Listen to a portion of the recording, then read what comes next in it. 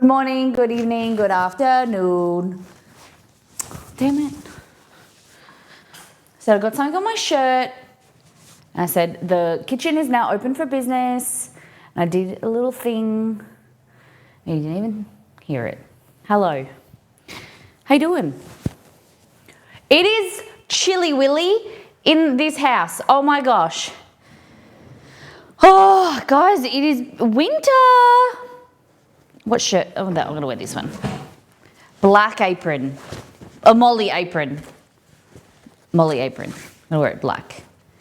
Hello, how's everyone doing today?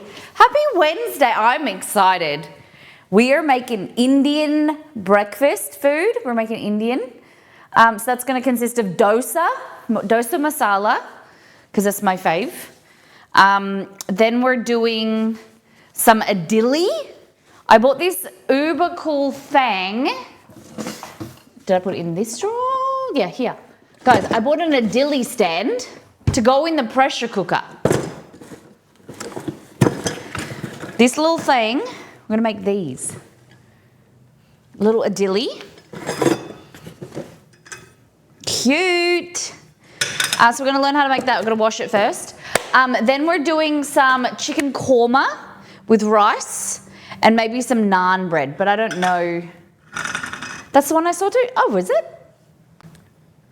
Amazon, baby. No, Temu? Amazon. Amazon. Yeah. What did I buy from Temu? I don't know. But yeah, we're making some chicken korma. And then we're also making Exceed school lunch. I always play lunch. I always give him a hard time and joke around that. He goes to school every fortnight, every second Thursday. He goes to school and he goes into the office. And so I make food every week, every fortnight, every time. It's a different thing every time. So it was meant to be lemon ricotta cookies from the website, but we're trying to eat out of the fridge and the pantry because we have a lot of food. And rather than keep buying, you need to use what you've got. So he was like, we're not buying ricotta. And I was like, okay. And I was like, but I want to make the recipe. I haven't made it on Shroom for ages. And he was like, try something new. And I thought, I've been wanting to make almond croissant something Delicious. For so long. Hello, Maddie. Good morning. Good evening, everybody. How you doing? Pull up a chair. Come on in. We're just getting started. We are doing an Indian feast. I was just saying we're doing an Indian feast. We're doing some idili, chicken korma. We're making some dosa, so some South Indian food. I've never made idili before, so I'm very excited. And then we're doing almond croissant blondies. So we're gonna basically take my blondie recipe. I'm not sure if we should brown the butter or do brown butter. Brown butter blondies would go with almond croissant. I'm not sure. But we're gonna take the blondie recipe, we're gonna layer that with a thick layer of almond paste. So you got like almond extract, ground almonds, eggs, and then put another layer of blondie on top, and then cover it with flaked almonds and then sugar. So it's like crispy and yummy. It's gonna be so good. So it is a bit of a test. The recipe's already in Molly Test Kitchen. I've written it up yesterday, and we're gonna go from there. Literally have to drive an hour, 15 minutes to get to the closest Indian place. Low tech. Well, come hang out with me. I'll teach you how to make some Indian food and you can make it at home. We've got amazing butter chicken in my cookbook, First Things First. That's really simple. There's a Malaysian chicken curry in All In Together cookbook, and that is banging. It is Malaysian, it's not Indian, but it's still a nice curry. Very, very yum. I know nothing about Indian food for no reason that I have no experience. That's understandable. There's a lot of cuisines that I know nothing about either. How was your stream? What did you get up to today? Thank you for being here. There is biryani in there as well. I do have a biryani recipe to make in the pressure cooker or slow cooker. And I think we should, give that follow button a click. Come and hang out with us. A little introduction to who we are and what we do. My name is Molly. I co-create the channel with my husband Exceed. We make simple, delicious food. We recreate different food items from ESO or different other games, TV shows, movies, whatever.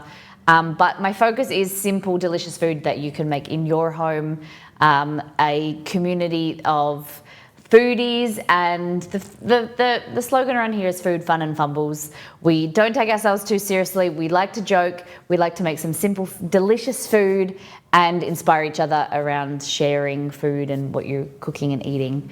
And fire. Food, fun, fumbles, fire. Yes, occasional fire. Nothing too bad, touch wood. We cooked breakfast burritos, walked 1 mile, like actual IRL walking, played Dragon Dogma 2, and then finished with Paper Mario. Wow. How long did you stream for? 1,000 Year Door. Busy, very fun. I have a treadmill. Heck yeah. Good on you. I love that. 6-hour stream. Damn. That's a lot to fill in 6 hours. I can barely sometimes cook in 4 hours and prepare. All right, before we continue, we're going to go back to last time on show we did on the last stream. We did steak with couscous. This is a recipe that I followed. I can pop it in Discord if you want. It was just pearl couscous with like a herb steak, which is nice. Then we followed this recipe. It was a redemption from Dex to make a pudding. I can show you how it's turned out. It's basically like a banana pudding / tiramisu layered dessert. We received $85 in tips. So $10 from Nito, $10 from Beware, and $10 from Anonymous towards our community goal to buy a pizza oven for streams. 300 bits, 12 subs, resubs, gifted subs, and no new people followed. Oh my God. It was a lovely stream. Thank you for hanging out. Hey Ashley, how you doing? Okay, and then at the start of Discord, we do a deep dive into Discord, show what the community has been cooking and eating. Reads description and sees healthcare and IT. Currently healthcare infosec. Okay, so I used to work in healthcare. I was an operating room nurse, and my husband is a IT operations engineer. So you do both in one. That's pretty cool. How long have you been doing it for, Techie? Do you enjoy it? Are you Australian, American? Whereabouts are you located in the world? I've got so many questions for you. But if you come over from Maddie's stream or you're finding us for the first time, hit the follow button if you haven't. I made your blondies this weekend. They are delicious. Thank you.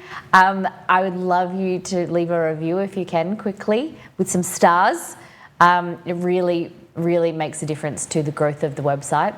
And it makes my day when I hear you guys. And see, I can't even get the smile off my face. I love when you guys make my recipes.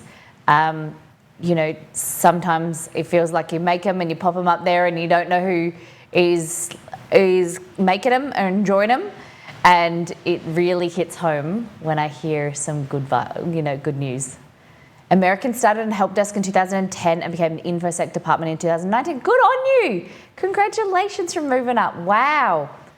I have learned so much about the IT industry from my husband, and just to see him progress from, as well, you know, he's self-taught and moving through, eventually, you know, I was on the help desk, was a manager, and then an IT, like working in a small business, and then going to an MSP and working his way up. It's so interesting learning about infosec department, like what he tells me with his workplace, and It's very cool. There's a lot of opportunity for different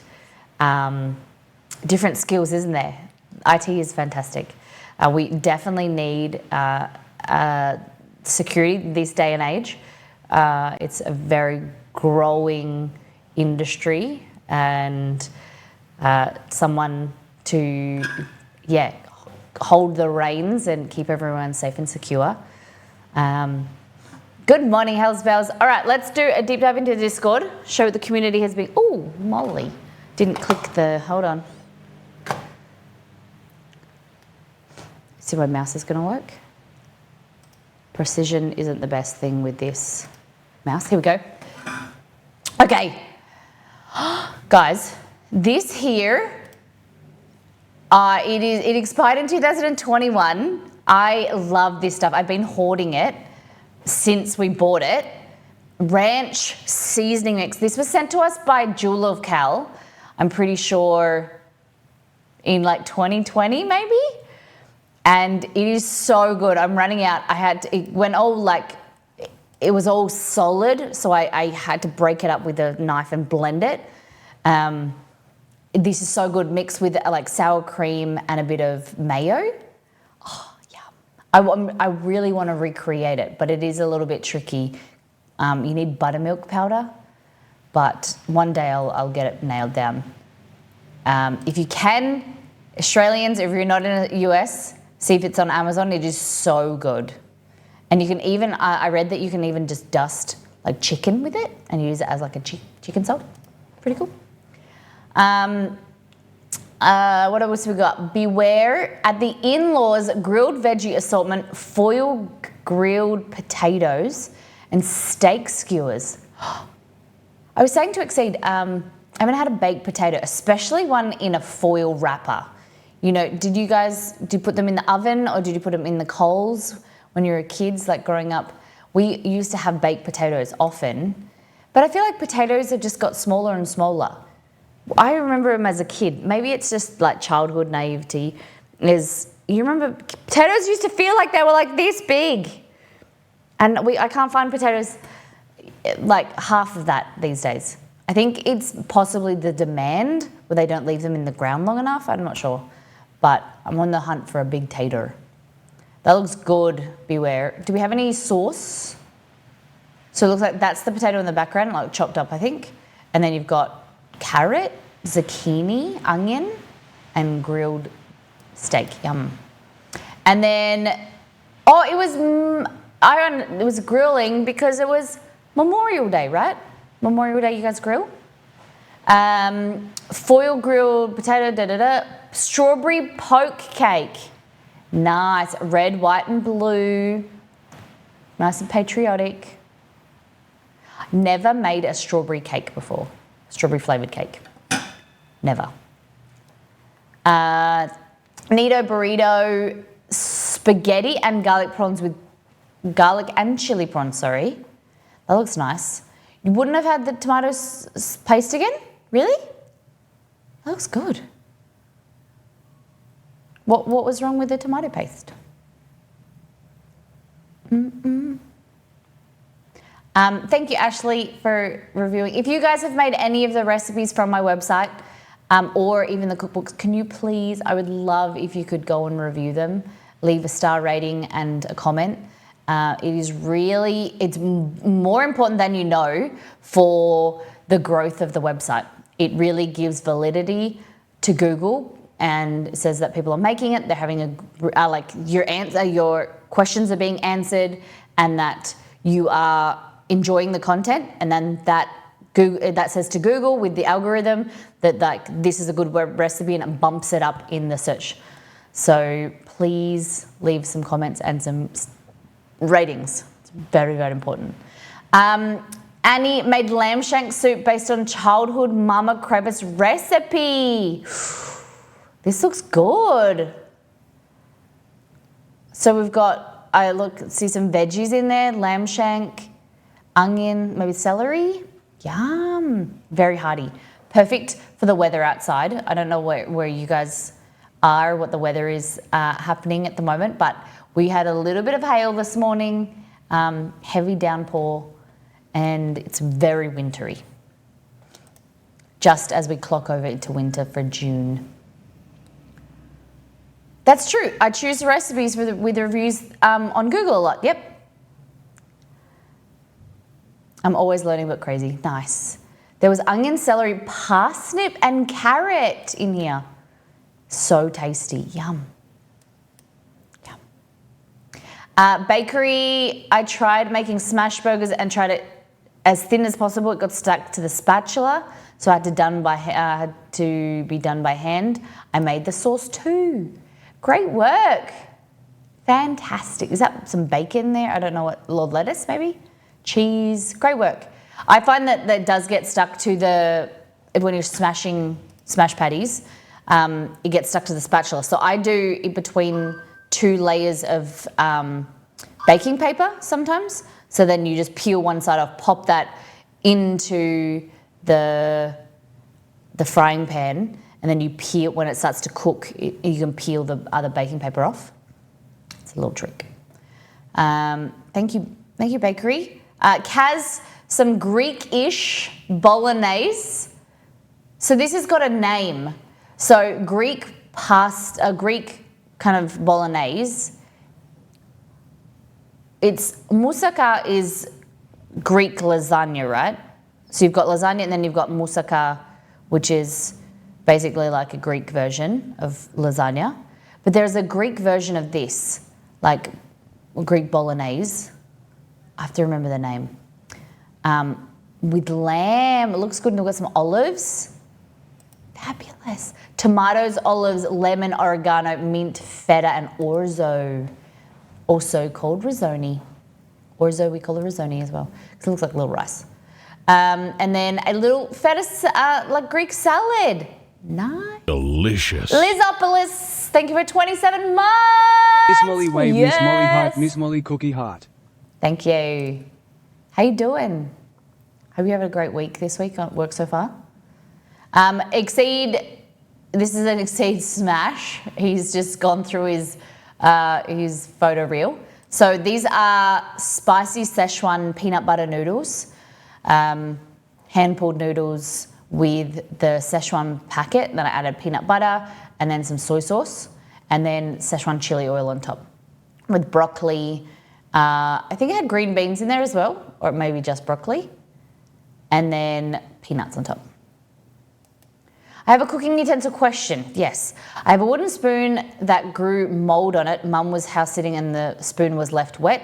Will bleach or vinegar save it, or is it too unsafe? Mold scares me. I am not the right person to answer this question. If you love your spoon, then can I just finish this and then I will go through it with you? This is curry and naan. So I made a really quick tandoori kind of chicken tandoori curry with some rice. The rice was left over from a stream where I added sesame seeds. It was really good. Like the sesame seeds in rice, it was really tasty. And then roti and some naan in there as well. Then we had crispy coconut chicken bao. This is I made last week. So it was like a ginger slaw with crispy coconut chicken. It was good. I liked it a lot. And then tonight's version of MMM peanut butter udon noodles. This is on the website with minced beef served with chicken gyoza. This looks amazing. Beware, thank you for making a website recipe. I love the review. I know that you enjoy it. You've made it in the past, right? Looks good. Chicken gyoza on the side. Nice. Yum. Okay, so Ashley asked about a wooden spoon getting mold on it because it was left wet. So the thing about wood is it's naturally antibacterial because of the oils in it. The issue with wooden spoons is they should be replaced semi-regularly, because what happens, especially when you leave them wet or they get wet and moist, the oils, the wood starts to dry out, and that's why they get like little chips on the end and things, and it starts to you'll see, I have 2, or maybe it's only 1 now. These are only in my, maybe I threw them both out. I usually have 1 to 2, only because when I cook with my brother, he's a traditionally trained chef, and he likes wooden spoons. I like that they are nice to handle, to like stir with and things. The issue is that, look, see, this is like, they're porous, so it is going to release stuff, but also like wood, as it deteriorates, it starts to little bits chip off. And if you're okay with eating sawdust, like, it's something that you need to be aware of. What happens with wooden chopping boards is they absorb some of the moisture, and then the oil's antibacterial, so then it releases it back out. And if you're cleaning with lemon juice and salt and scrubbing it and then reapplying, you need to, people don't do that because the wooden spoons are different to chopping boards. Chopping boards, you're meant to re-oil, and like once you've cleaned off that surface oil, you're meant to replace it and replenish it. And wooden chopping boards are nice. I do like wooden chopping boards as long as they're kept, you look after them, kept well. The thing is you're not meant to keep these for too long. I don't like them for the reason is that they can harbour bacteria, they go moist, they like mould, they absorb smells and colours, and they don't feel clean to me. And as a former operating room nurse, I like things like, there's a lot of things that I don't really care about with germs, like heat, because you're heat treating or whatever, like it's going to be killed off. But there's some things that irk me, and wooden spoons are one of them. So you'll see in my kitchen, I use silicone. Silicone goes into the dishwasher. The dishwasher goes to such a high temperature that it sanitizes the dishes and kills the bacteria. So you've got a difference between, I've just been doing my food safety certificate, and now I'm about to do my a course on teaching food safety. It's a food safety supervisor, and the difference is that, like, when you clean with washing detergent, you're cleaning all the dirt off, right? That is the act of that. Then you're meant to sanitize. So when in a dishwasher scrubs initially, and then it uses steam to then sanitize. So cleaning, the first step is removing the debris, and then the second step is killing the bacteria. So our dishwashing liquids and things like that sometimes have a sanitizer, but it actually takes time to work. So what I'm saying is that with using a dishwasher or silicone, you're cleaning them, and they're non-porous, so you'll be able to clean them. Same with, I use plastic chopping boards now, because the bench, I do like my wood ones. They're harder to clean. You can't put them in the dishwasher. I don't like scrubbing them by hand. And these I can just pop in the dishwasher straight away. The big chopping board that I have that I love, the benches here, we've raised the bench, and then the chopping board is this much higher. So it's a little bit too tall for me now. So I don't really enjoy chopping on it. But to answer your question, what I would do, I wouldn't bleach. Especially bleach isn't food safe. If you're going to soak it, like I would soak it in some lemon juice, some vinegar, baking soda, and scrub it. But maybe it could be a favorite wooden spoon that you put in your cabinet or you have on display. Like, I've seen people in their kitchen, they'll have like a pot and they'll put utensils in there. You can just have it like that. I don't want to tell you what you should do. I'm just telling you the options, what you can do. So for me personally, These are my go-tos.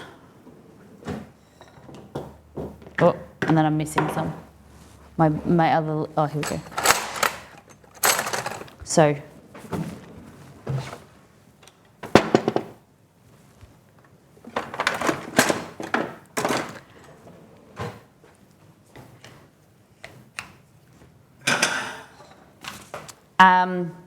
so this is a thermometer, but that's built into a spoon. So I use this for deep frying and cooking sugar. Silicone whisk. This is silicone, this bit isn't, so it gets melted, but it is dishwasher safe. And then I have 4 styles of spatulas like this, right? So you want to make sure that they are food safe, good quality. What I look for in a spatula is that they have reinforced. You can see to here, about there, it's reinforced with metal and then it's covered in silicone. So it's flexible on the ends where there's no metal, but this is reinforced and a really good quality, and it's thick here. After some time, you'll find that some of them might, if you bend them too much, the metal will break through. As soon as that happens, you need to throw it out, okay? Because it's no longer a one piece. Anytime anything has a hole in it, that's where bacteria will grow and sit because you can't really get to it.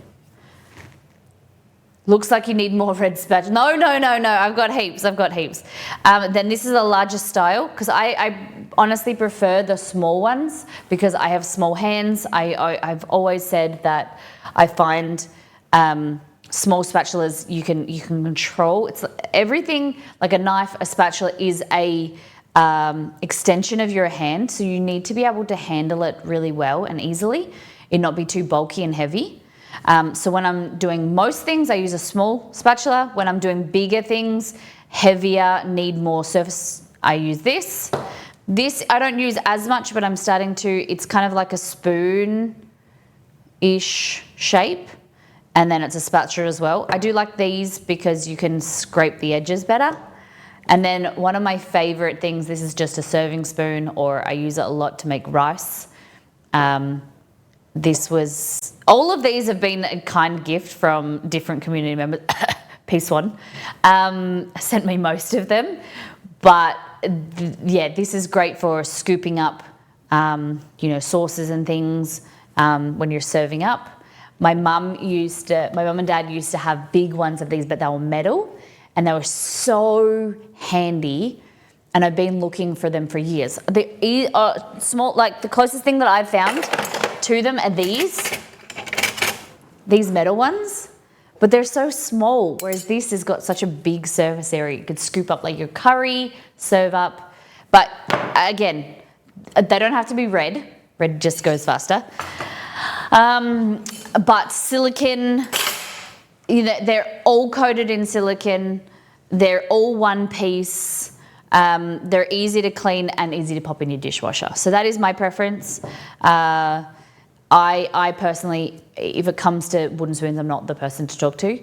But if you do want to keep it and keep using it, just make sure that if it's got mold on it, you want to scrub it get some salt and mix your salt, baking soda and lemon juice, and then create a paste and then scrub it like with a wooden spoon, with a toothbrush or even like a scourer.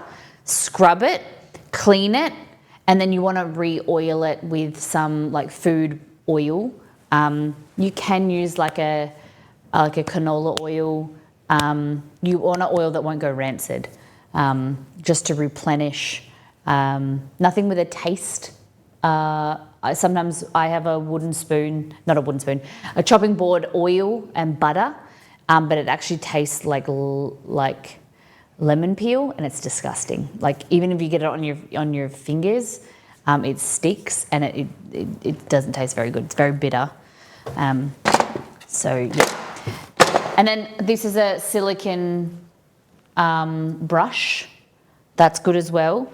I do prefer this brush, like a bristle brush.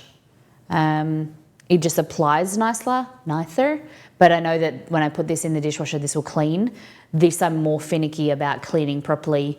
And then the wood, look at this. So the wood, when you put this in the dishwasher or submerge it, it's dry. So if I chose to, I could moisten this and like bring it back to life, but I don't really care. It's like a $2 thing. Yeah, that's me getting off my little soapbox. I hope that was interesting. If I have any questions, let me know. How many of you guys use a wooden spoon? Hey Google, how often should you replace a wooden spoon? Every 5 years. On the website marthastewart.com, I would say longer. Replace your wooden spoon every 5 years or so, says Malt. By then, I would say you every may notice 2 that your years. utensil has retained the odor or color of certain foods. It's normal for wooden spoons to become a bit dry, but this is not. Okay. Yeah, I would say every 2 years. Depends how much you cook. Yeah, Okay. Okay. So, just turning my phone on, D&D. Cheers, everyone. Just feel a bit dehydrated. There it is. I was trying to find my water bottle, couldn't find it. There is some coconut water in the fridge. Yum. Okay, what's in the box? What's in the box today? This is an idili maker. A bit nervous. What are we doing today, guys? What's on the menu? Does anyone remember? Uma Thurman's in the box. This is idili. So we're making these rice cakes. Indian breakfast. So you can take it apart and you can make as many or as little as you want.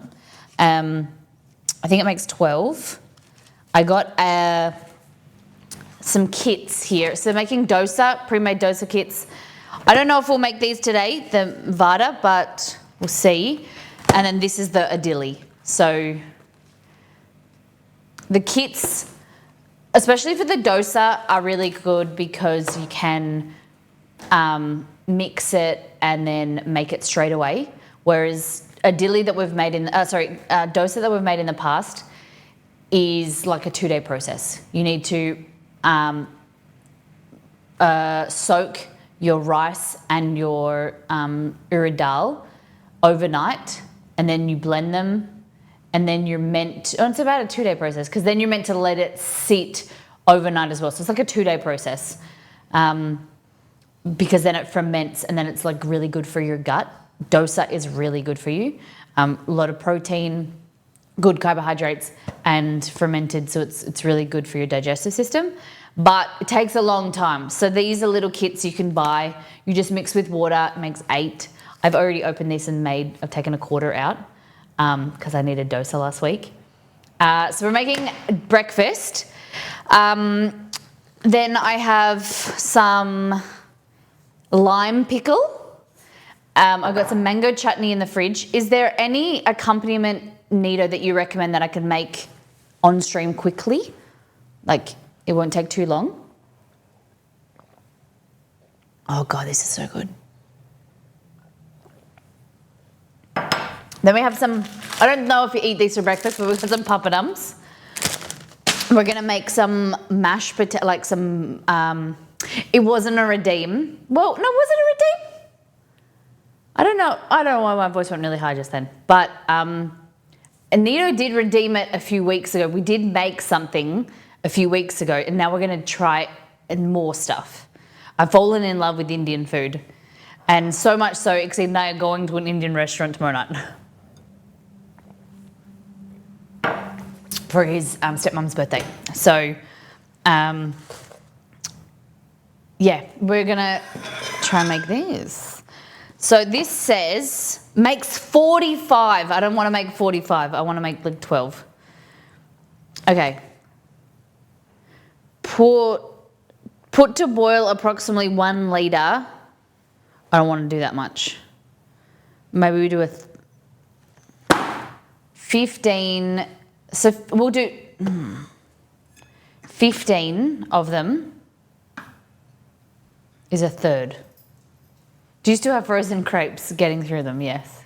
I for the second time, I had some on the weekend. With my whiskey butter. You must have not been here on Monday because on Sunday I was showing everyone the whiskey butter and I added them on the crepes. It was fantastic. Empot's like, you got to do it. The chutney I sent to you would be delish with the vada. Yeah, that as well. But anything else I could make? The whiskey butter is good. I'm going to have to see if my local international mart has any chutney or Indian items. I need to restock on rice anyway. Yes. Beware, you get Amazon? Coconut chutney? Yeah. How long does a coconut chutney take? So we're gonna need to divide this in 3. Hey Google, turn on Alexa. Did I do that already? Okay. Mix contents of turning this Alexa pack. on. I don't know if we should do this first or we should do the curry.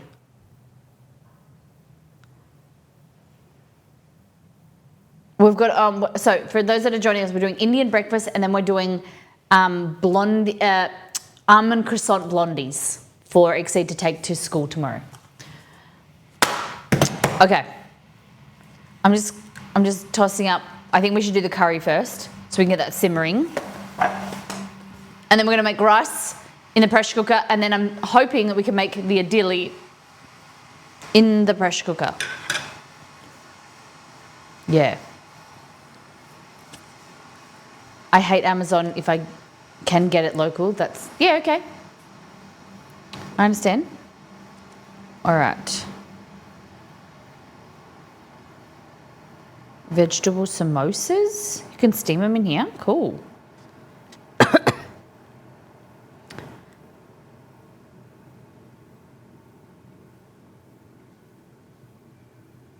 All right. We're going to do the curry. How many of you guys like korma? I bought a kit, not a kit, like a spice blend to try this. I'm a big fan, usually off stream, trying spice mixes and then recreating them on stream. Because because different brands taste very different. And kind of seeing what I like and then trying to recreate something yummy. So this here, chicken korma. The issue is we've got chicken breast and chicken thighs. I ate all the chicken thighs last week, so we only have a little bit left of another packet in the freezer. So we're gonna need onion, chicken, ginger, garlic, yogurt, and cream. Whoa. Okay. I love korma. Probably my favorite type of curry. Probably my favorite type of curry anymore, at least if lamb is involved. Yeah? Okay.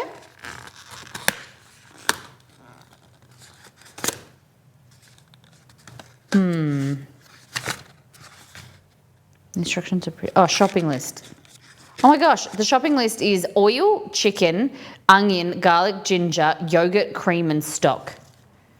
So the ingredients in here are turmeric, cumin, coriander, cardamom, chili, allspice, cassia, caraway, black pepper, cloves, cinnamon, sugar, tomato powder, which I like, and salt. I've been trying to find tomato powder for a long time because we have a brand of spice mixes in Australia called Master Foods, and their Moroccan spice mix is my favourite. And I've been trying to recreate it for years, but it does need tomato powder. And so I've been trying to look for it. Malay kofta korma. Malay kofta korma. Like, say that to me. What am I doing, guys? Knife. I'm gonna grab. Let's do old school. No, that's not what I wanted. Do do do do do. Here we go. Cast iron. This. I don't know what's old school about this, but it just feels. Nor has tomato powder. That's $30. Damn. Damn, that's 850. I don't know if I would need 850 grams. There's 2 in Indy, North Side, and 1 in South Bend.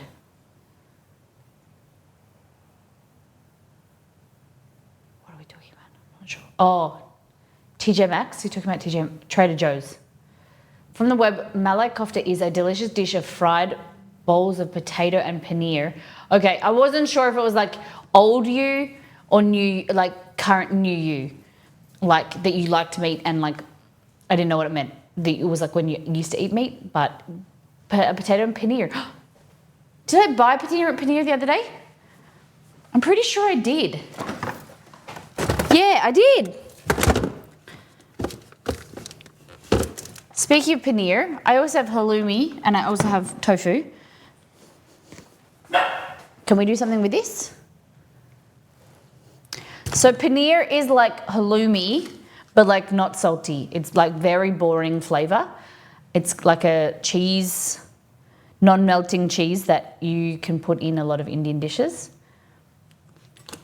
Is that correct? Am I correct in saying that? I'm just gonna grab an onion.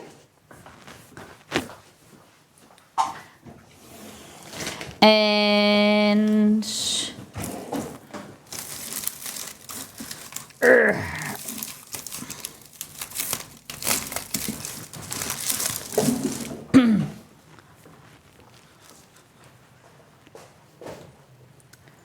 okay.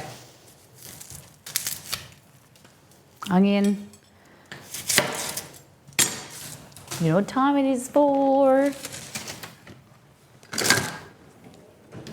Heston Blumenthal mode. Let's go. What do you think I look like with glasses, guys? Has anyone been to India? Anyone been to Indian or close to India? Is there anyone in the community that is Indian? God damn, there's something sticky and now the fluff from my jacket is stuck to the inside of the glasses. Oh my gosh. Exceed's been to India. And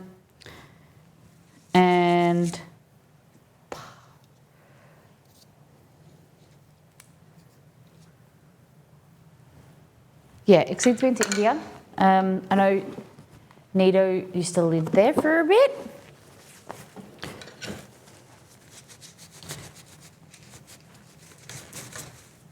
Closest I've been is Nepal.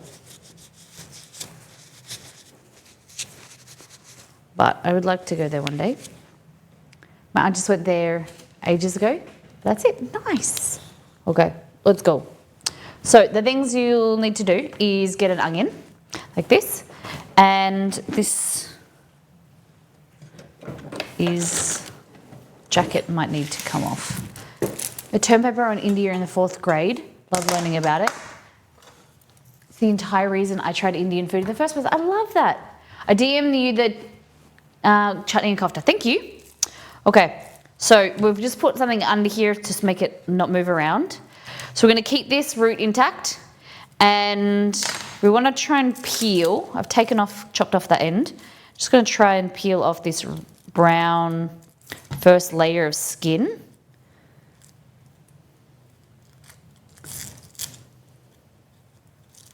This is, I hate brown onion.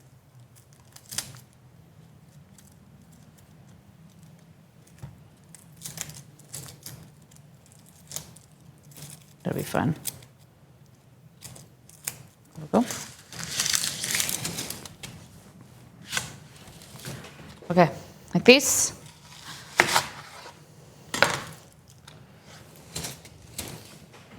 Okay. And so what we want to do is use our knife, holding our knife properly. You're going to kind of choke the knife. You don't want to put your finger up like that. You want to hold the knife up so you've got more control than holding the knife back here. You want to choke the knife like that, okay? It's the only time you should choke anything. Molly said to choke your knife. Okay, we're slicing 3/4 of the way to the root, but they're not going all the way through. I'm releasing it, turning it, and then we're just gonna do a nice slice like that. I'll turn my pan on, start to warm that up. It's cast iron, so I'm not good at this, but do as I say, not as I do. Preheat your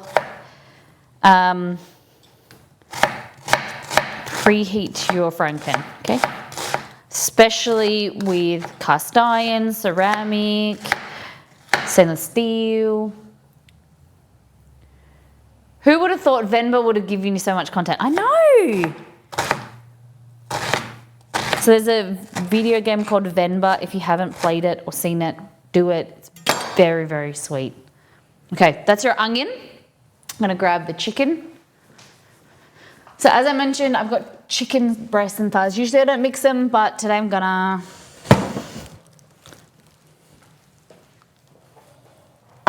So I'll cook the chicken breast, and then I'll take that out. Then I'll keep the thigh in there, cook that for a little bit longer, then add the chicken breast in, okay? I know Exceed will prefer the chicken breast. He likes lighter meat over dark meat.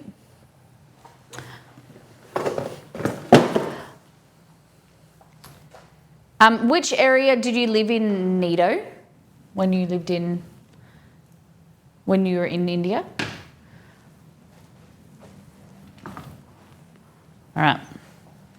Just ignore the little bit of brown in there. It could come off, I just didn't scrub hard enough. Okay.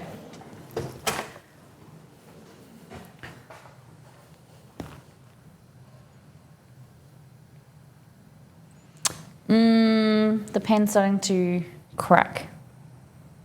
It's okay.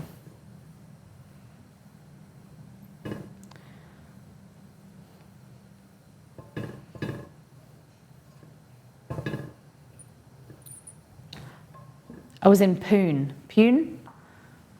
I have no idea where that is. Okay, so what I'm gonna do is just put a piece in there. When it starts to sizzle, then we'll know it's ready, okay? Bumper.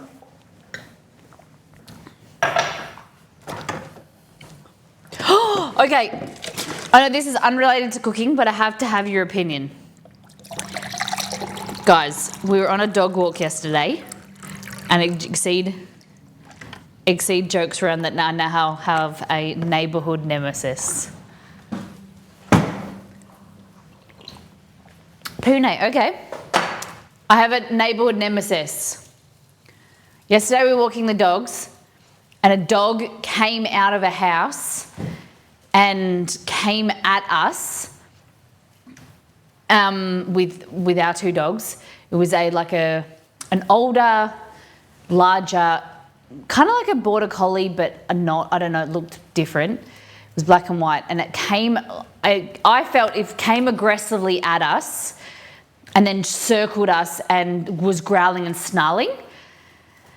And being in a situation where Chester, I've been walking the dogs by myself, and my dog was attacked by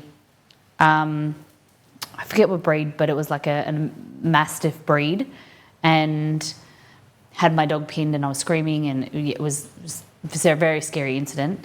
But this dog came at us, and I screamed, and then and was like, fuck, like, Troy, get the dog kind of time thing. And then kind of scared the dog away. It got to across middle of the road, and it came at us, and it went like that, like you would do to scare something off. The owner come out and had a go at me was like, he's not aggressive. And I was like, what the fuck? Like, he's just tried to attack. He's like, he didn't try and attack your dog. And I was like, are you serious? He was snarling and he came aggressively at us, like, fuck off type thing. And not very happy with this man. And I had, like, my heart went to from 0 to 100 real quick. But everyone always says that their dog is friendly. And do you believe that it's right to always err on the side of caution and be untrusting?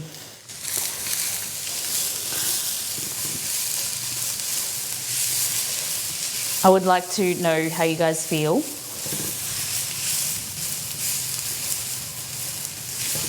Was not going to like do anything to his dog. I would say is I wouldn't chance it, right? Always. Like, he was like, you don't need to do that, to go like or whatever. The dog's not aggressive. I'm like, your dog came at us from out of nowhere, started circling us and snarling. I'm pretty sure that the two of the cues to say, oh, this dog is going to attack ours or is somewhat aggressive. And I think it's always better to err on the side of caution, considering I have like previous experience in traumatic experience. And like everyone is like the dog that attacked Chester and had him pinned down to the ground and was like biting him. That dog, the owner said, had never done this before and was a friendly dog. And yeah.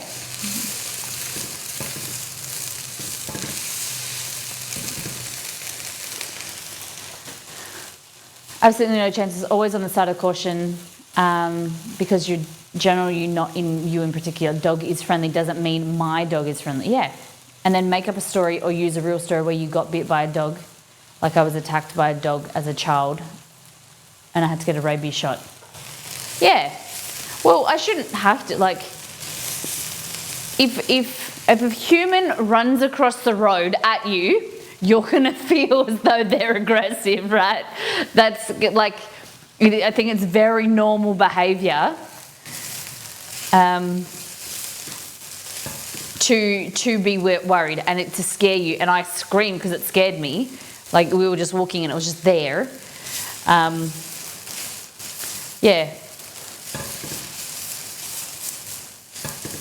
I wasn't going to, like, if it was actually hit, like, started, you know, biting Chester or whatever, I would have, like, pushed it away with my leg or, like, kicked it away type thing.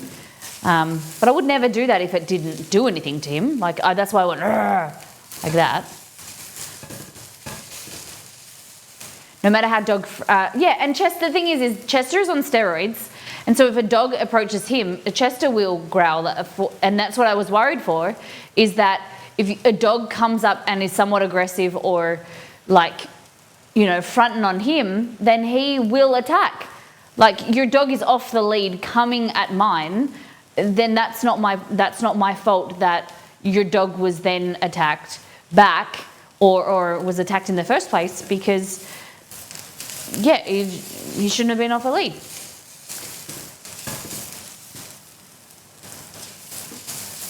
And so sometimes, like we have, when we walk past dogs, you know, like Troy will hold the dog, Chester, like tighter because he knows that if Chester might growl at another dog and then they sense, or another dog growls at Chester, then Chester will like attack because he's got steroids running through his veins. He's roided up. He's ready to go.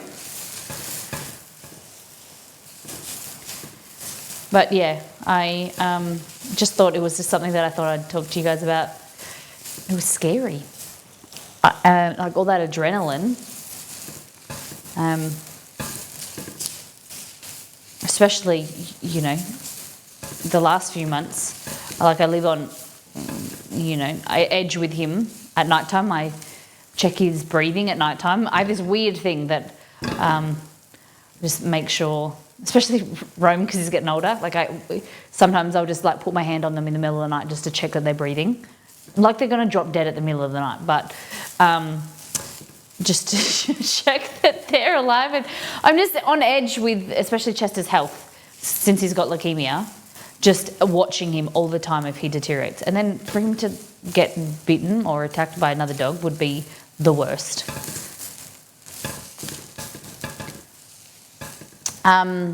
We have an issue a lot where I live. People let their friendly dogs off the lead all the time and let it run unsupervised, but my dog is not nice. Yeah, there's one lady who plays tennis and lets her dog run through the whole park at the same time. Oh, okay. Yeah, that's the thing. Is like, and then you're the bad person that you know that your dog may be unfriendly or, you know, is had a heightened state, and so you protect other people by having a lead on, and then they're like, oh, you know, my dog's friendly. Well, you know, mine's not. We used to go to the dog park, and that's the other thing, is that one of the reasons was the Mozzies, but the other thing is that it's you can't control other people's dogs, so it's just easier if you don't go there. We only used to like going there during the day when no one was around, just so the dogs could, because it was stressful. It's like having children.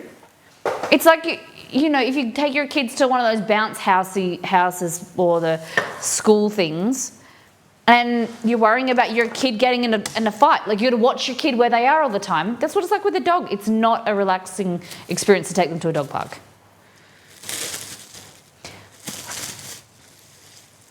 Oh, no!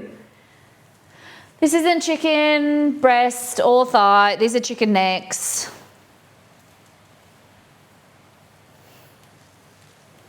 Looks like we're just using breast today, boys and girls. God damn it. Chester's going to be happy. I'm going to have to cook them. Yuck.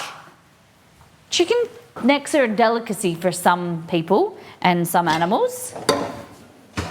It's really good for their cartilage, for their teeth. And also, if your dog's got running stool, the bone is really good for firming up their poopy. So Chester can't have completely raw food, so it has to kind of be cooked slightly. Can't have raw meat.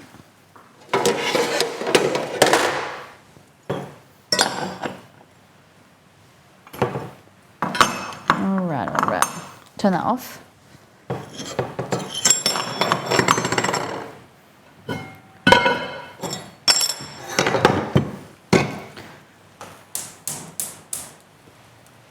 All right, so we got chicken breast. I have to get another one out.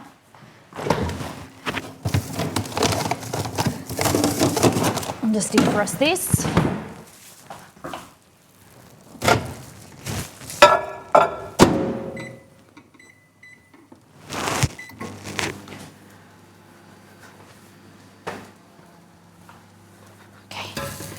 All right, have you been paying attention? Have you been paying attention? What is the name of the word for the stuff that is stuck at the bottom of a pan? The good stuff, when it's not burnt. Stuff that is stuck at the bottom of a pan.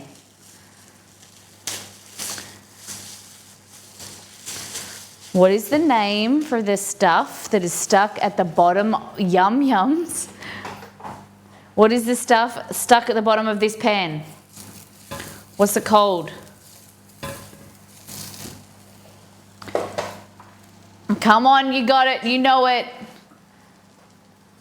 For VIP of the stream for the day. Hey, Ariane, yes, Ariana, great work. She got it. It is fond. Great work. I will get you VIP. Give me 2 seconds after I just chop this. So I'm just slicing this and we're gonna dice it. So basically just grab a piece like this. Hi, you can't have this.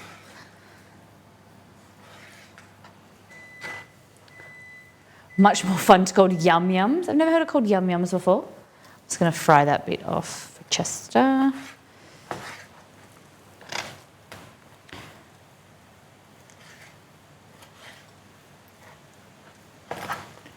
All right.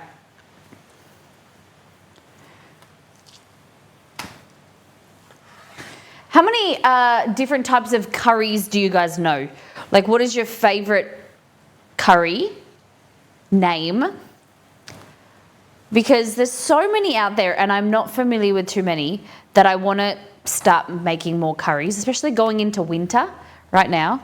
The weather is getting really quite cold. I would like to make different varieties of curries, coconut curries, you know, chicken, mutton. My dad has goats, so I'm thinking about maybe if we could get some goat. I've never cooked goat in my life, so I think that would be pretty fun. I've only eaten goat curry maybe 2 or 3 times. But we could do some vegetarian curries. What kind of curries do you guys like? Fond equals flavour, for sure, definitely.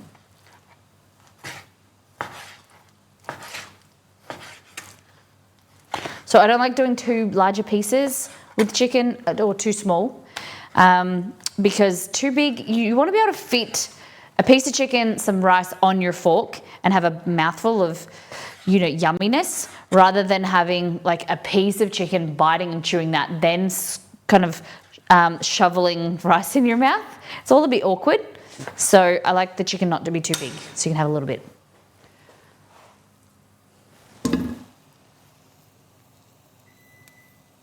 There you go. Good job.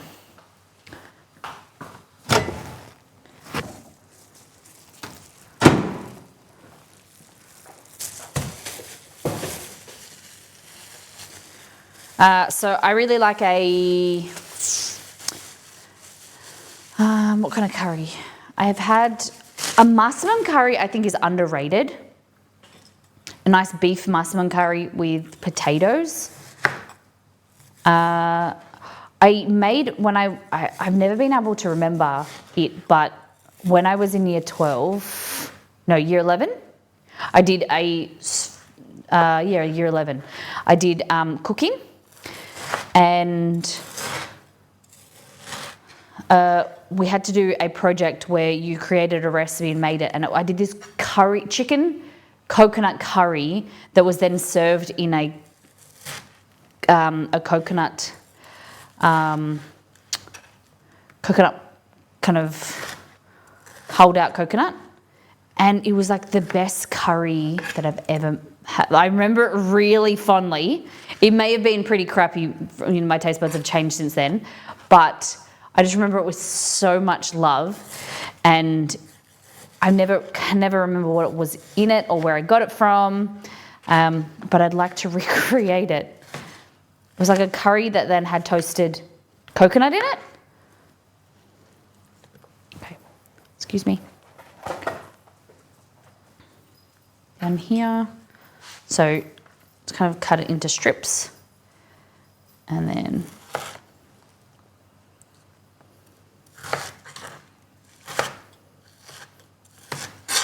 there we go.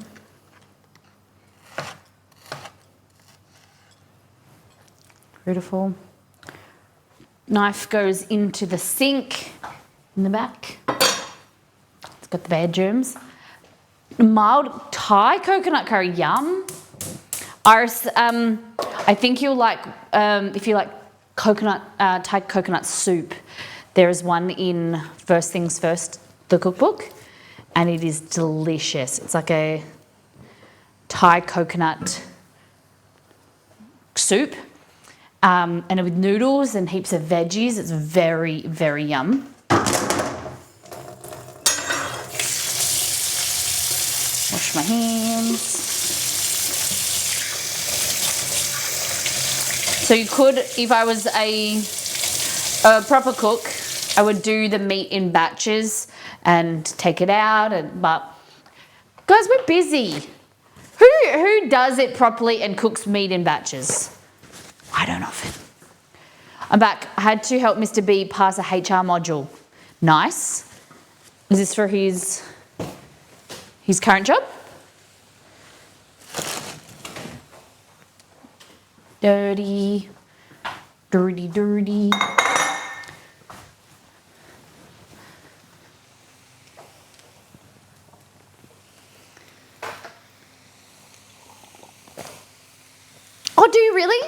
didn't know you work in the same department. But not at the same place? I didn't know that.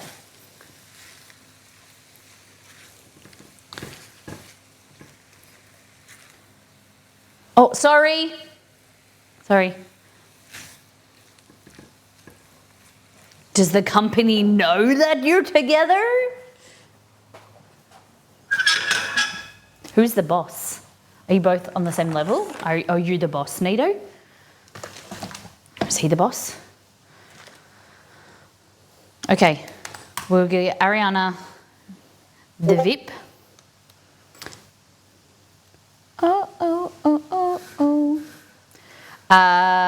Okay.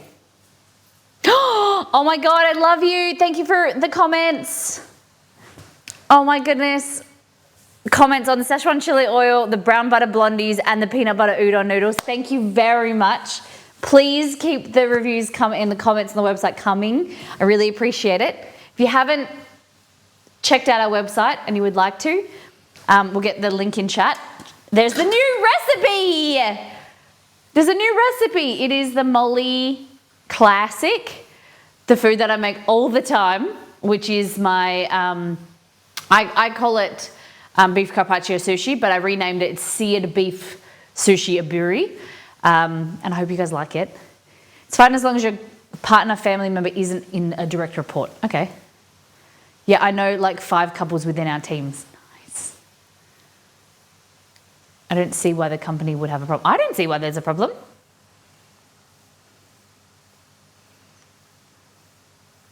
Ooh. Okay. So I'm just looking at, so beef, the croissant brown blondies, we're going to be doing in a minute. Ariana _ there we go.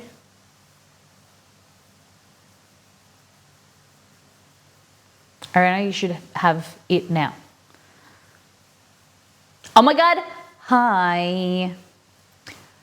Kerry, I am so shocked about your situation. Can you, so tell the people what's going on. Kerry's wants to change his medication or something. Or what is, I think that's so crap that you can't get in with a new doctor or get in with your doctor. Hope everything's okay. Hope you're doing all right. Many companies have policies against family working together because of the risk of nepotism accusations. Yeah. But I think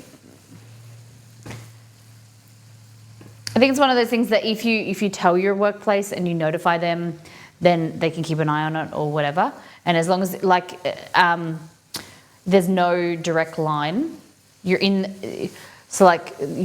the same department but not in the same team.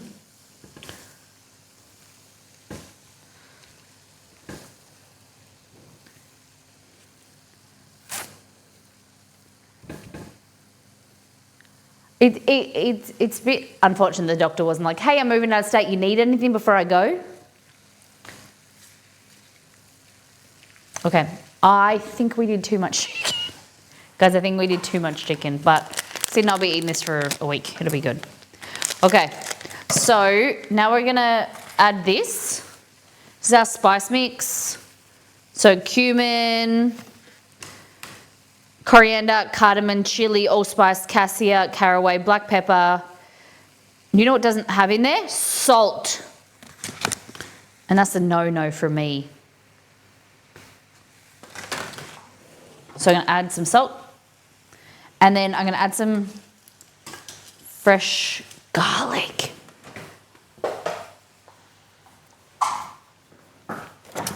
I need some opinions. I bought these fresh peeled garlic. What do we do with it? What do you think? Should we confit them and do confit garlic?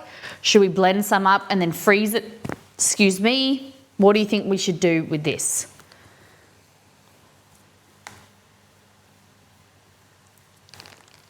So it doesn't say once you open what you got to do with it. It says you got to store it in the fridge. Confit garlic oil. Should feed it to Chester? What do you mean? You're going to say that I should poison my dog that has cancer? Kerry. He's got chicken necks for that. There's a TikTok on how to use the garlic and it looks good. Tell me what they do. I just realized I was going to do these in large chunks, but now I forgot, so it's okay. Rather than like cubes, I was going to do whole thighs. My dog is a Chester too. You know the awkward thing, my grey lady? My personal trainer, her son is called Chester. And he's so cute. But she says Chester, and she's talking about her son, and it confuses me. She's like, Chester's going to school, and I'm like, it is a nice name, isn't it? Okay.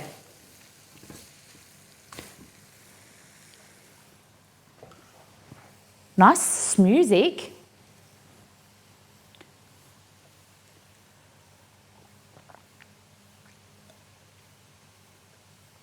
So thirsty. Okay, so we're gonna confit.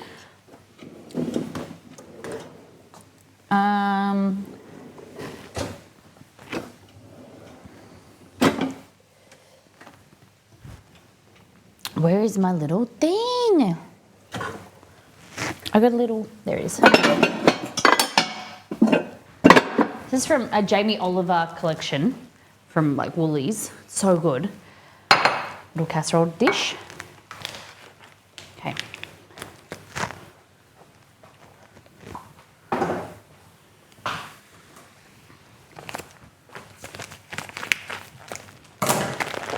She means to place it all into a large stomach bag, flattens it. Oh, I've seen that. Oh yeah, okay, I've seen that as well. All right, so we're gonna add some garlic in there. And we're gonna submerge it in oil. I think that's enough. Okay. I really hate using my food processor though. So I use a small one because the large one, it's so hard to clean. It's not technically dishwasher safe. And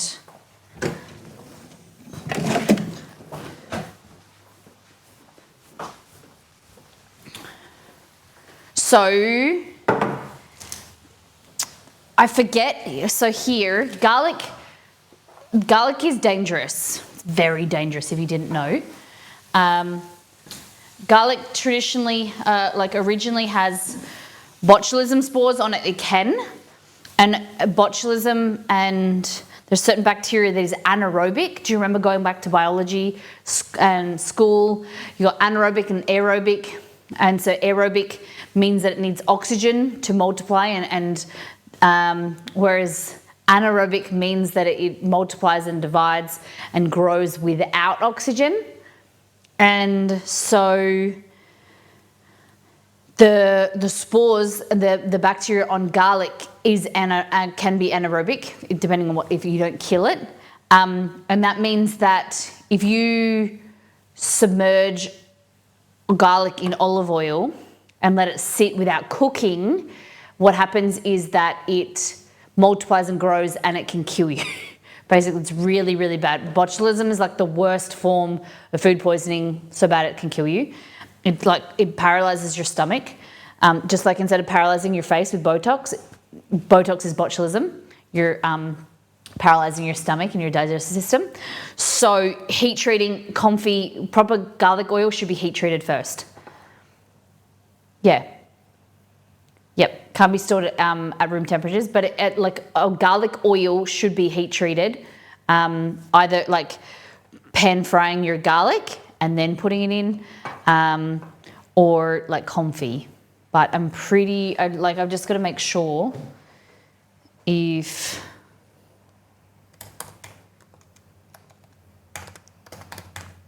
I think it's okay if you cook. I don't know if you have to pan fry the garlic first or like cook the garlic.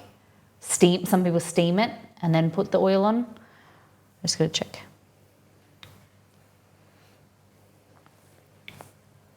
Hey Magila, how you doing? Great barbecue on the weekend. Great grill. Looks good. Thank you.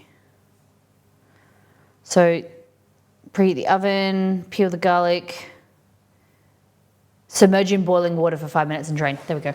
Hey Google, turn on Alexa again. All right, turning Alexa on. Okay. Have a taste this. Oh, yum. But I'm gonna add some chicken stock powder. I've had botulism, do not recommend it. How did you get it? My goodness, chicken stock powder to boost that chickeny flavor. Now we're gonna add. Okay, this song is a bit repetitive. You said you had it twice? Oh my goodness.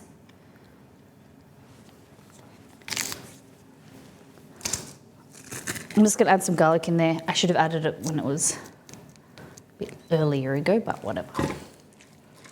Okay, and so you do this and then you get the inside as well.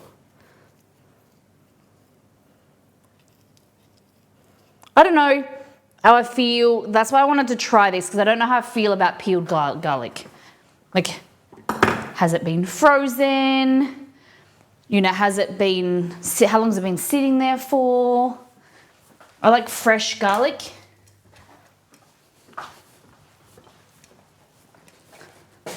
Because I've told you, you know how we discussed, like the moment that you crush garlic, like the reaction starts to occur that allicin is produced, which is that spicy flavor.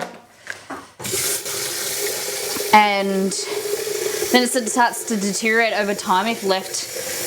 Like that's why like garlic paste doesn't really taste very good, as good as fresh.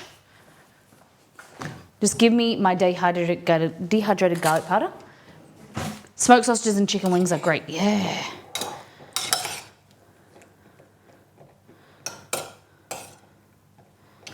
Okay.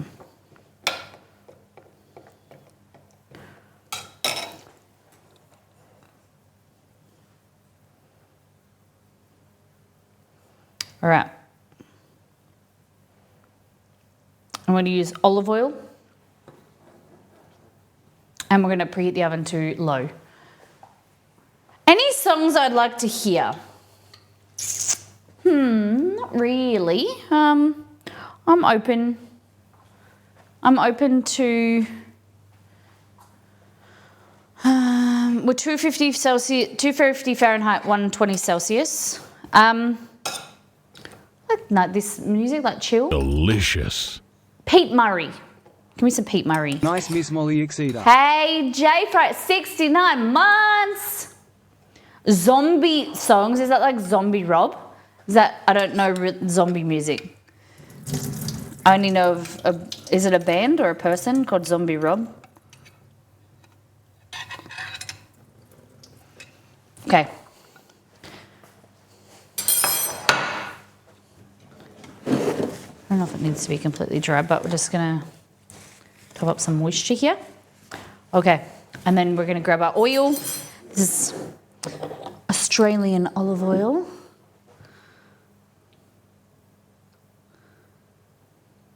There we go. Look at that dark color.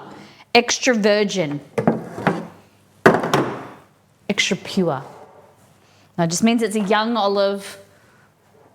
Nice color, green. That's what you want to look for. Green, a greenish tinge to it. Nice peppery flavor.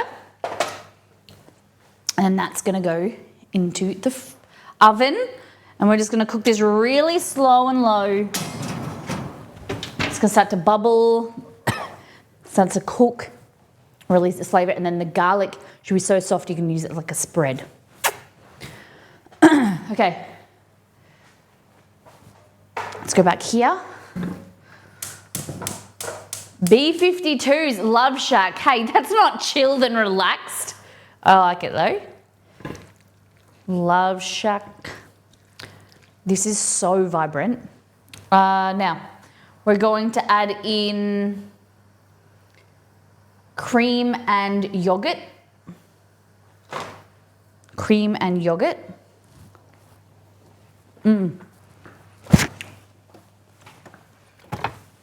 I went and got yogurt yesterday. Fresh from the grocery store. Because I ran out. Looks yum, thank you. It's gonna be delicious. Oh, I should have kept some of the spice mix to make with potatoes. Missed out. I was gonna do mashed potato like masala potatoes. There we go.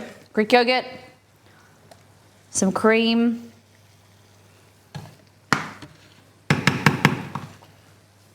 Seen better days. What taters, Miss Molly? What variety do you mean? I've got, I think I've got royal blue, and which is kind of like a Yukon Gold, and then I have the smart potatoes. I don't know what they're called. They're like low carb ones. I was quoting Smeagol. What? What's taters? What's taters, Molly? That's not. Smeagol. Try taking cardamom seed pods, pinch them and take out the seeds, then crush them. You like cardamom? I got ground cardamom. Cardamon's good. I was saying that cardamom is, we were talking about this on last week, about what's the most underrated and overrated spices. And I was saying cardamom is underrated. Cardamom, brown sugar in your coffee. Try it. That's how my chai spice mix started, was me making coffee in the grinder, in the grind head, was a teaspoon of brown sugar and a pinch of cardamom, and it makes such good coffee. Your Smeagol was more like Elmo. Smeagol. My precious. What's taters, Molly? What's taters, Molly? Is pumpkin spice overrated? I don't really know. Never really had pumpkin spice properly. Ground cardamom is ground with the shells. I said to pinch them and take out the seeds. You can't buy ground cardamom seeds or ground cardamom seeds or cardamom seeds. You can only buy cardamom pods, or try it. Take one and try the seeds without the shells. Okay.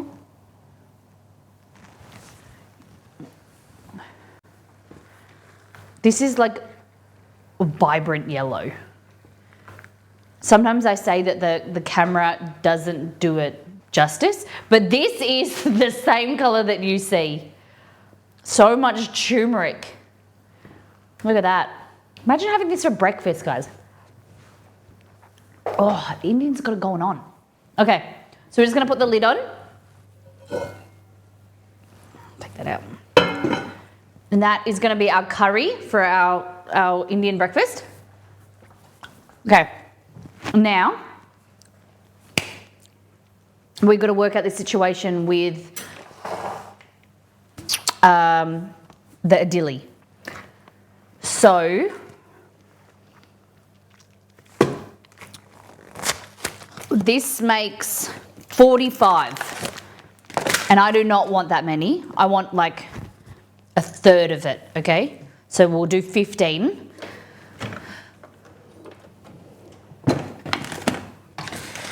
There's a place that me does Indian buffet breakfast on the weekend. Why? I'm going to come to Melbourne. It makes me sad I can't eat as much anymore. You can't eat as much food in general, or you can't eat, it's because it's meat.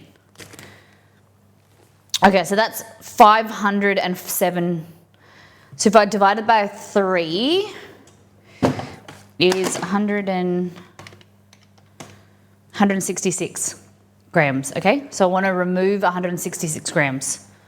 In your head, in your head. How's it going? In your head. Okay. So I'm zeroing this and I want to remove 166 grams. So I've zeroed, and what will happen now is when I take this out, it'll go minus. So I think it's called reverse tare, I'm not sure.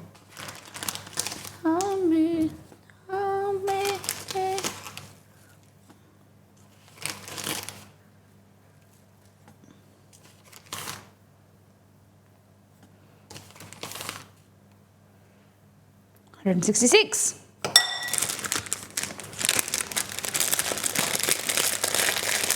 Oh, you know what I can do? Me little tool, guys. Ready? Grab this.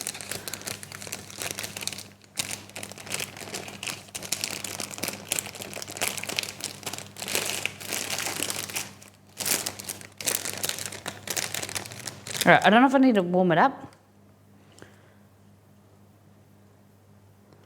I'm not really sure how it works, to be honest. It's in Chinese.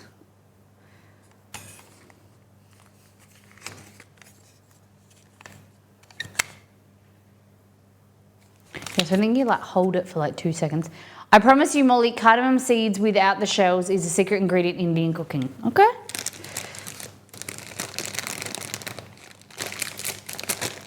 Are you familiar, Logan? Are you? What's your expertise knowledge? I think you had to warm it up last time. Yeah, I think it's getting warmer now.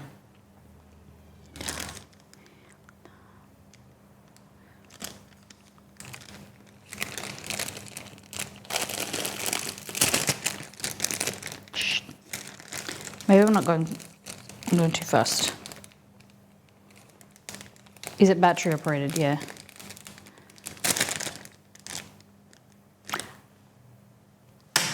Do you really?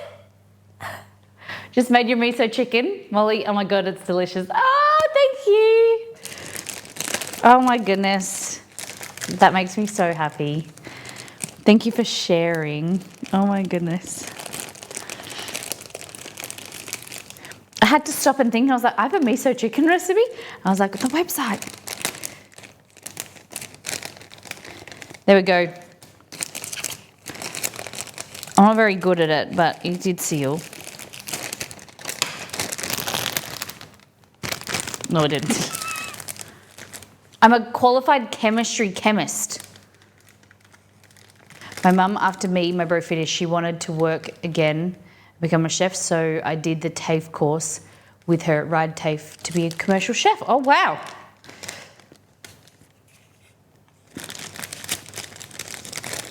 That's awesome. So can you explain to me a chemistry chemist? What, do you work as that now? You just did the course just because. Did you find some good things from it? That's really cool.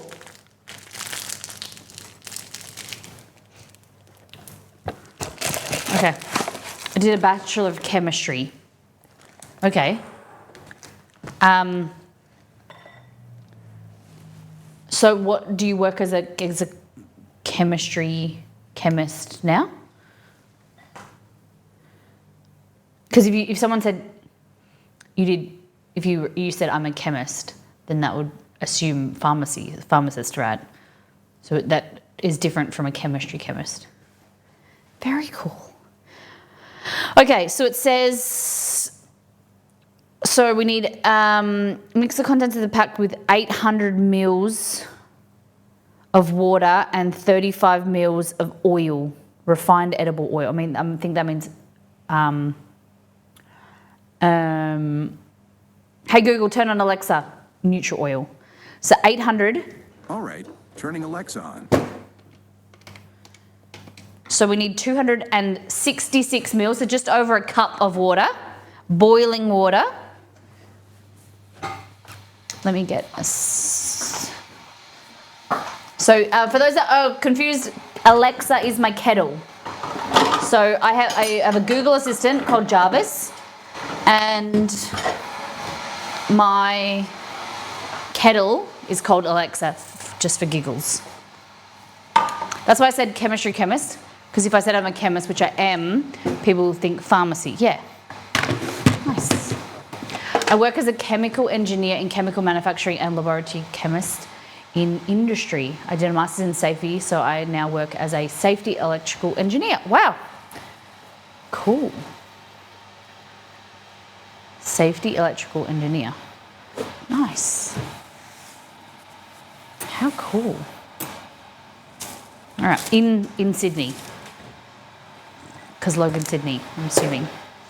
All right. So this is a mixture of fermented rice and lentil, which is a dilly. Doesn't smell much. So it's got rice flour, lentil flour, salt, rising agent, citric acid E330, sodium bicarbonate E500 in brackets 2, fenugreek powder. Oh, that's the smell. Fenugreek powder kind of smells like sweat. An acidity regulator, a sodium acetate. Okay. So, to use this a dilly stand, fenugreek, it's kind of gross, yeah. I'm gonna spray this with some surface spray and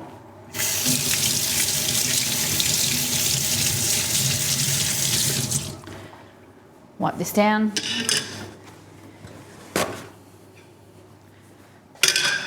Yeah, fenugreek. And also asafoetida, I think it's pronounced. Doesn't smell great either. Okay. So just wiping this out now, because it's brand new. So just kind of cleaned it. This is pressure cooker, so we're gonna steam. Made some stuff that didn't exist and sold it to a pharmaceutical company. Funny thing now is that when I cook, everyone keeps telling me it's the best thing they ever had in their life. And people constantly tell me this, and I'm like, it's just mashed potato, but then they say it's better. What did I do? What is it? What product? Are you allowed to say?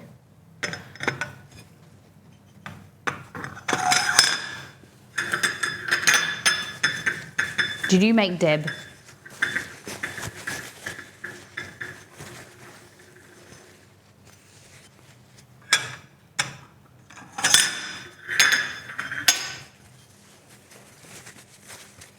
There we go. Okay. It goes on there. And so what we want to... Oh, I think what we do is we stack them. I do not accept Deb slander in this chat. I did tell you it's not too bad. It has its... If you prepare it appropriately, it isn't bad. It is actually quite good. Choo! No dog's coming. I actually... Nito sent me Deb, and I proved you all wrong. I made... What was it called?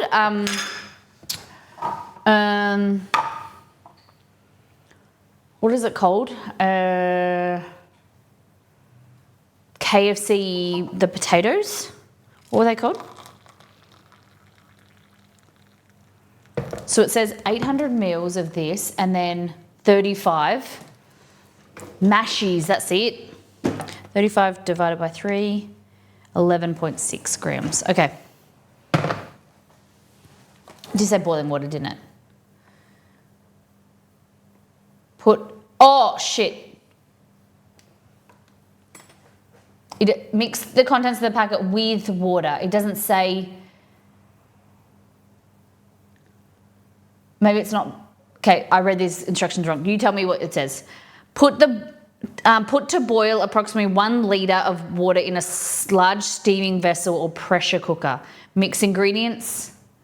Mix contents of the packet with separate 800 mils of water, but it doesn't, does that mean boiling water? It says with a separate 800 mils water and 35 mils of refined edible oil. I think it's cold water because it will start to set it off. Yeah.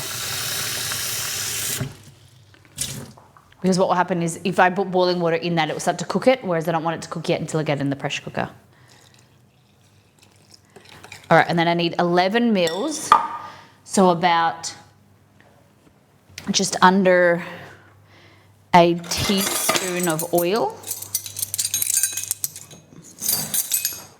What is the water broken down in the ingredients? No. Oh yeah, it says, all it says is put to boil 1 litre of water, and then it says a separate 800 mils. So I'm just gonna err on the side of caution and just use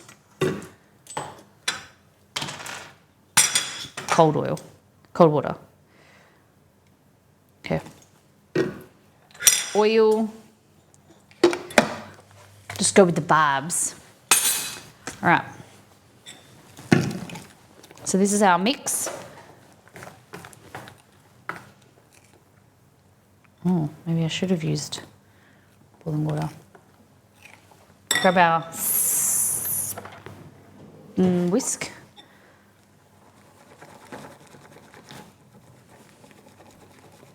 It's very thin. But I assume that it's going to start to thicken up.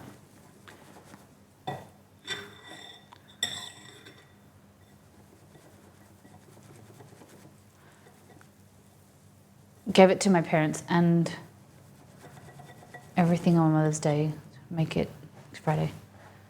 So I just boil off the water and mash it in the pot. I boiled the potatoes. I made this.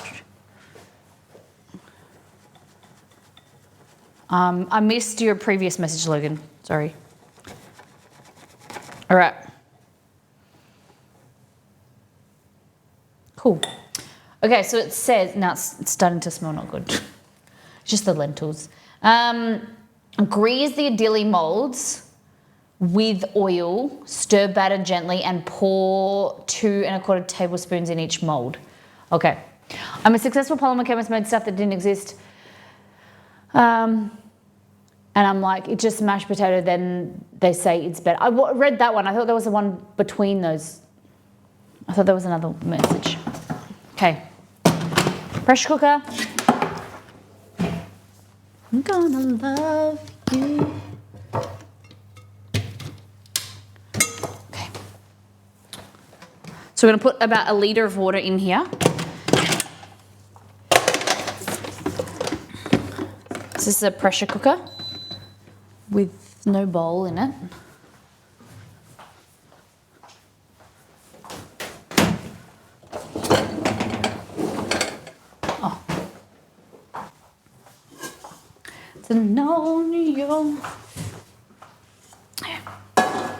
Water. So I don't know, I just boiled potatoes. I don't strain it because then I'd be straining off starch, so chemistry helps my tweak things. Nice. What type of potatoes do you use? I think it really plays a part in what type of potatoes for me. Okay. So it says grease these. So I'm going to try some grease, and then I'm also, can anyone remember back to Venba? She was like, it would stick, so you had to use a cloth, like a muslin cloth. Do you remember?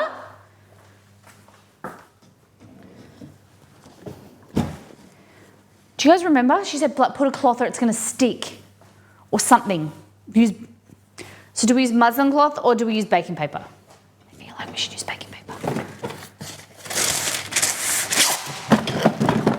So these ones I'm going to grease and see how they work.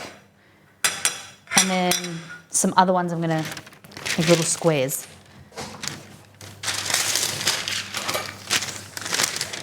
So we're thinking back to Venba. We should have made this a Venba themed stream.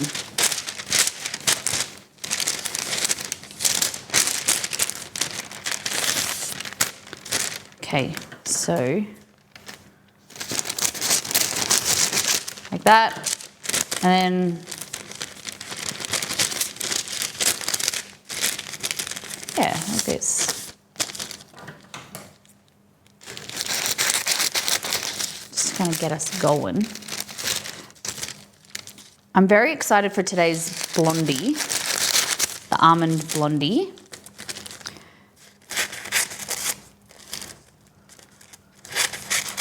I've been trying out some new brownie ideas, Blondie ideas. This is now a Venba theme stream, yeah. Okay. I'm just gonna put like a little square of this in here just to prevent it from sticking. I usually cheap potatoes, but for avocados, okay. If you're interested, I would try. Like if you're interested in the starch and to try like a royal blue potato or like a starchier and see how your recipe does differently. Because the variety of potatoes, so like a royal blue, ruby lou, red skin potato or a purple skin potato have a high starch content and it will give you an incredibly different, delicious mash, trust. Okay, so I'm just spreading this around here like that. Then we want, it's thickened up slightly. So what did it say, about 2.5 tablespoons? No? How much did it say? 2.25 tablespoons. So let's just go.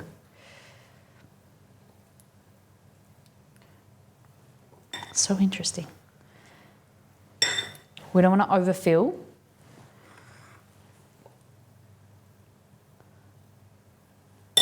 Then we're going to go over with this.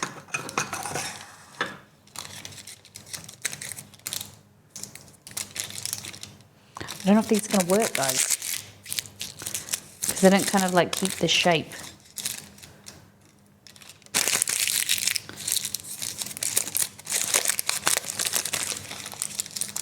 So what I'll do is I'll do 2. Dude, this is meant to make 15.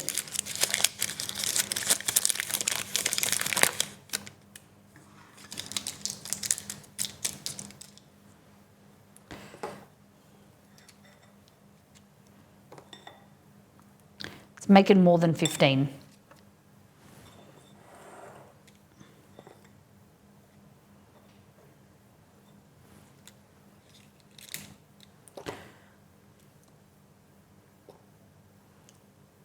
Okay. And we're going to do another row. We're going to do just 3 rows at this stage to see how they come out, okay? So these are greased with oil.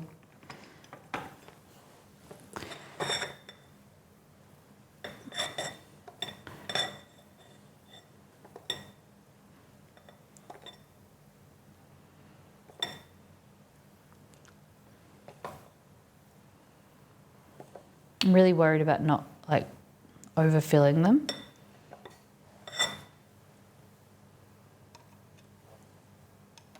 Okay. Yeah, I'm just going to do that many. And then put this little lid on top. Just a little screw. And then it says, place the molds inside the steaming vessel, cover and steam on high for 15 minutes. If pressure cooking is used, then apply weight whistle, serve steaming hot. So how much do you pressurize them for? It's going to go in there. Okay. Delicious. Delicious! Thank you for 200 bits. Thank you very much. And taste the seeds, so just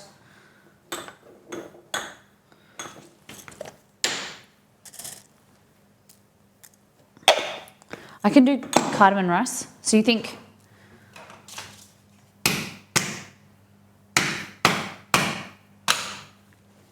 okay. This is in Indian. Maybe upside down. Here we go. idili stand. Okay, so it says position the plates, the plate halfway between the two cups. So you rotate them. It says pour water and cook the idili. Always ensure ready steady of steam. Cook for 6 minutes. Okay.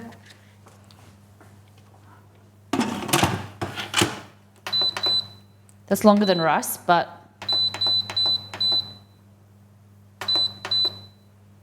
I'm going to go with 4 minutes to start because I don't think it will need 6 minutes. Because that's talking about this is a cooktop stove. What am I saying? Words that I'm saying are. This is for. I know. Stop crying at me. The method is for a stovetop pressure cooker. Yeah, old school pressure cooker. There we go. Shush, I'm coming.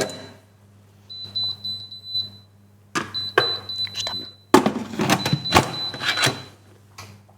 There we go. So you think just eat the seeds? I've eaten those before, but they're like salty.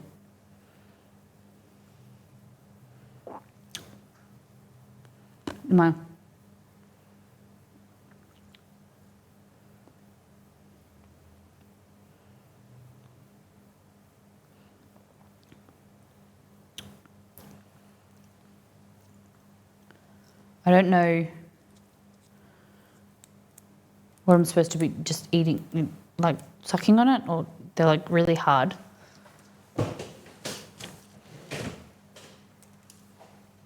We're cool? Okay, potato. Let's do some masala potatoes because we like that with our dosa, don't we, guys?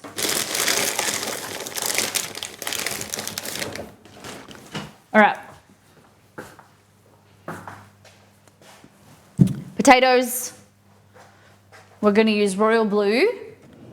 Starchy are going to be really good because they'll absorb, because the starch will absorb the moisture and absorb the spices and just add it really flavour. We don't want them to go crispy in this dish. We want them to keep them nice and soft, which is really perfect for this variety. Just take off any of these little growth things.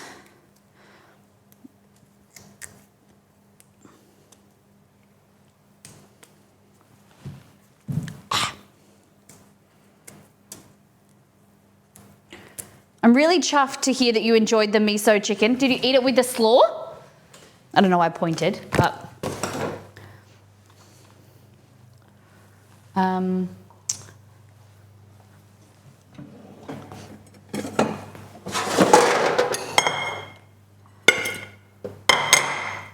the dogs can't smell their chicken necks, so they don't get any.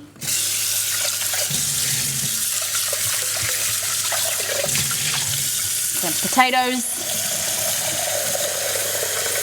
cold water, this,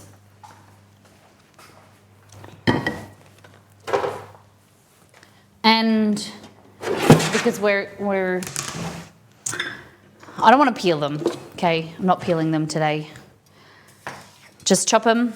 It doesn't really matter what size as long as they're even, like that. Here they come. Like that. Hello.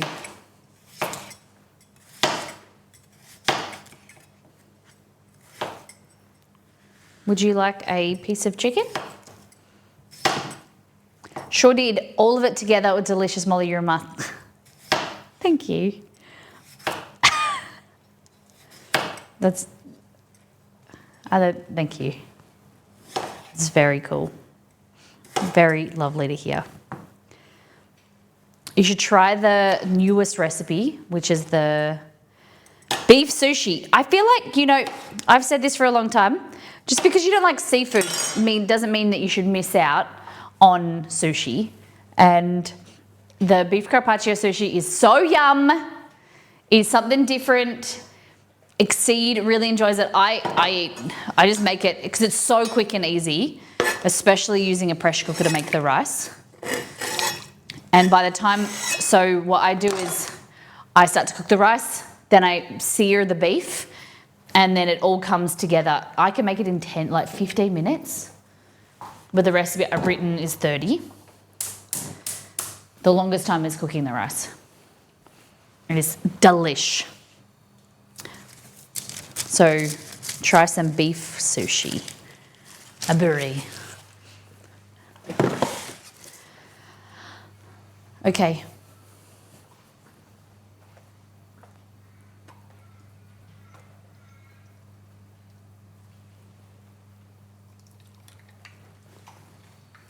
Romy. Romy.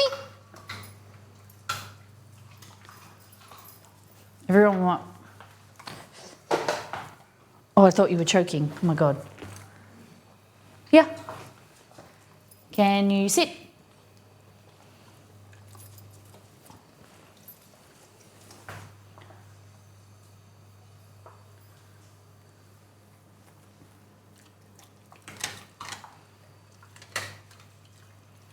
Okay.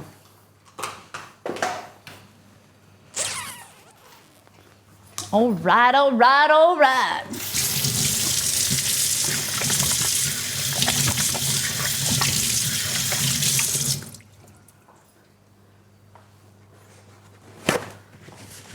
Okay. So what else? We've got potatoes. We're going to do the dosa. We'll do them kind of like last.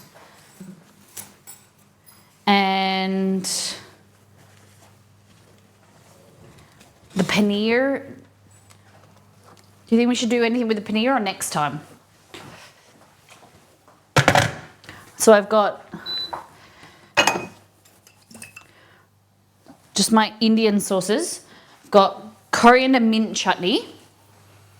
I ordered one of those trays, I think, from Temu, but it hasn't arrived yet. So we're going to have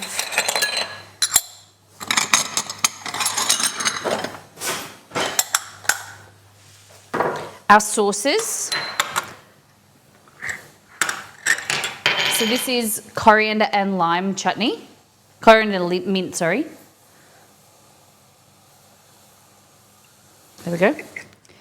And then I bought this lime pickle. I'm a little bit nervous. I think you eat only small amounts of this at a time. I think it's quite strong.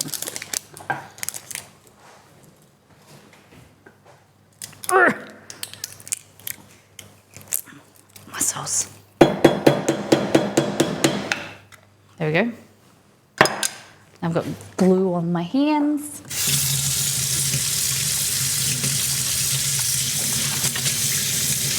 Oh no! It's like glue from... Oh, how do I get that off? Glue from the jar. My oil.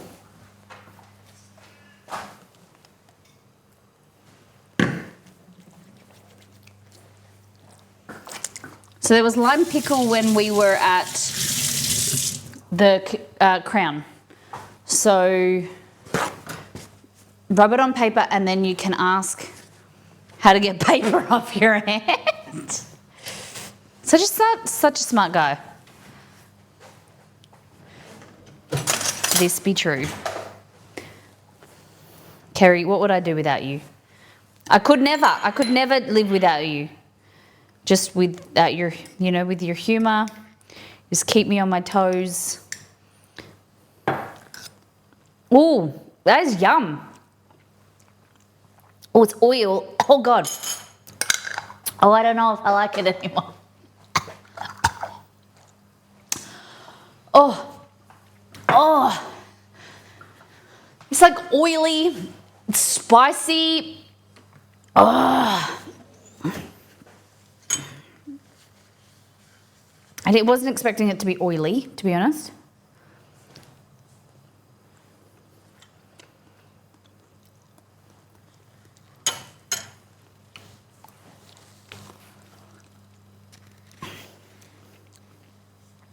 Oh.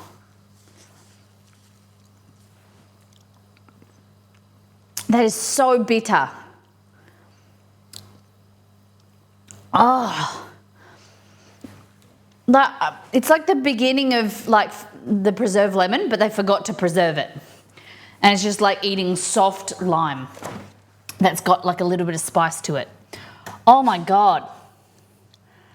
That is like pretty bad. Oh. Mango chutney. Probably one of my most used things in condiments in this house. Where's it gone?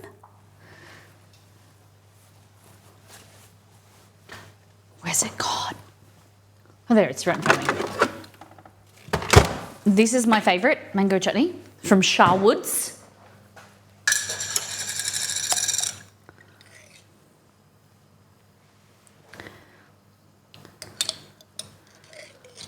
So we've got something sweet, something delicious, refreshing.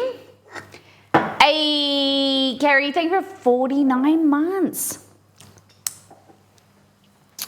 Makes it worth it to put up with you. I'm kidding. Thanks, my friend. Slice the onion into onion rings and rounds. Add red chili powder, chaat masala, chopped mint leaves, salt, add lemon, mix together everything very well. What are we talking about? What? This is now a Venba theme show. I just saw you put that up there.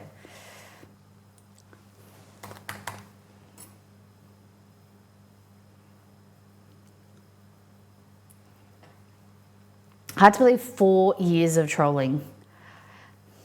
Hey, you've never been timed out before. You've been timed out. Well, I deserve a medal. I deserve a medal.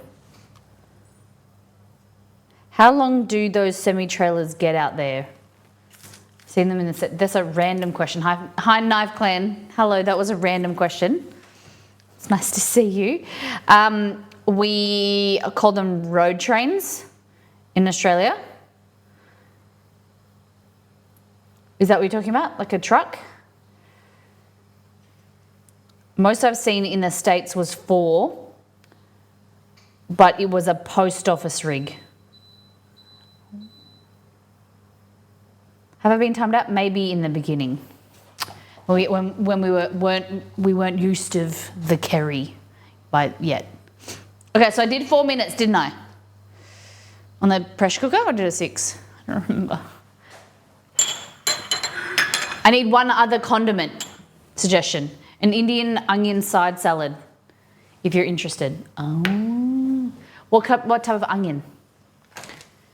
You said you were going to do 4. Did I? Okay.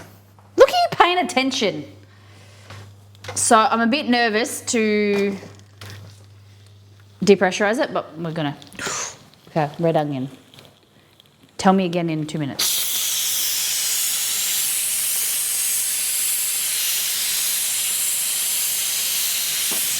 I feel like a grandma in this like cardigan. Come on, darling, pull up a chair, pull up a chair. Can I get you a hot chocolate? Okay, this is attempt number 1 at a dilly. Who dilly? Nita, what ingredients do I need for this salad? Mummy, pick me up, I'm scared. Nice. Way to make me feel bad. Okay. Shh. Ready? You can see what I see. You see what I see. Oh, they are not cooked, my gosh, yet. Okay, they're not puffy even. So I'm just repressing this so then I can, there we go. Okay, so we're gonna go for another few minutes.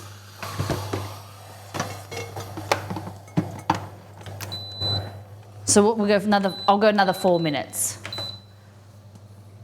I've got no idea, but we're just going with it. We're fucking around and find outing. Okay, red onion, chili powder, masala. Masala as in the wine. I don't have any of that.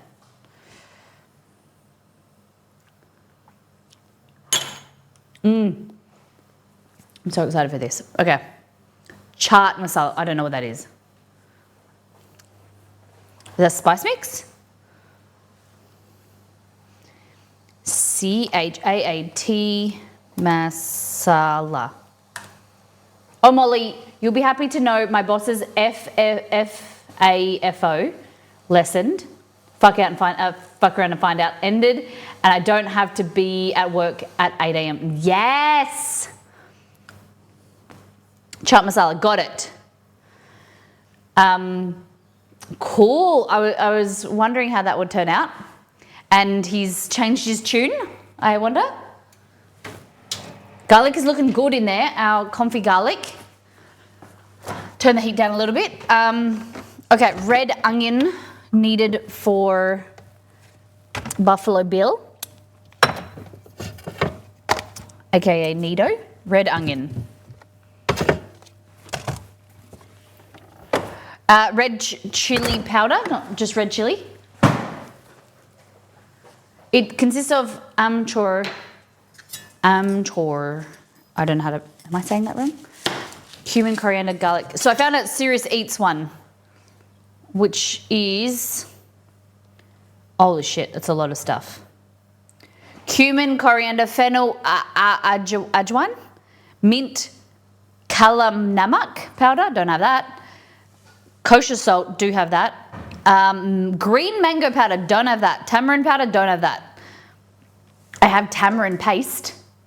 Why am I Buffalo Bill? It's just, I like to nickname people, and sometimes, you know, I just walk around my house and name the dogs. The other day, what were they called? I called them yesterday. Chili Boo-Boos or something? No, something socks. I'd like to random make up names. You can use curry powder. So back to working a logical thing. Some folks complained I wasn't there at 6 p.m. to help things I normally helped with.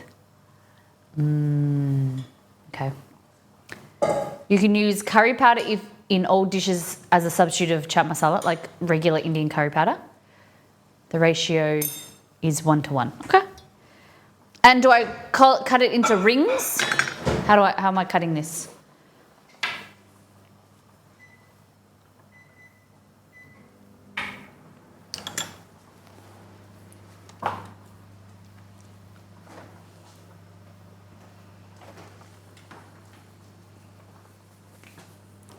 Rings, okay.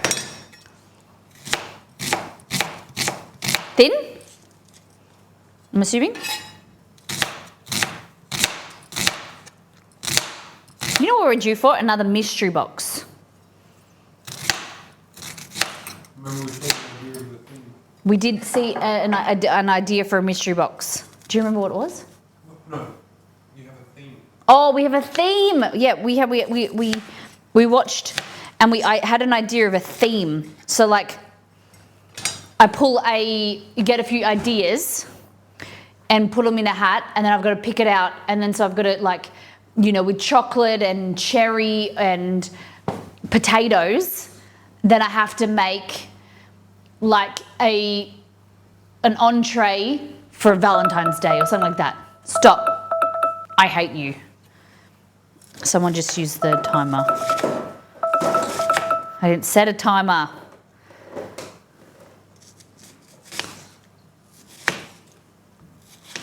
Okay, red onion. What else goes in there? What else? Greetings off screen exceed. Hope all is well, says Kerry. Hello, Gary. Hello, Gary.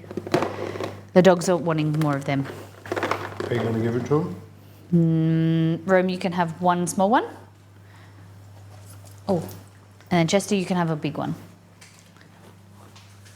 Tears. You tearing up, Kerry? Okay, neato. So I've got red onion, and I'm mixing that with curry powder. Now, knit a bowl. Do you want me to knit a bowl? Some chili powder. Okay, mint leaves. Chili powder. Can I use cumin powder? I don't really have any chili powder. I've got chili flakes. Curry powder.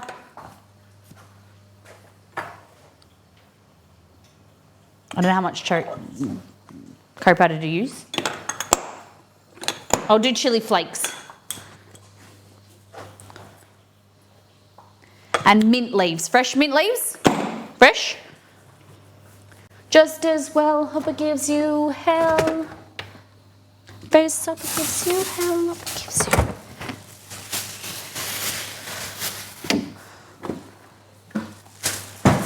Yes, please, chopped. Okay.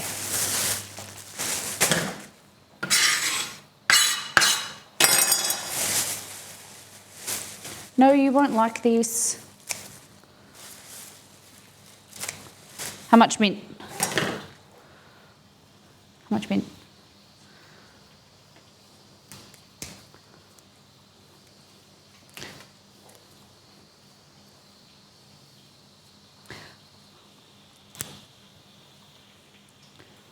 I did this song, I probably tell you this every time it comes on, at a Brazilian talent show. I fell right through the cracks. Now I'm trying to get back. Before the pool done run out, I'll be giving it my bestest. Nothing's gonna stop me but divine intervention. I'm gonna skip my turn to win some more learns. There we go. Maybe 2 due to other quantities you used. 2 what? 2 tablespoons. Onions are hurting my eyes. Okay, what now what?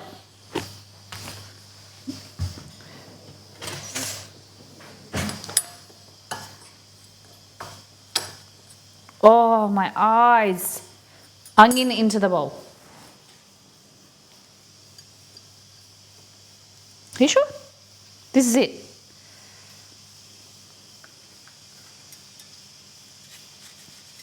These onions are a bit chunky.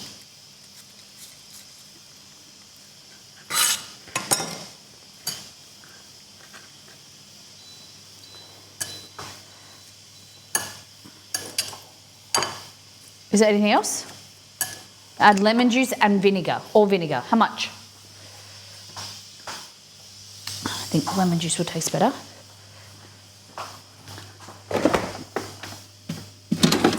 Too complicate all the time. Eat short.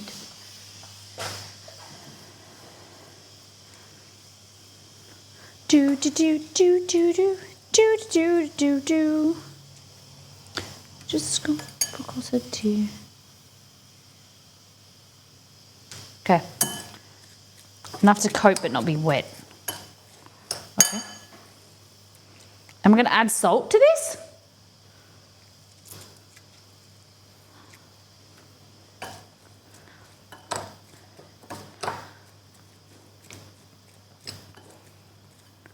Add salt to taste. So it's like a pickled onion.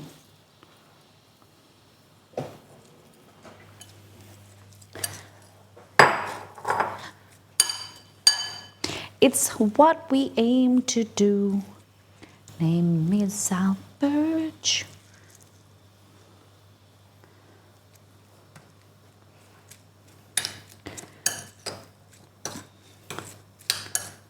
Interesting. Okay.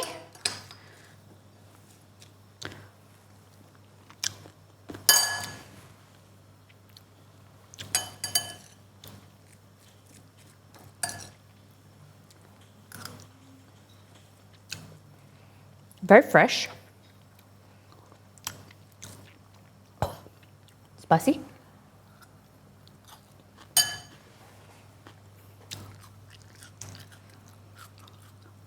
Oh,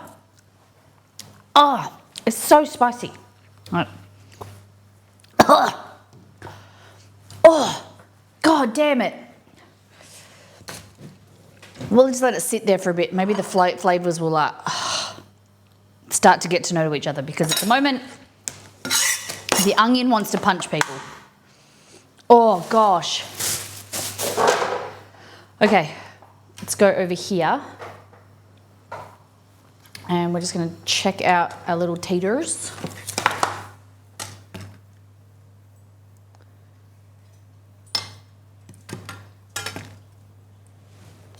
Coming along good. I think they're done. So, no.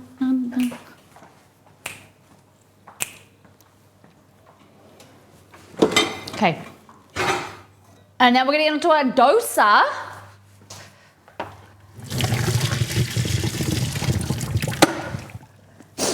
Excuse me. I think it might need more juice too. Okay. I usually have the fan on to blow the fumes around.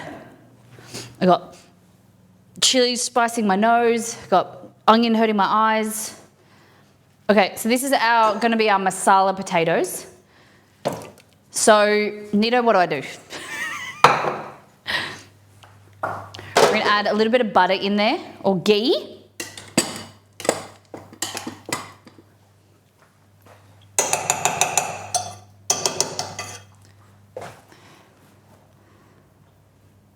Very simple. Salt, that. Yep, you are doing everything around here. Okay. Masala, potatoes.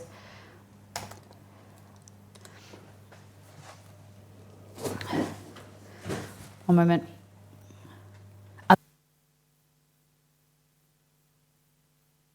We're making aloo masala.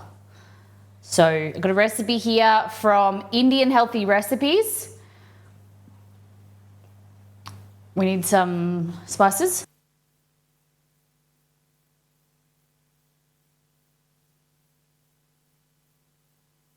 Aloo. Aloo means curry, right?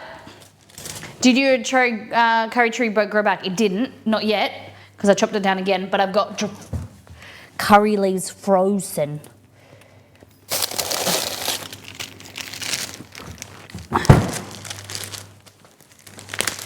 Aloo is potato. Okay, so we're gonna get curry leaves like this.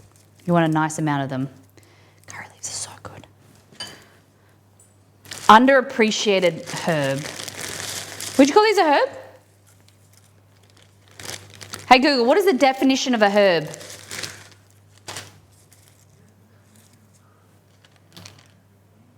Hey Google, what's the definition of a herb?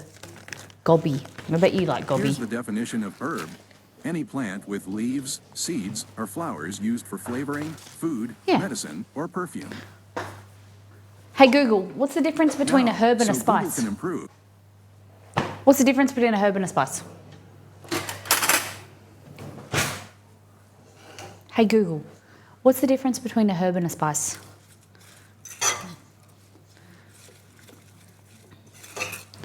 It's answering in the other room. Okay. So,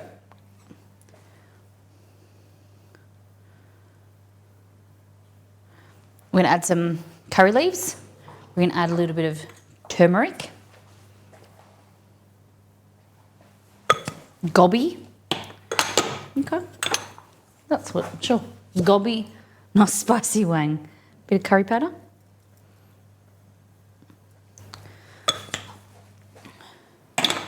Hey Google, what's the difference between a spice and a herb? On the website Human simplotfoods.com, seeds. they say, an herb is the green, leafy part of the plant. Examples are basil, rosemary, sage, thyme, parsley, and oregano. A spice can come from the root, stem, seed, fruit, flower, or bark of the tree or plant. Okay.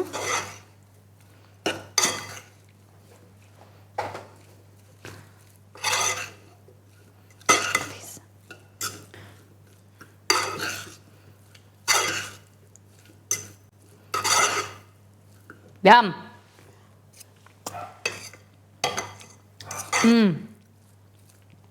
Yes.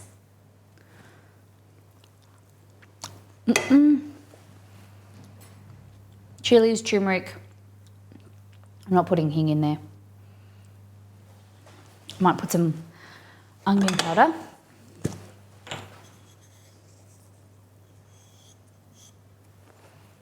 Hing is asafoetida. I'll do it, but it just smells bad. It smells like hing powder is like even more, like it smells like sweat. Like sweaty people. You know how like you find people that like sweat more than others and they've just got a smell to them? That's it. Mustard powder. I don't have any mustard seeds, so I'm just using mustard powder. Oh, that's a lot. Oh no. I have. Gotta stay there. Okay.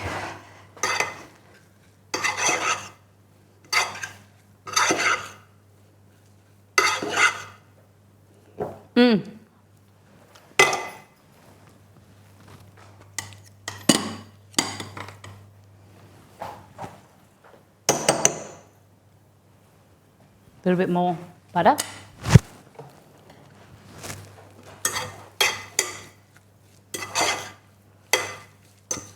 Look at that.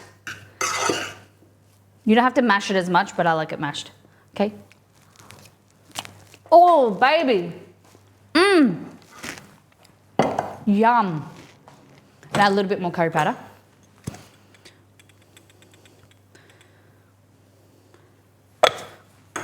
That is good.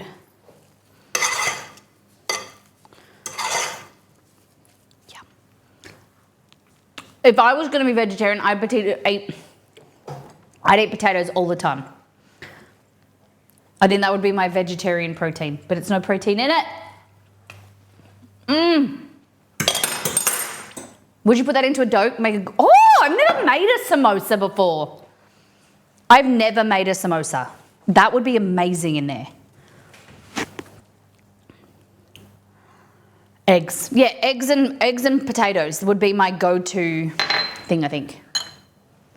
All right, let's try these rice things, agili, and we'll go from there. Guys, it's 10:27. We're nearly ready for breakfast.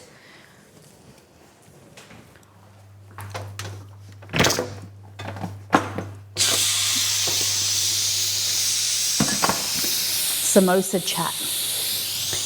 It was funny because I used to work with an Indian nurse called Chat. I think she was Malaysian. So every time you say, like, you write Chat, Okay, they haven't really puffed up very well. But I think it may be because I didn't fill them enough.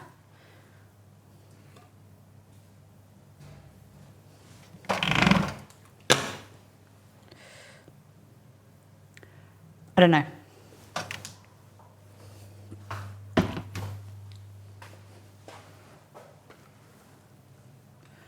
don't know if it's good or not.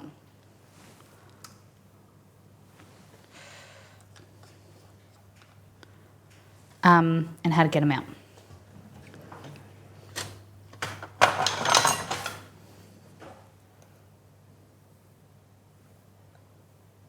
Do they just lift off?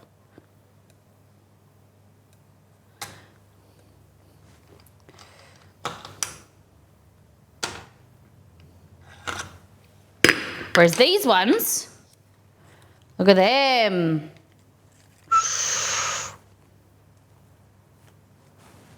Fuck face. They're so hot. Nice. They're not as fluffy as they were. How do I make them fluffier? They're not very fluffy. Tastes not too bad. But I want them fluffy. Maybe I should cook them for longer.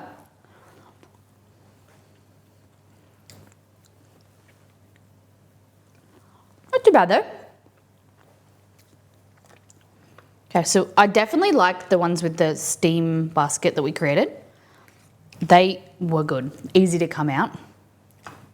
That chili, that jam chutney stuff that you bought me is so spicy. It like lures you in with this mint flavor, this mint chutney, and then it like kicks you in the face with heat. Okay. So easy to get this out. These ones, not as much.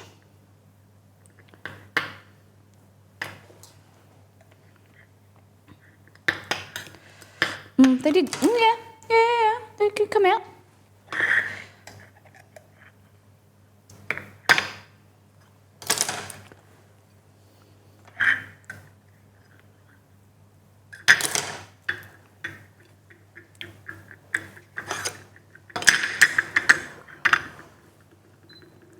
So what I did is just got a knife and kind of just like flick them up like that. There we go.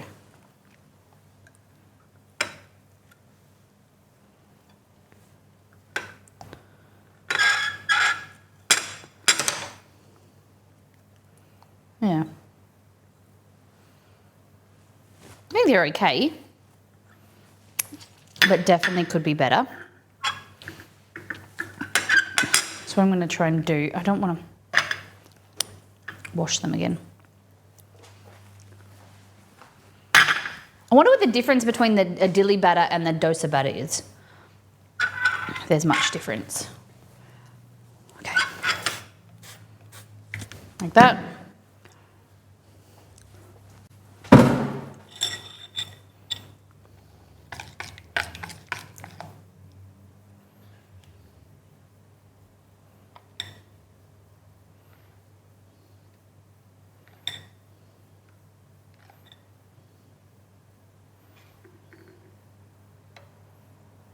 Okay.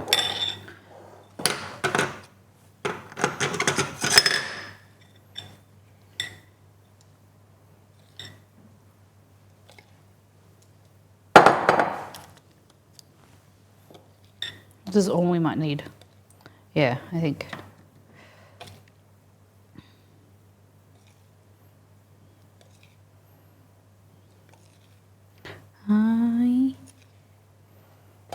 There we go. All right, put our little handle on. And then I'm gonna try and cook these for 8 minutes. Steaming, okay?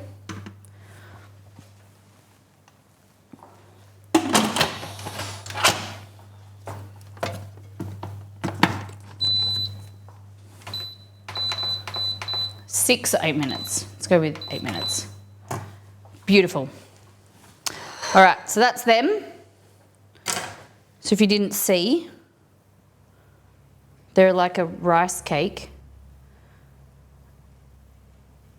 Like that. Rice and lentil cake. Very plain flavour.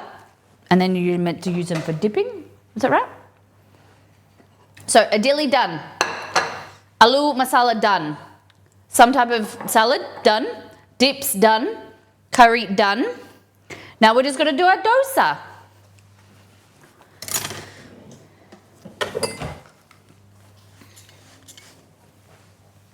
And then after we did our blondie, we could try something else. All right. So dosa, my favorite thing, I think. So this is, I wrote myself a note. 50 grams taken, I think. But look, made myself a note.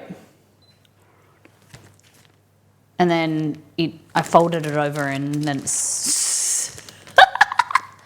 Okay, we'll get a guess. So I think I took a third. Same thing, I'll use the same bowl.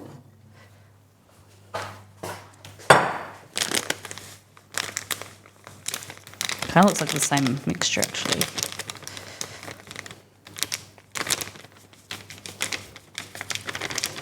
Okay, and I just use a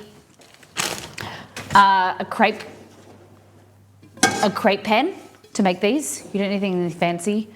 Crepe pan or like a really flat bottom frying pan. That, and then you just add enough water. So it's just 2 ingredients, this and water. 320 mils.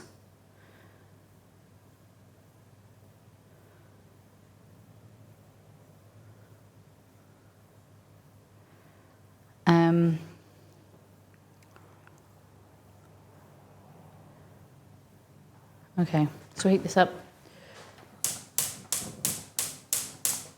And then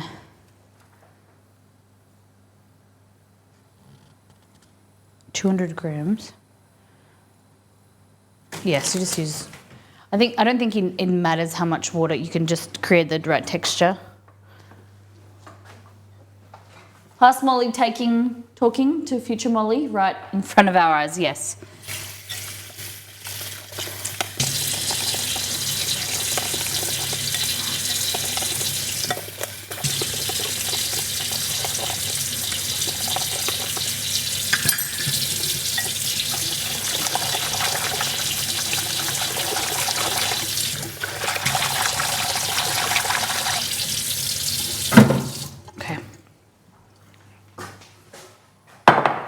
Your batter, and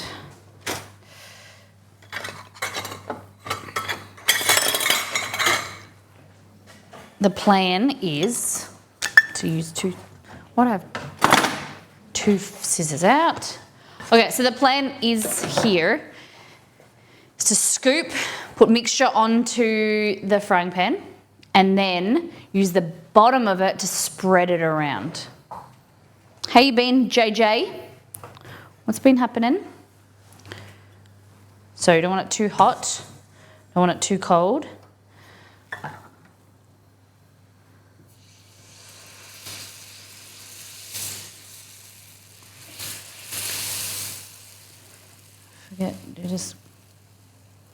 It's really hard to do because it doesn't like, I don't know if it's too hot.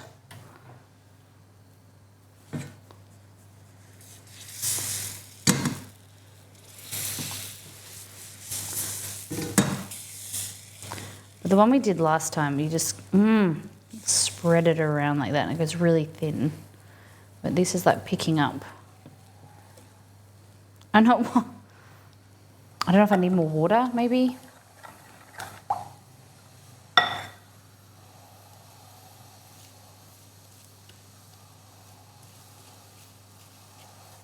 Shit face.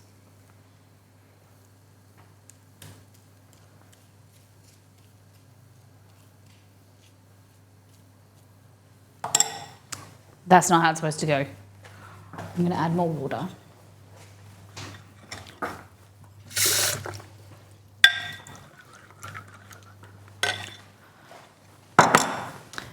I did it so good the first time we did it. We made dosa from scratch. Do you guys remember? And it turned out really nice. And then I try and do it properly. And this is not properly. This is using a batter. A homemade batter. Store-bought batter, sorry. The confit garlic is looking good. Brisbane is finally cooling down. Have you got any rain yet? It has been so drizzly here. Storms in the middle of the night. We had hail this morning. I'm just going to grab my water bottle.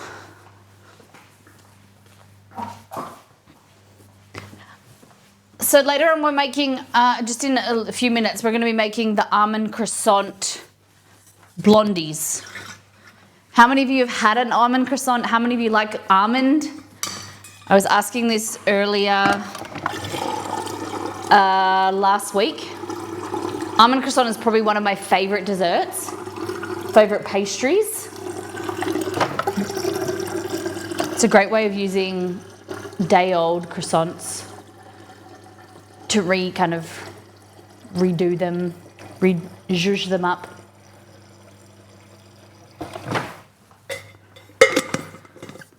Nothing in comparison to summer? What do you mean? Cooler? Not sure. What? It was raining in summer? All right. Nice. It is looking good, but it is too thick. The great thing about this is there's no oil. The lentils full of packed of protein. It's fermented, it's good for you.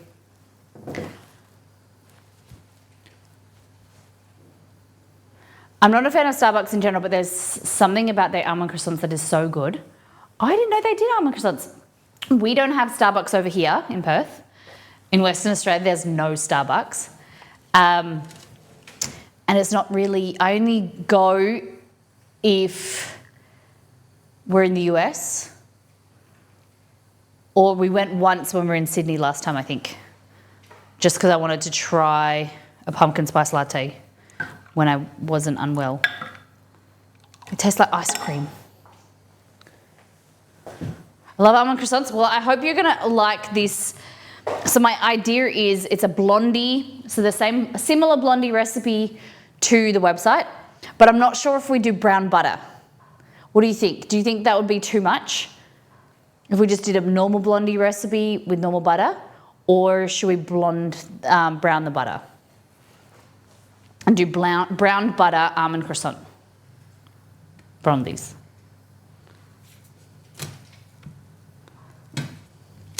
Oh.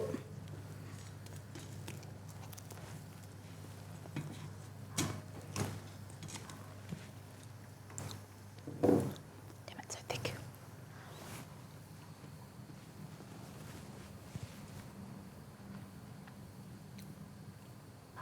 I had one on Saturday actually, so it could be sort of thing. Beware's in the US, so I think she's asking like country to country.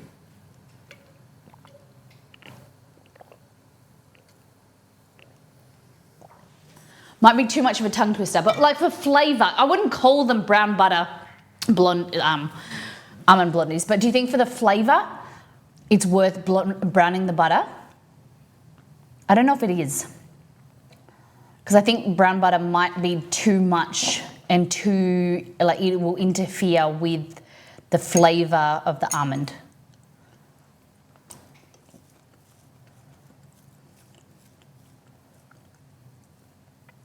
It might be enough as it is.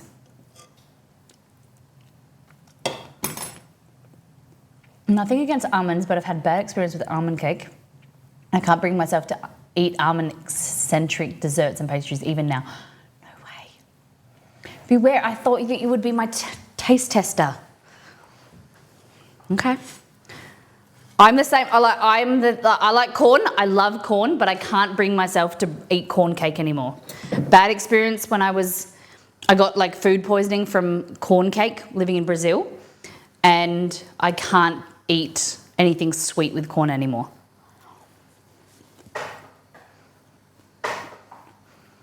Even the thought of it makes me feel violently like shudder.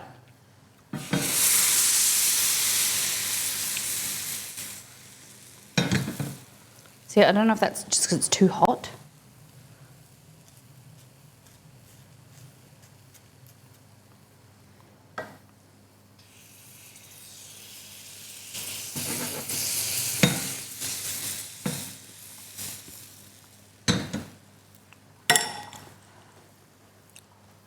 I'm sorry, it's okay. Guess what stupid thing Jenna did today? What did you do, Jenna?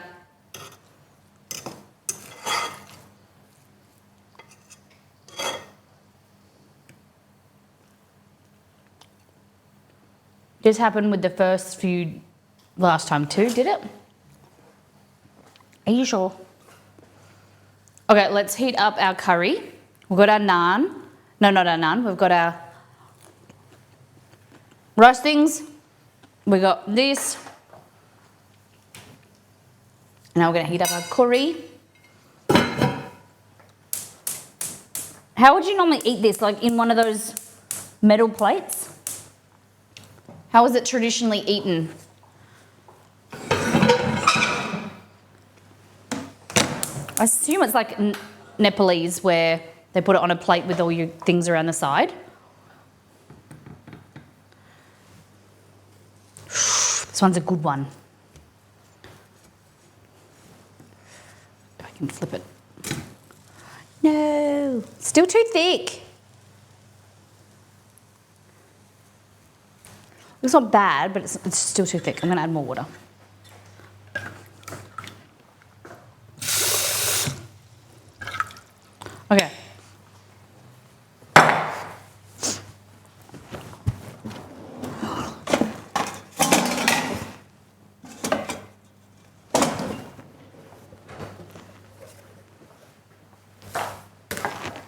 this type of plate is called a charger.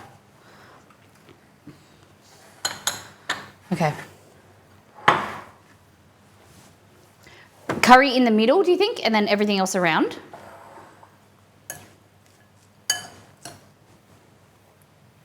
You said put more lemon juice in this. I might put some vinegar.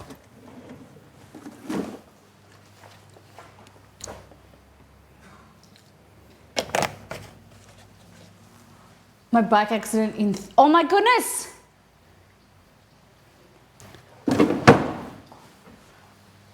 Oh my gosh, I hope you're okay.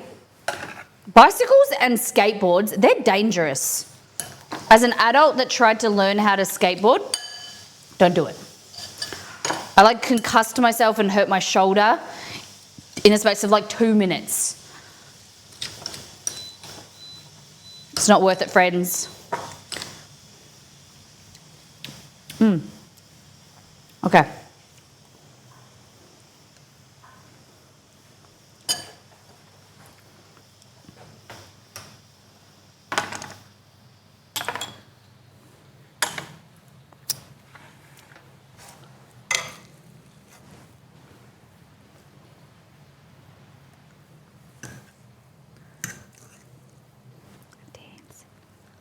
Look at this. Yeah. Do you think we should have some yogurt, like plain yogurt with it? This is actually green, but it doesn't look like it to you.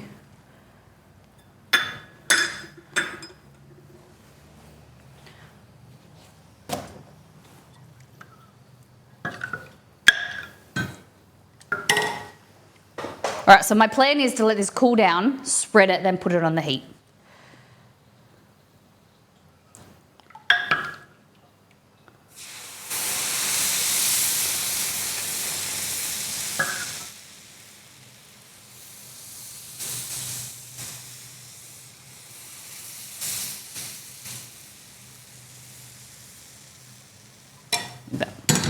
Kind of like that. Okay, are you ready to look at these guys? So this has been steaming for 8 minutes.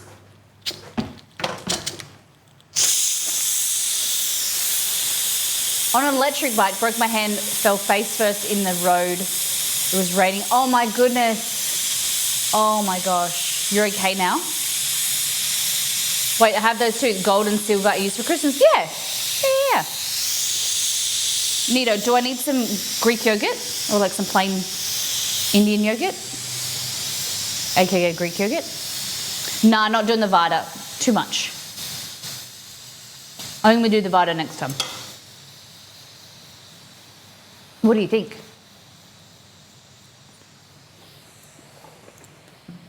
How long does it take the Vada to cook?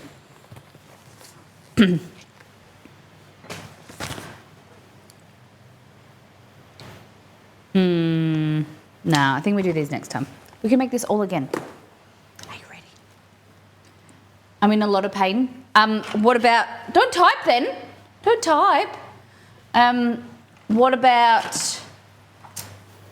Nah, they're not any more fat. Damn it.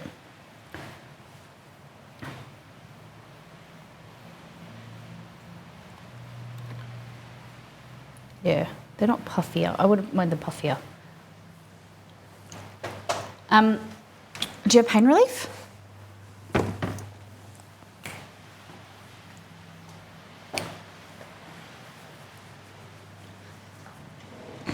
And then I have a little...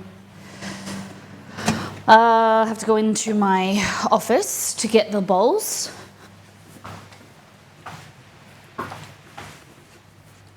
It's gonna be such a yummy lunch.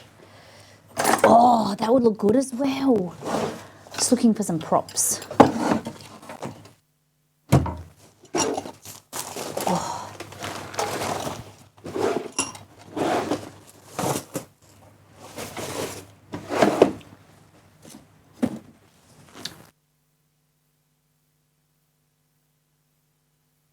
Been putting random places.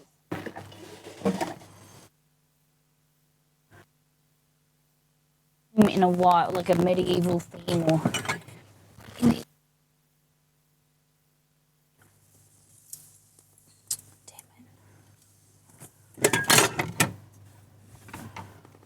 Oh, I have these cute metal, Indian metal bowls. Damn it.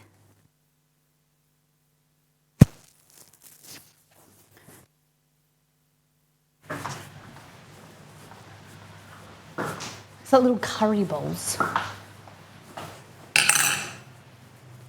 I think next time I make the idili batter thicker, I can... Oh, the idili batter. I was thinking the dosa batter. Yeah, okay. That looks so good. Okay, let me wash this.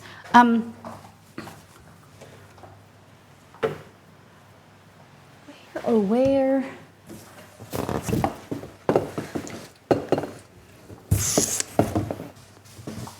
Oh, Mario. Oh, Mario.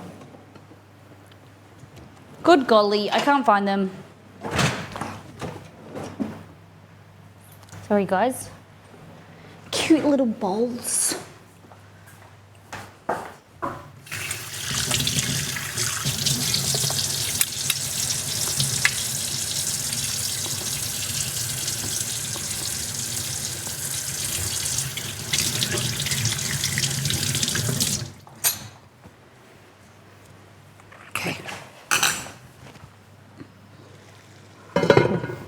Curry's looking good.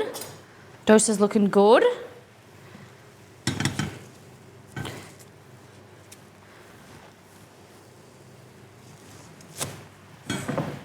It's not as good as I usually make.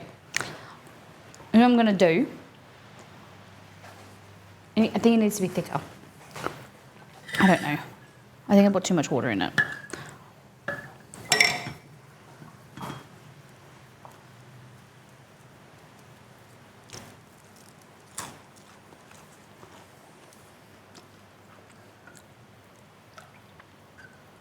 Because there's too many water, like bubbles in it, because there's too much water.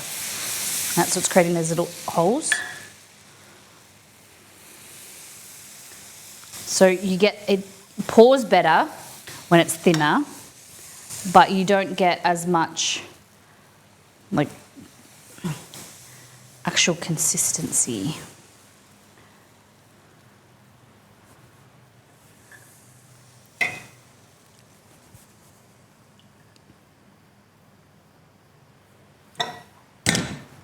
Anyway, okay, so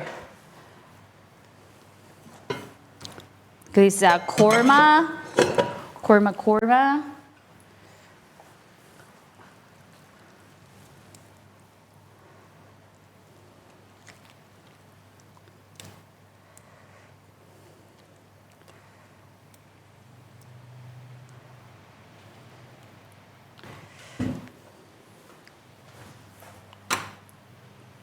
Nice. Okay.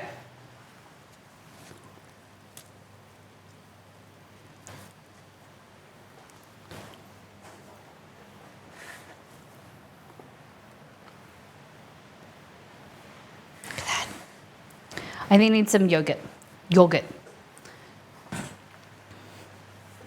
I love it! Love it! It looks so good. And now we're gonna add some yogurt.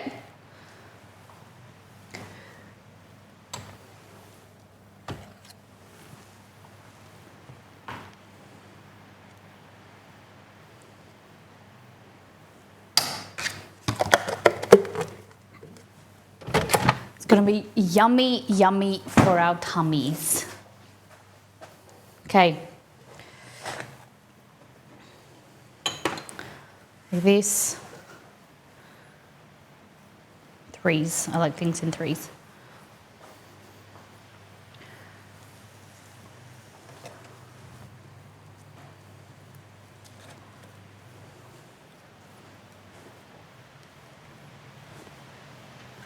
Dosa isn't dark enough, I don't think. Tastes good. Ow, why did I just touch that really, really hot pan? Okay. What do we think? Condiments, we got aloo masala, the salad, the curry, the dipping condiments. Yum! How do you think we did? The colour, it's just not doing it justice. Look at that. Look how good it is. I'm proud of us, guys. I think I'm just going to grab some more sauce for the curry. Make it a bit saucier.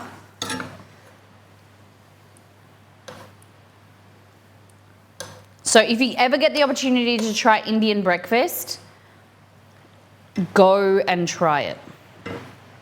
So flavorful. It's just unbelievable. Honestly, one of the best things you'll ever have.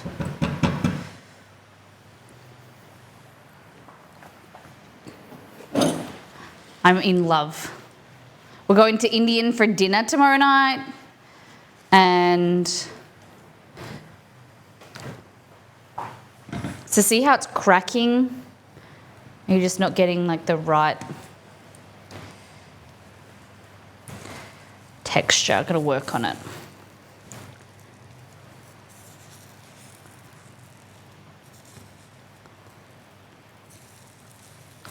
Turn the heat up, maybe.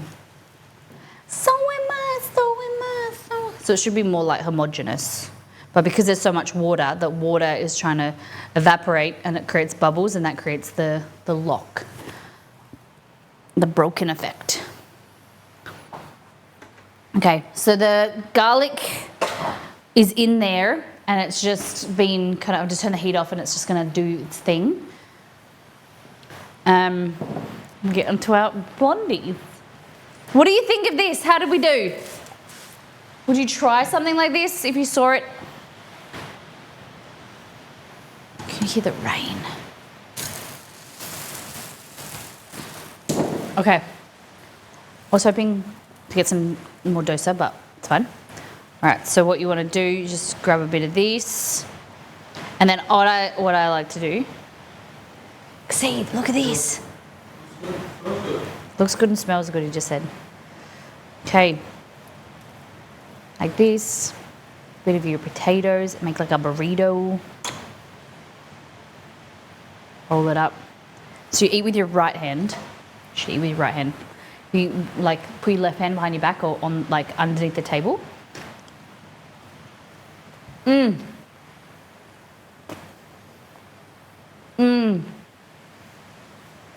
He's putting long pants on. He's chilly. Okay. Now this rice. Nice and it's fluffy, but it's not as fluffy, so you think it make it thicker next time. Okay. Put a bit of this salad, onion salad.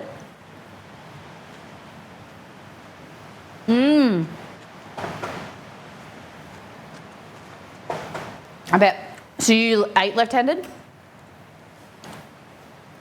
It's chili chutney, lamb chutney, sorry. Lime chutney, curry.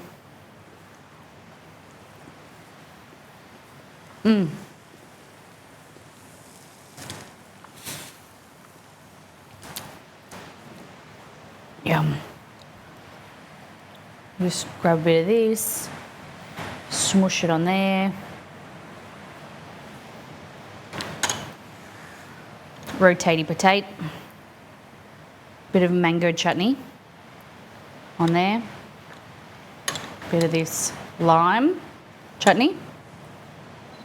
Look at that, so much colour, so much flavour. No joke.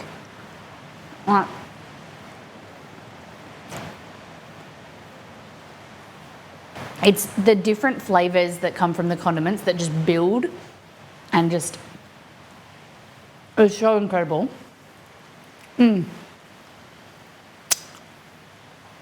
So much flavour in Indian food. It's amazing.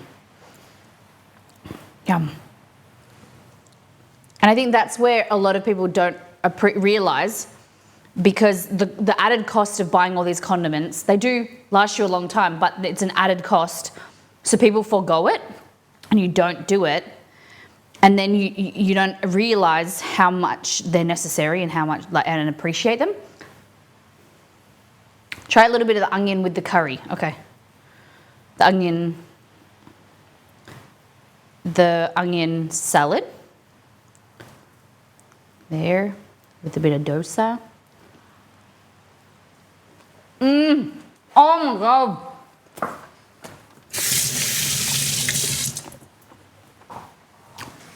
It's like fresh, crunchy, spicy, sour, sweet, like it's all going on.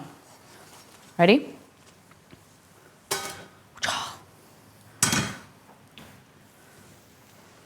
Dosa. That's a crispy one.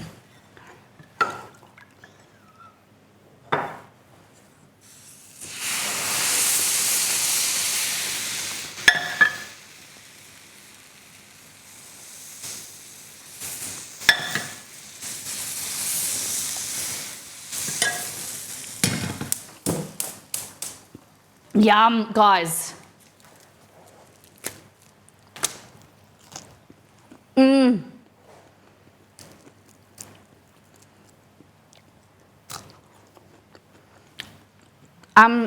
So there's did a quick little Google. There's no Indian lunch buffet. There's an Indian lunch buffet, but there's no breakfast. Try and go to it. Check it out. They don't have similar stuff anyway. Okay. So Indian salad, onion salad with some of this potato. Ready?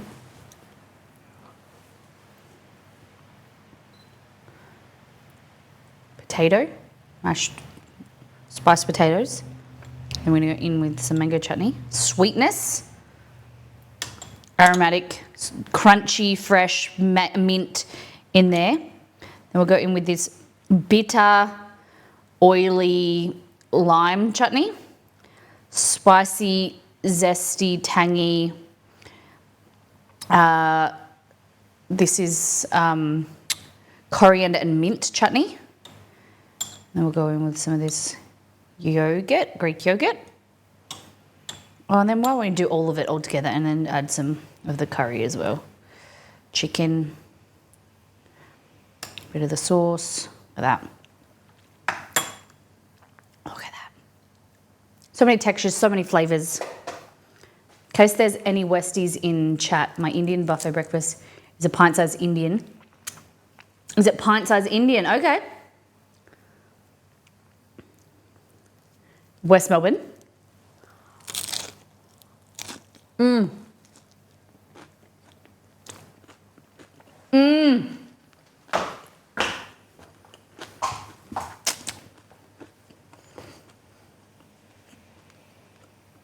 God damn. Oh my God.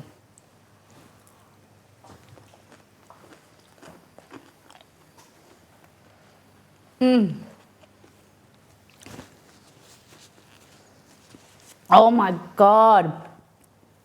It's like orgasmic, seriously. The lime stuff, like you said, the lime on its own is pretty terrible. But with stuff, it really adds some beautiful flavour. And then dosa, definitely my fave.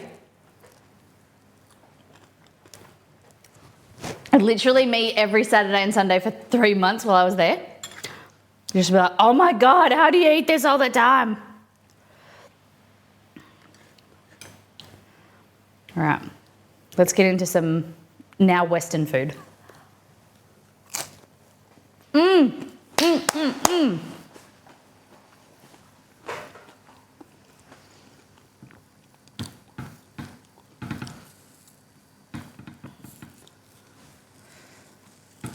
Okay. So this has got no oil, so it's really, dosa, again, really healthy. You know, I first read about dosa I'll show you. My first experience with dosa, seeing it, I screwed it. But my first experience was from this cookbook called Simpleicious. I Quit Sugar. This is a really, really great book. Like, obviously, I still like sugar, but this book, she doesn't do it anymore, but it's about sustainable cooking and like eating gut healing fixes. She was on it like in 2010, 12, about gut healing food and fermented food, and like less waste. So look, I've got Baja fish tacos in here. These are recipes that from years ago. Tandoori paneer with salad and rata. Look at that. But my first experience with dosa, seeing her make it here, and I was like a bit weirded out by it. But I should probably make one of her recipes. Excuse me. Pancakes. What's this?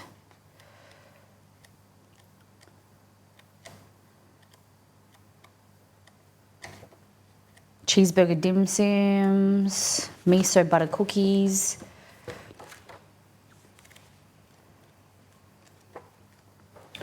Where is it?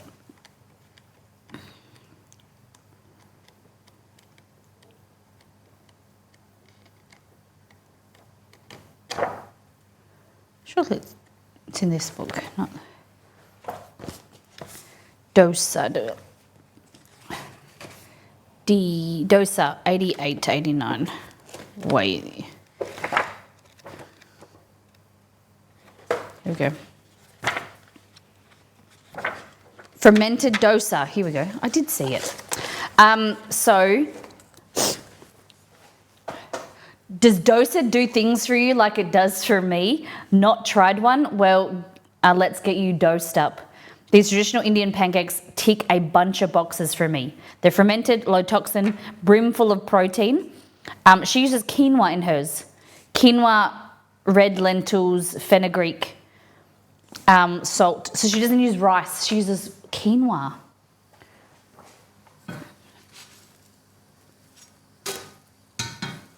Oh, you didn't see that.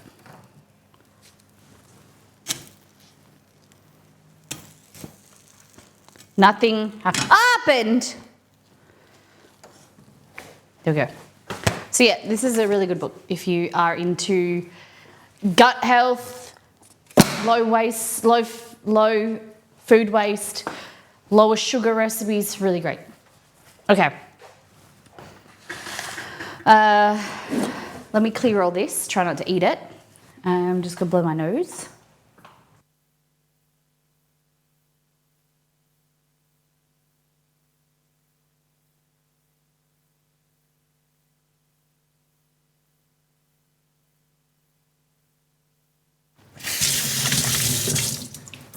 Okay.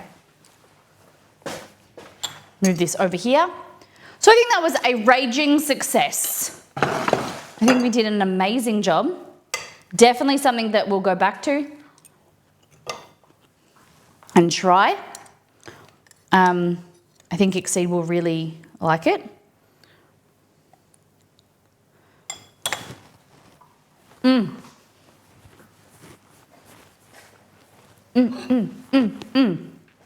So,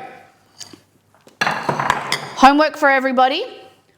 Whenever you get the opportunity, try Indian breakfast and Indian,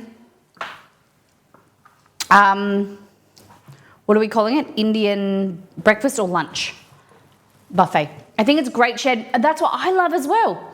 That, I'm big with, I like a little bit of everything. It's a fantastic share meal. That's something that I would cook to at my mum's or have them over here. I would love to have dinner parties where I introduce people to new cuisines. Introduce people to birria tacos. My family have never had birria tacos. And have them over here to have that. We did one time, my stepdad used to live in Ghana. So if you guys remember, I went over their house, made peanut curry with fufu, and did like a Ghanaian meal. It was really, really good. Okay. So this is a kind of a recipe test, but I am pretty sure it's going to work out. It's a blondie, okay? Biryani, yeah. Yes, that's a great idea. That's why I get really excited, taking this over to Belgort and be like, try this. The first time I made dosa, I took them over to my stepdad and my brother and be like, try this. And I get really excited showing people new food. Okay. I'll put this paneer back. Next time, we'll do paneer and vada, okay? Vada Vader.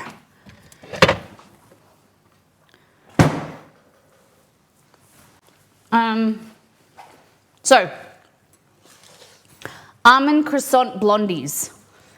The things we are going to need. I'm going to read them out to you and you're going to read them back to me what I need.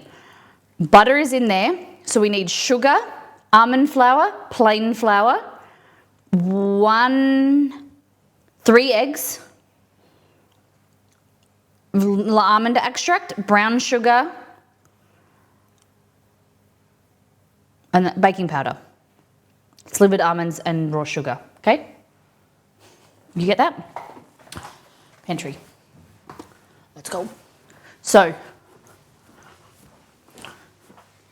almond flour, almond meal here, flaked almonds here, plain flour, eggs, what did I say, 3 eggs? 1, 2, 3.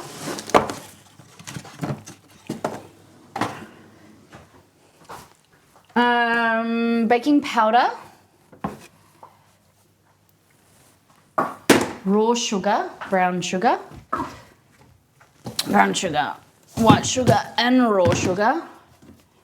Raw sugar is, I think, is it turbinado? Is that raw sugar? Guys, raw sugar?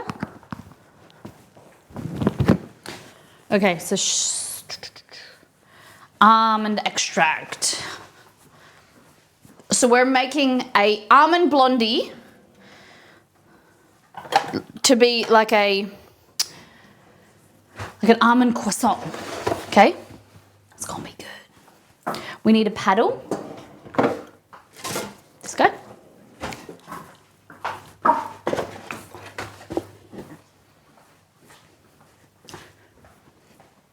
So into a small medium bowl, we're gonna make the almond paste, which is just basically a mixture of an egg, almond meal, ground almonds, plain flour, almond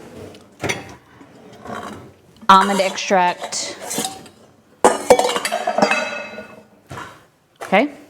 145 grams of butter. That's a lot. What's that noise? It's this weird banging noise. It's gone. Butter.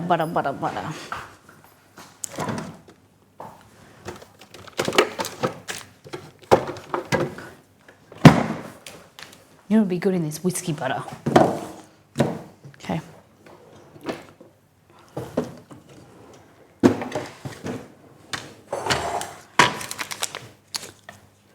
So 3/4 cup of butter. I feel like this is a recipe test, so we're trying to work out.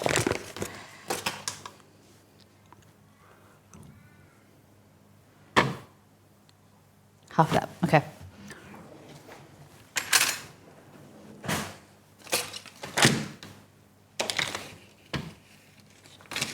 By no means.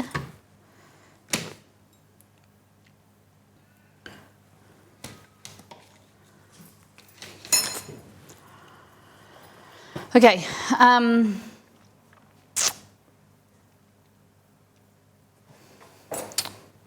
Let's go with half a cup of butter. Why won't it let me edit?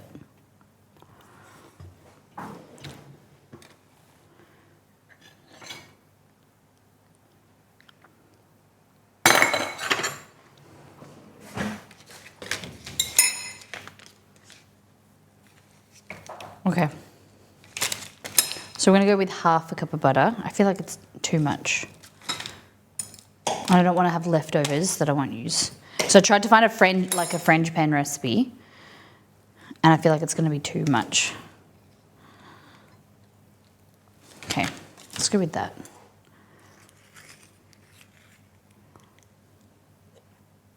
Come out. Yeah, okay, so 120 grams.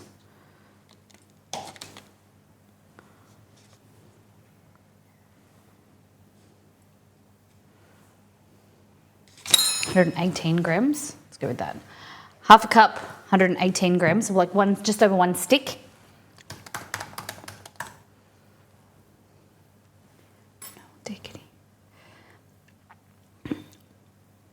Beautiful.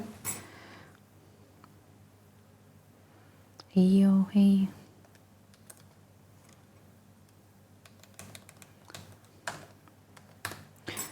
And then half a cup of sugar.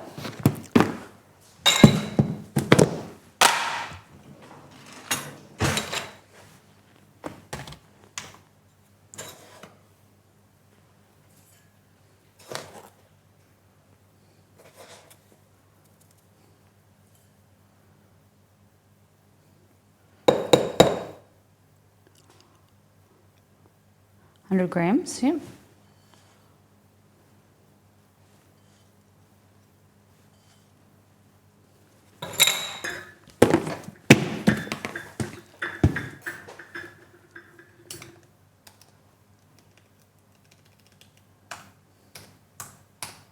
Okay. Then we are going to go in with one cup of almond flour.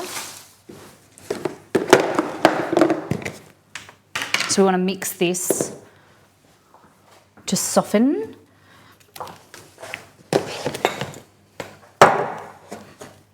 This would usually be soft, so you could just mix it together, but my butter's a little bit cold.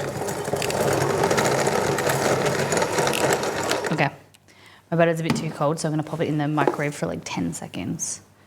I just want to sit down and eat my Indian meal. Delicious, what was that? Stacy 17 for 30 months. Thank you, Stace. Thank you. Stace, how do you feel about almond croissants? How do you feel about almond croissants? I've already judged Beware. How do you feel about almond croissants? No, it's not Beware's fault. Yum? Okay, so we're making an almond croissant blondie. Okay, so we're just mixing this. Just becomes like pale.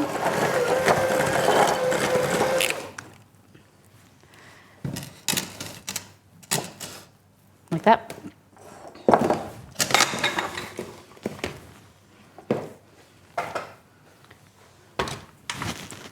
Okay.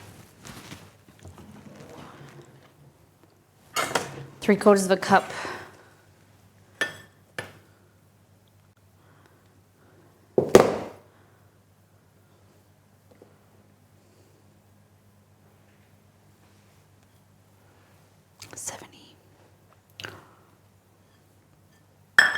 I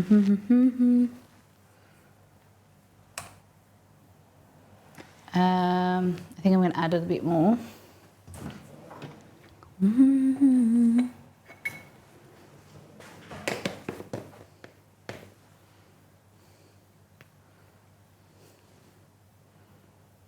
Here we go, 95 grams.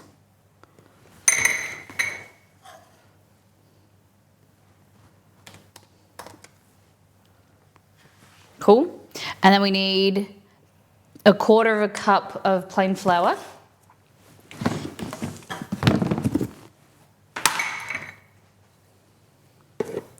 So we already know that 1 cup, my standard 1 cup is 145 grams. So if I divided that by 4, I'm looking for 36 grams, okay? 32.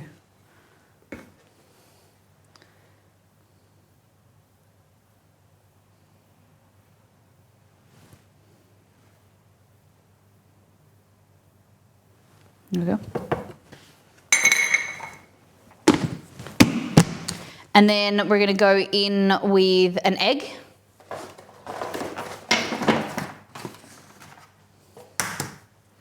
And this you just mix, like it doesn't need to be fancy, it's just basically making a paste. Vanilla bean paste and almond extract, okay? So we'll weigh this like good bakers we are. Good, not weigh, measure. So almond extract, 1 teaspoon. And then vanilla extract, same vanilla bean paste. I need to soak this. The lid, the opening sometimes gets a little bit crystallized and then you can't get anything out. There we go. Have you ever had jaggery? Let me see, I've got something and I think it's jaggery.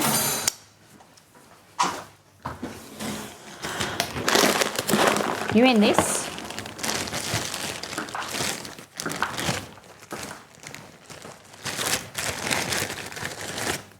Is that? Like sugar? These are rock hard. I need to put them in a container with some bread.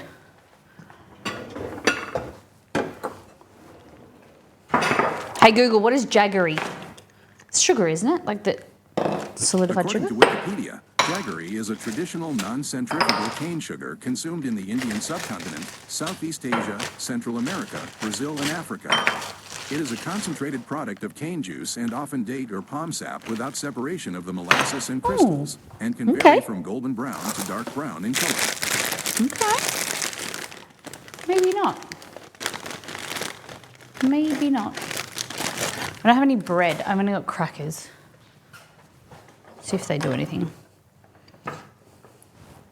Need some moisture. Okay, back to this. So that is your almond paste.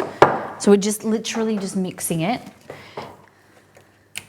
with a hand mixer, or you should just be able to use a spoon.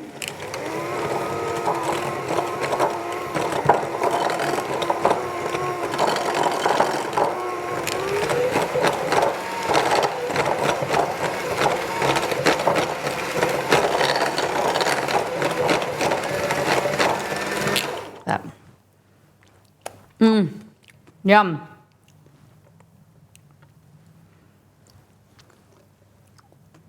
I was going to use my stand mixer, but I think I'll just use this. Because the beater blades are dirty. Like this. Amazing. Tastes incredible. Yum. And that's going to be sandwiched with a brownie. Oh! I'm really excited for this. You can't tell. Okay, that is delicious. Almondy. I know a lot of people don't, like there's people out there that don't like almond. I get that. It is quite intense, like that marzipan flavour. I'm a big fan.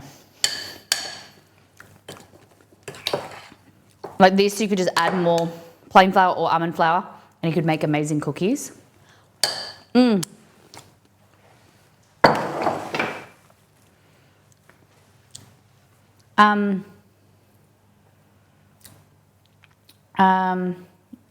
Listen to you with my headphones on, you're way better than Triple M, thank you. And then non-stop remortgage your house ads. No, it's all good. It's all good. No worries, Logan. An almond meal orange poppy seed cake for a gluten-free friend. Yum. Sounds good. She goes nuts for it. It's good on you. That's like lovely of you to make something for someone who's, you know, I think that she would appreciate it. Okay, I'm not too fussed about the blades being stuff on them. Okay, Blondies. So this is my Blondie recipe from the website, just with regular butter. So we want to get a large bowl here, and then we're going to brown sugar, white sugar, egg. I'm actually going to do an egg, whole egg, and an egg yolk. I'm going to try. I don't know if I should make changes to the recipe or not. I'm going to heal up if I need to. 105 grams brown sugar, 55 grams of white sugar. So it's going to kind of give them some chewiness. I think I'm just going to leave it as one egg yolk. Egg.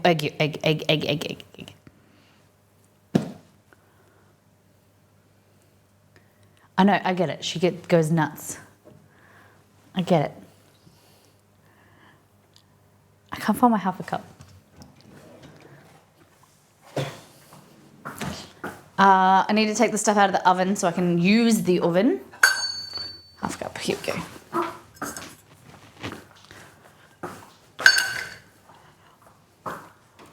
I can't really, usually I would experiment if it was just us, but I'm cooking 4 people. So, Exceed's going to the office tomorrow, and I want to make sure that I always send them with good food. I get so many compliments. It's so nice. I don't do it for the compliments, but it is nice that, you know, if they can have something that they're excited for every fortnight, I think that's lovely. I do it to recipe test, and it is nice that to hear that they get excited for it. Because I don't have an opportunity to like cook for many people to try stuff out, so I like an opportunity I can cook for people and send in food with him. Okay, half a cup of brown sugar. I think Blondies and like brownies, cookies, they're probably one of my favourite foods to make. So half a cup should be 105 grams. So it's lightly compacted brown sugar. There we go. 55 grams of white sugar. You could do this all gluten-free, like all almonds, but then I think it's just like almond on like almond. So I do a regular Blondie. Okay. 1/3 of a cup of white sugar. Should be 55 grams.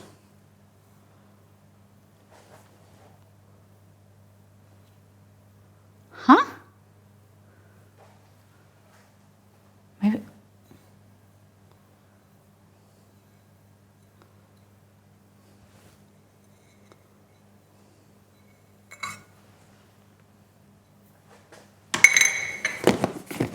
Okay.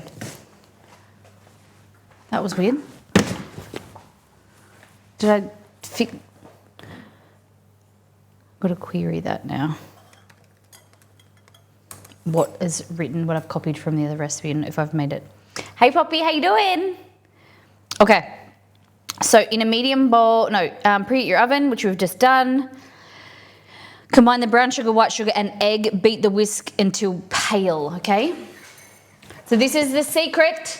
If you want the secret to a nice glossy top of your Blondie or brownie, you want to dissolve as much sugar as you can, okay?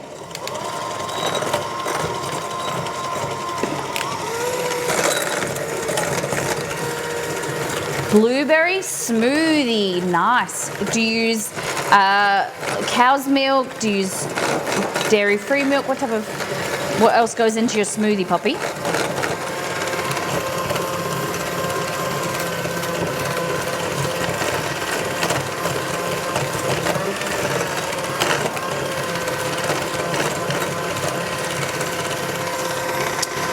Okay, I got a question. I need an opinion. So, if I was going to take this back, I wanted to return this. Do I return it back to where I bought it from, Good Guys, or do I ring KitchenAid? Like, or not, I don't want to return it. I want to get a new. Like, I want to. It's faulty.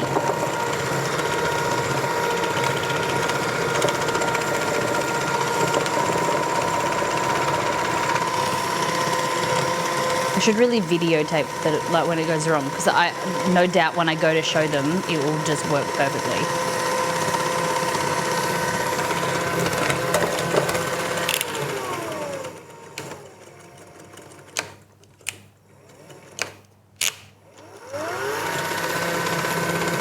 I think it's a matter of who's the warranty through. Yeah, I should probably ring, shouldn't I? Rather than take it in there all the way and they're like, no. Maybe I'll just ring KitchenAid. See how it goes faster? And then it slows down again? Usually it'll be through the place of purchase. Okay. With it, yeah. Oh, that's what I thought.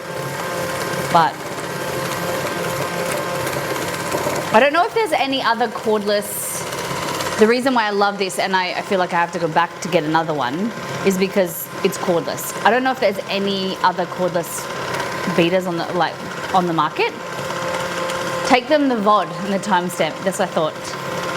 I was just going to take a recording. I'll go through my point of purchase. They would likely send me to KitchenAid to be resolved, but definitely call to check before you go to the oven. Okay.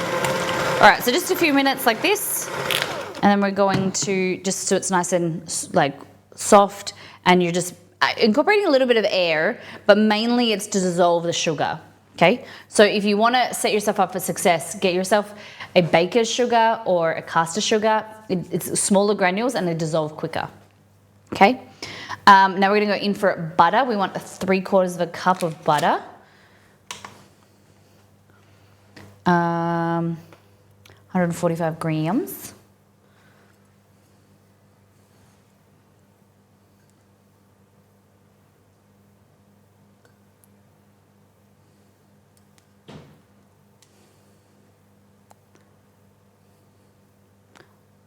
There it is.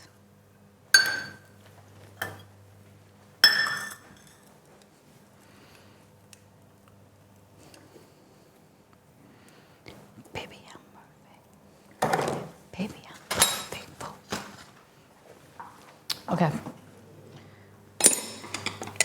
This is how we keep our butter in our bench butter or room temperature butter. We usually have a knife in it at all times.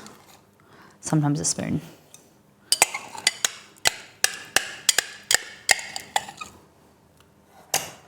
Okay.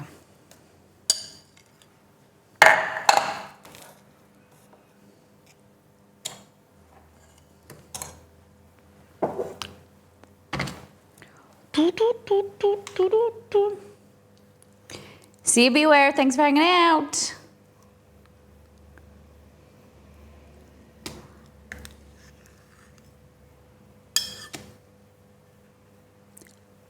Okay. Compressed it a bit too much.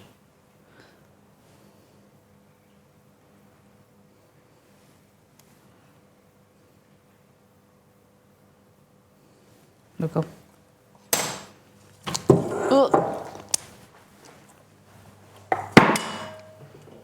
Getting a bit messy today.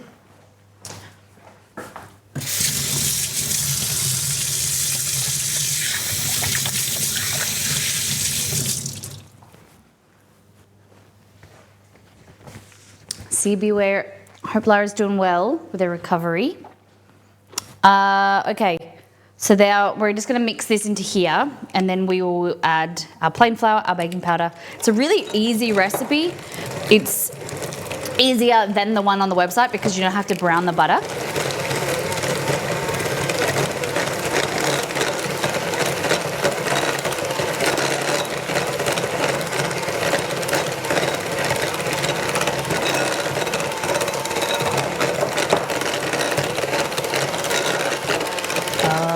That's the reason. I was just thinking it might be, I might need, because I browned the butter, I've lost some moisture content, so I might need to reduce that. So this recipe really is a test. Even more.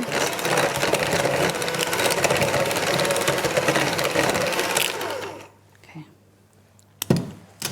Nice. Still a little bit grainy, but it's fun.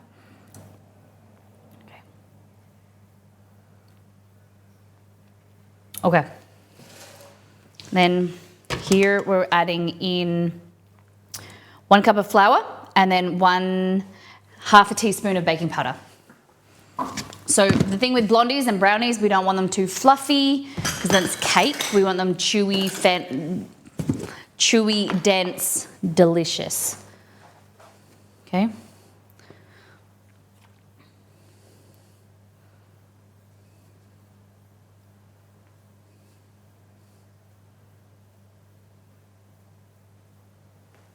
Cool.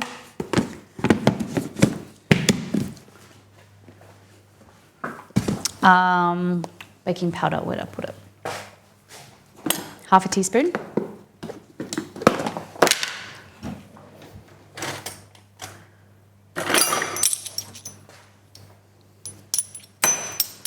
And I do the lazy girl method. Sometimes I'm better than others, but sometimes I'll just layer the baking powder on top of the plain flour, like this. No worries. And then what you want to do is just you put it on top and kind of just mix it around like that. It isn't ideal, but it doesn't matter in smaller quantities. You wouldn't do that if you're making like huge quantities. You would mix your dry ingredients and then add them in, but sometimes we don't care. Okay.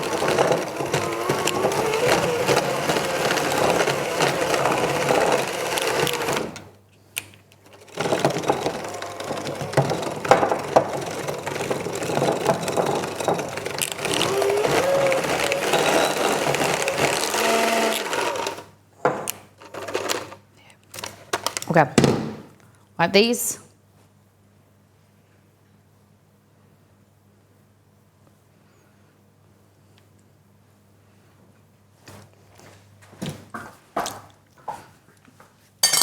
Okay, that's our blondie mix. Then a tin. Maybe we'll do a square tin like this.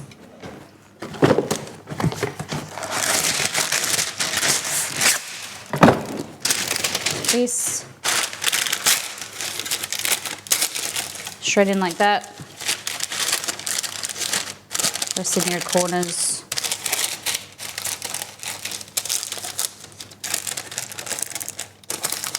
And then what we're going to do is we're going to put half of the mixture on the bottom. Then we're going to put some of the almond paste and then another layer on top. Okay?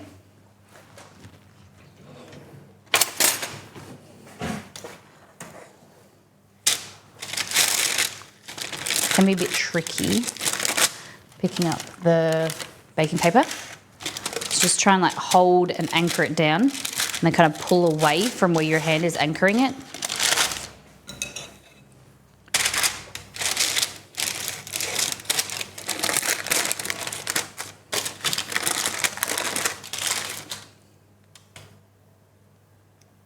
This doesn't feel like enough mixture. We'll just roll with it.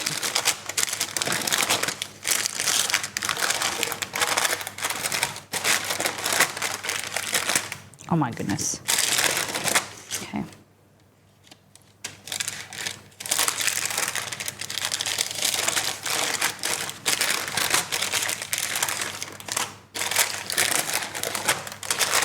Oh my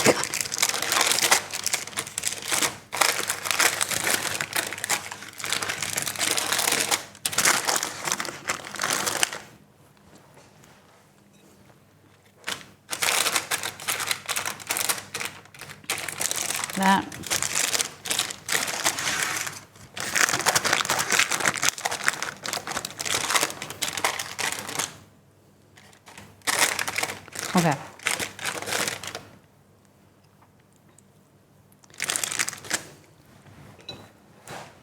I want to go with the almond paste. I feel like I need to double the recipe. It's not as much as I was expecting. Okay, so almond, maybe like a cup.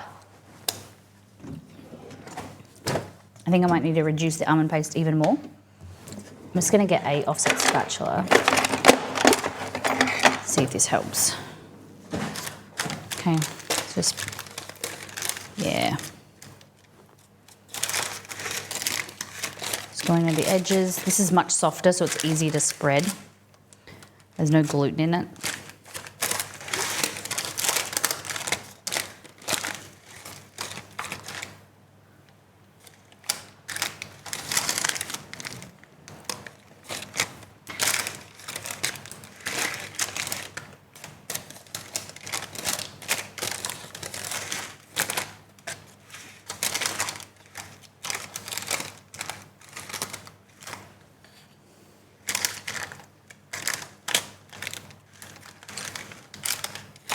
That's so much easier to spread.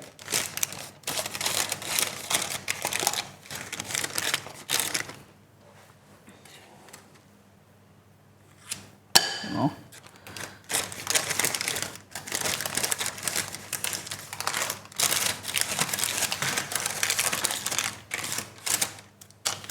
The problem is that I want to keep reducing the almond frangipane mix, but then you would just use an egg yolk, because you can't reduce the egg. It's only got one egg, so you can't reduce it anymore. So I have to be wary of that. Okay. So I think that's thick enough. I don't think I want to do any more. So I'm just going to make it easy to spread, hit some dollops around the sides like that.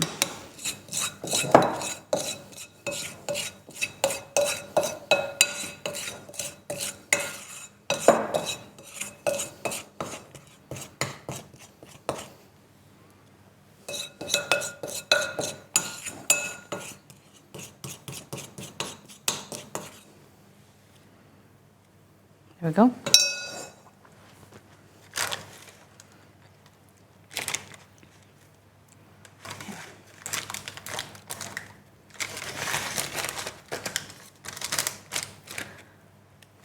Yeah, I think I might do a third extra of this mixture.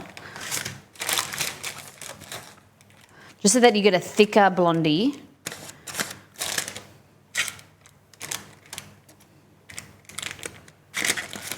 Yeah. Just hasn't got enough coverage, I don't think. We'll see how it bakes up. It might work out perfectly.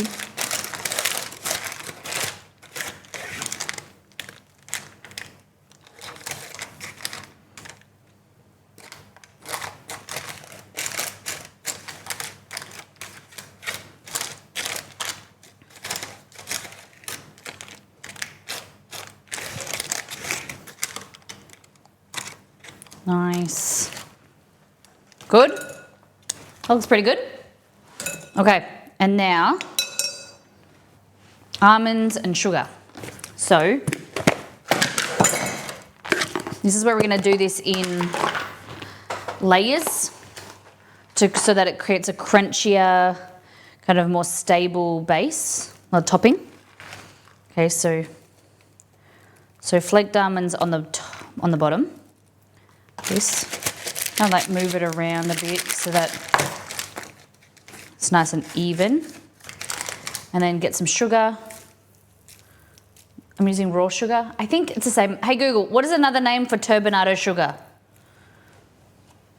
Raw. On the website Yeah, webmd.com, they Yes. say, turbinado sugar is often called raw sugar. This only means that it has been refined enough to make it safe to eat while leaving in the natural molasses flavors and color.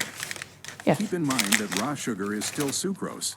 In fact, raw sugar is about 96% to 98% sucrose after the refining process. There we go. And then a bit more sugar. on top. So it's going to help it brown, but it's also going to act like a glue almost, so it's kind of stays there. That's my plan. Okay. Amazing. I think these are going to be good. But definitely I need to work on my amount of, increase the blondie and then decrease the frangipane filling quantity. Yeah? Okay. Oh my God, the oven hasn't, I turned the oven on, but I didn't turn on it in temperature. So it's basically cold. I love that. I love that for us.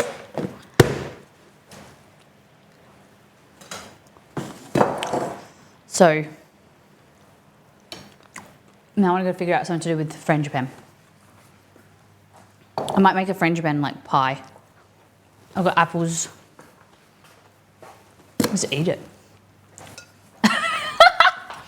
I don't know. What do I do with leftover frangipane? Make a little tartlet, like a galette.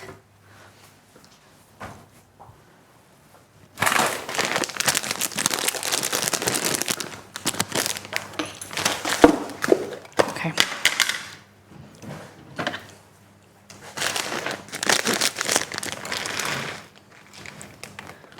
Okay.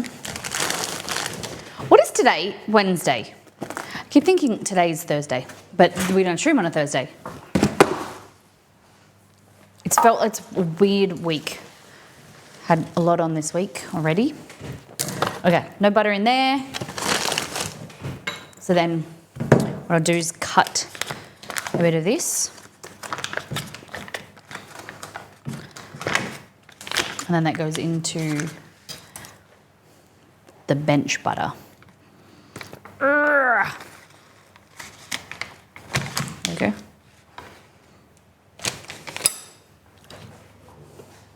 There. This goes back in the fridge.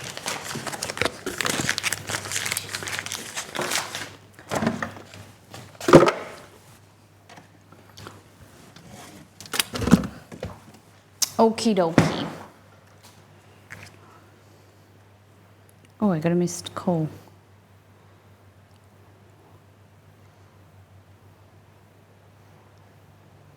One moment. I'll be back.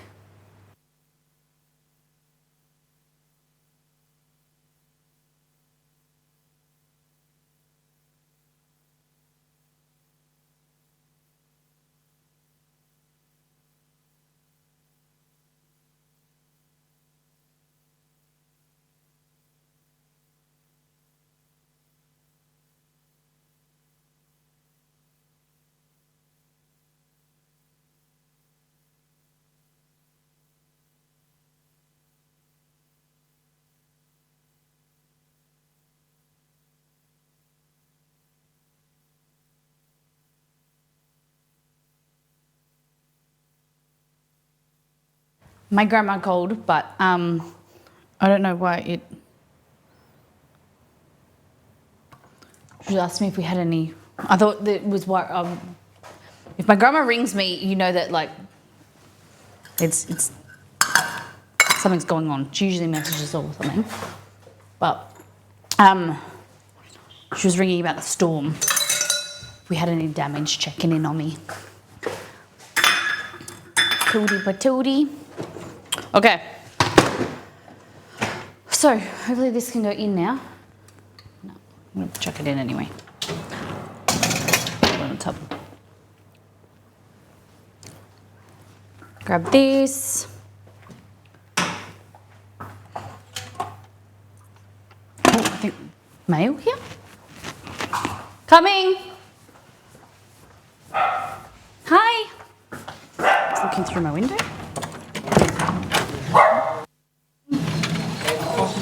Lauren? Fabulous. Yeah.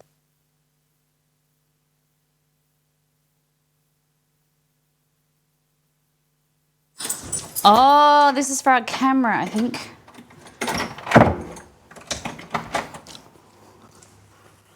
United Passwords.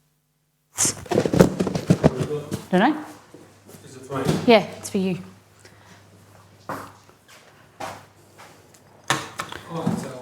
Is that camera? Yeah? Oh, it's for the drive. Okay, cool. Yes. Do you want some food? Oh, you're going to a meeting. Okay.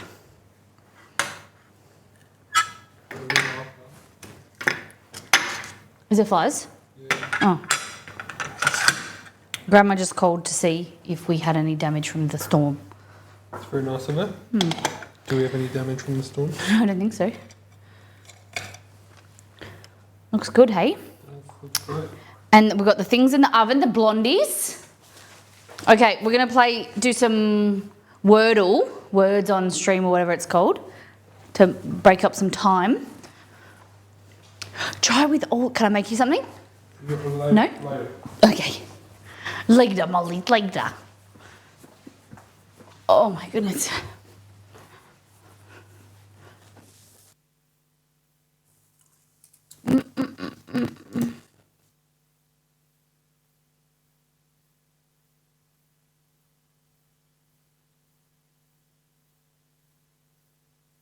Yeah.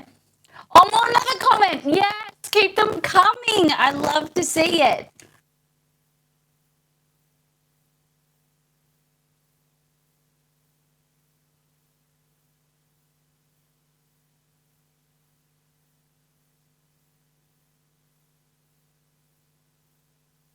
For the merch reviews, it is huge. You know when you're looking for a recipe, you're more likely to go to a recipe that has 5 stars and quite a few comments than one where it's got no comments.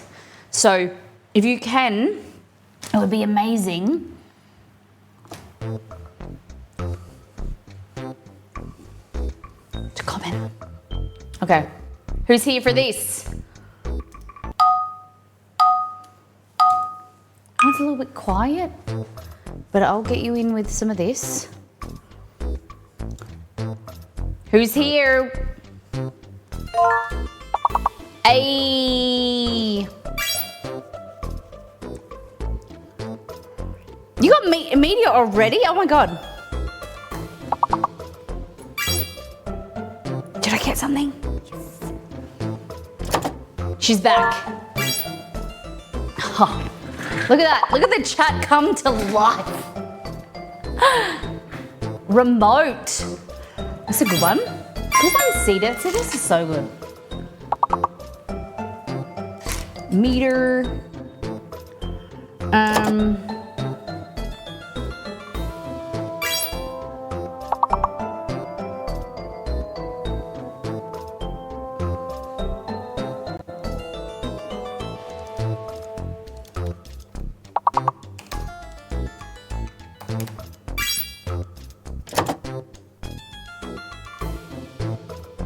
No motor. Oh, I spilled.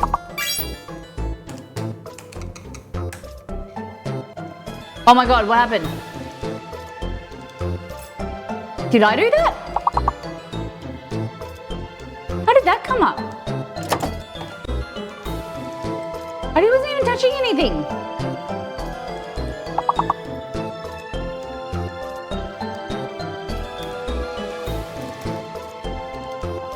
There's no roam?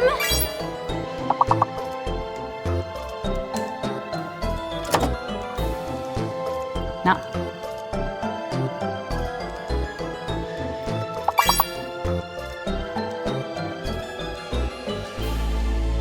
We did it.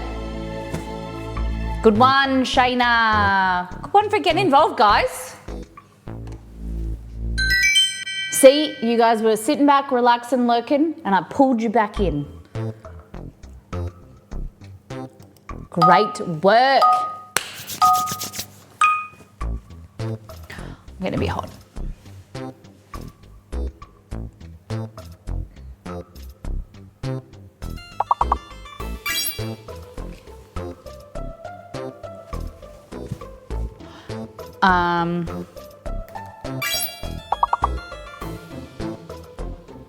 Rally, rail, whale, good. Away.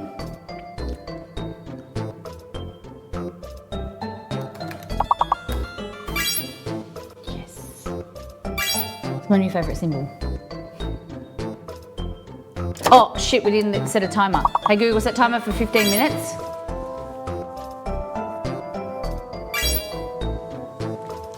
Hey Google, set timer for 15 minutes. Got it. 15 minutes.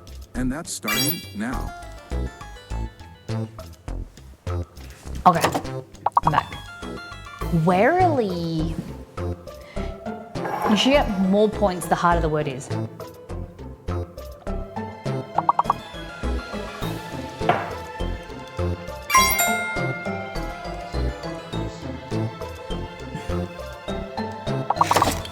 Airway, railway, whale, airy. You did it. I mean, your points depend on the letters. You also, it's like Scrabble. Okay. Wary. Lyra. Interesting. It's the name of Beware's dog, but with Y.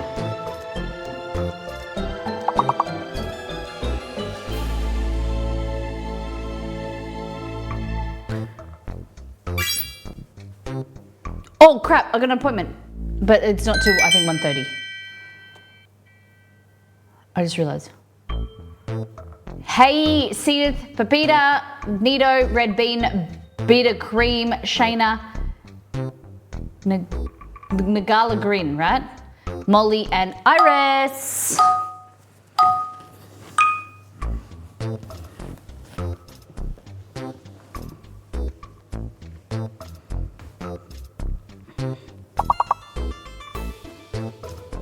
Seedith does a great job at this.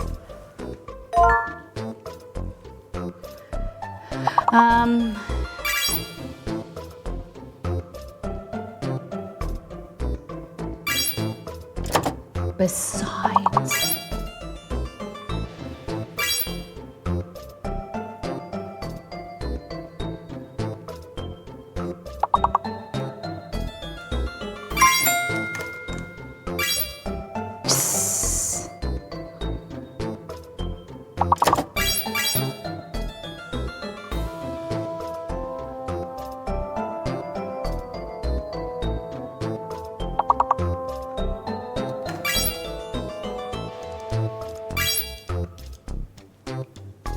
Bide, bees, beds, bids,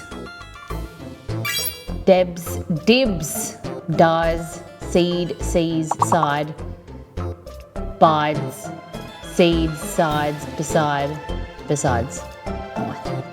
Are we winning yet? Only now you're here, Kerry.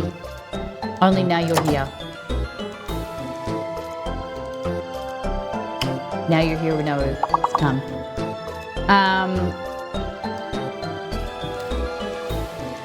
These?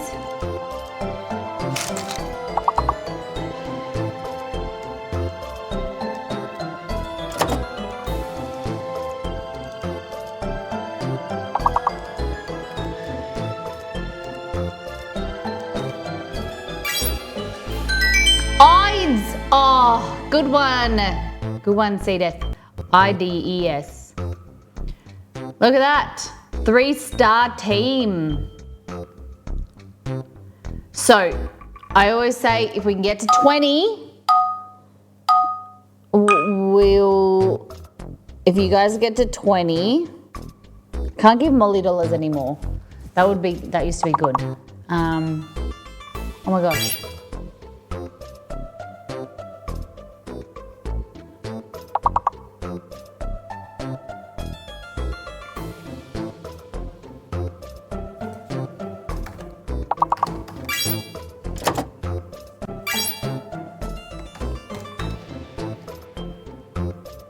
Oh, it's not, it's no Y. I thought it was travesty, but it's not.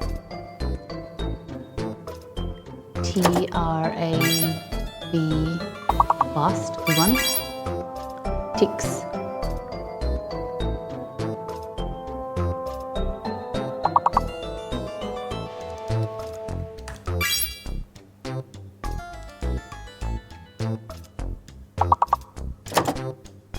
Ticks. scat.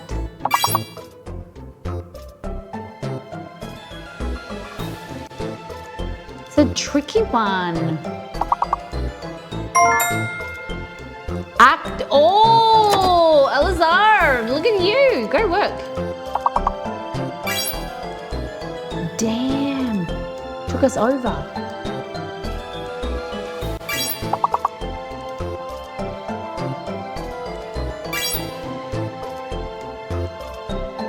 Vista. I'm not even on the board this time. You guys are great.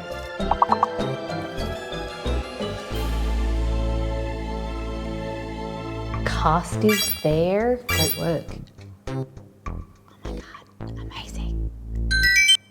Damn, 2-star team. Damn, damn, dang. Dang, dang, dang. I know some people don't like the word damn, so I say dang. Ooh. I get early access to it.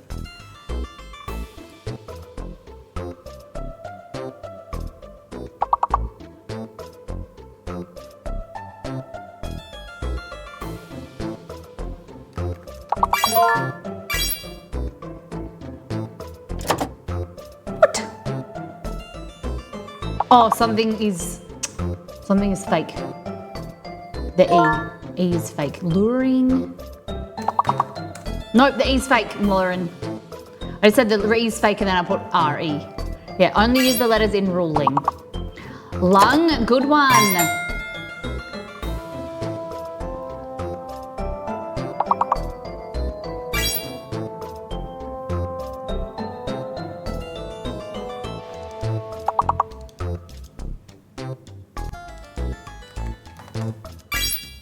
Yes, on the board.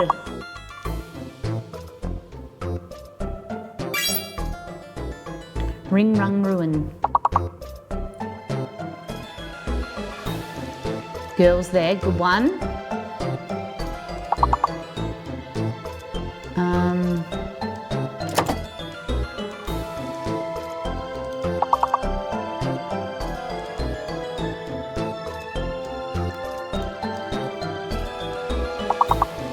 Nope. Rugging? Rowing! Good one, Nito. 3-star team. You guys are killing it. What are we on to?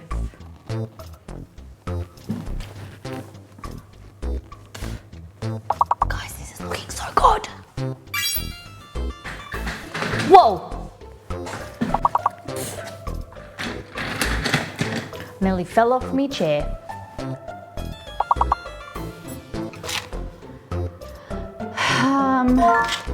Oh, I was about to rock the tractor. Good one, Josie.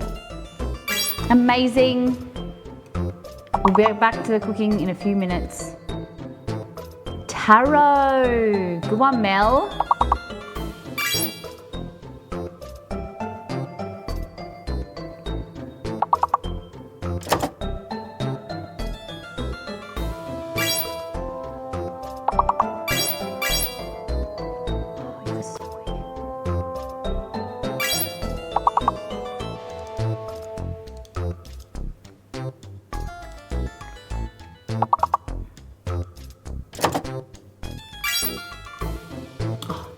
Really too got carrot.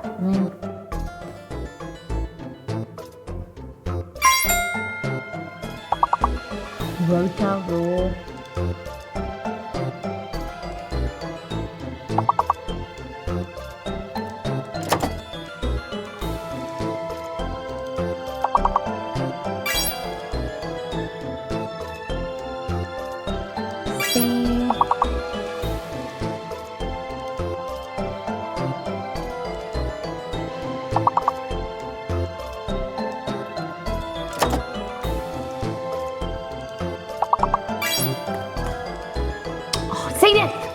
Go on.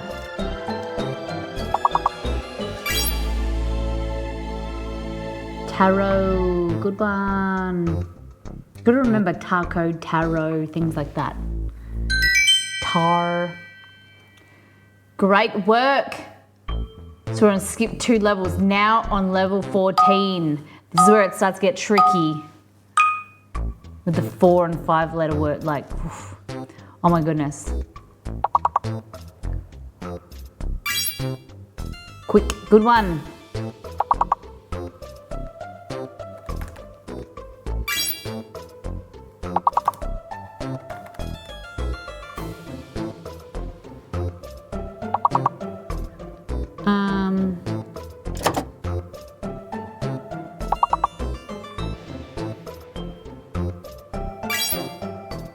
Quirk.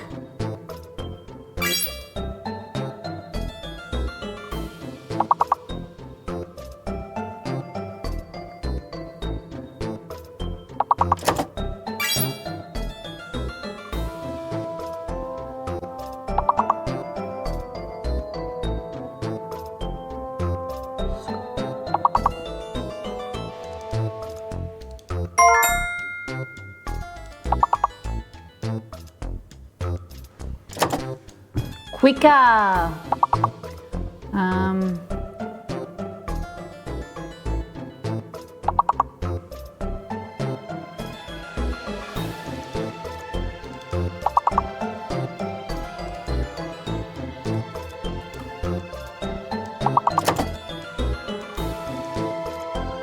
Choir.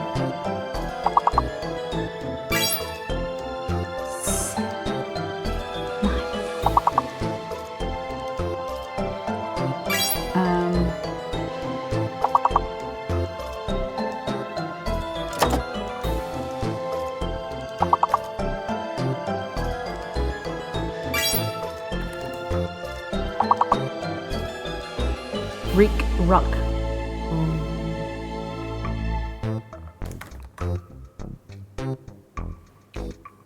Cuke rice. Hey. 9 out of 12 words. Great work. Cedith, Kajink, Josie, Rua, and Papita. Great work. No, but you were still trying, everybody. Like, that's why I don't like to call out people's names who, like, I shouldn't have called out people's names who got the points, because everyone was trying. Oh, this one's a tricky one. Tails.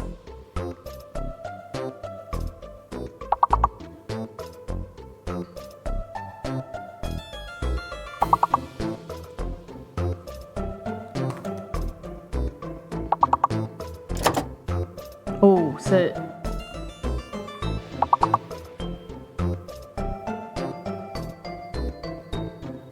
Huh? Sail isn't a word? But tails is there. But, oh no, it's 5 letters, Lauren. 5 letters, guys, minimum.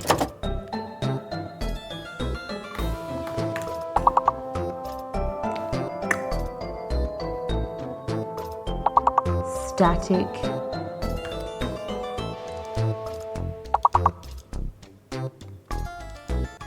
This one always gets us, every time.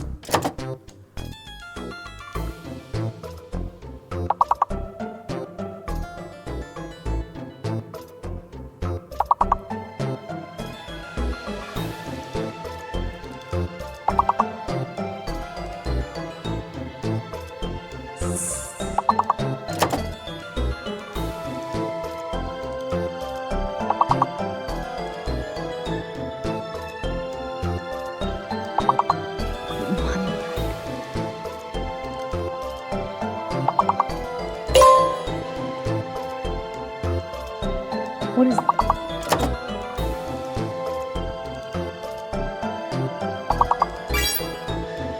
Tails?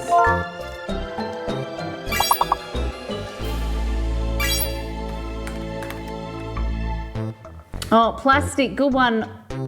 Good one. Milk, Kajik. You want to try again? Let's go. Do you want this or Gartic? Gartic's a bit tricky. Do we prefer Gartic? Gartic or words on stream? Every bloody time with this one, with the 5 letters, right? It gets tricky. All right. 1 in chat if you want to continue with words. 2 in chat if you want to go to Gartic, where you choose that, like you guess the like drawings. This over Gartic always. Stop. It's not done yet. 2, 1, 2. 1 is to continue, 2 is to go to Gartic, where you guess the drawings. It's very tricky. 1 in chat for this, 2 in chat for Gartic, where you guess the drawings. My time is going off. Stop. Stop the timer.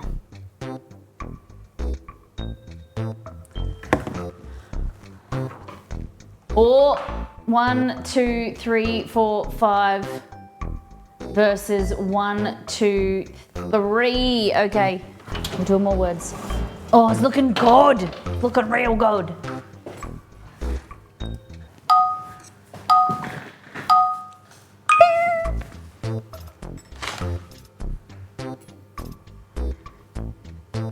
Swiss. Konnichiwa. Desto Yoroshiku. Does that mean 10? 10 years old? Watashi wa Lauren desto yoroshiku. That's all I remember in Japanese.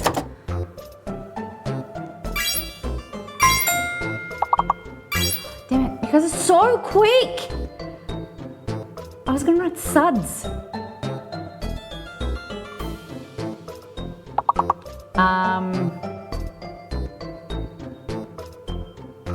A diss track. Cuds? What does cuds mean?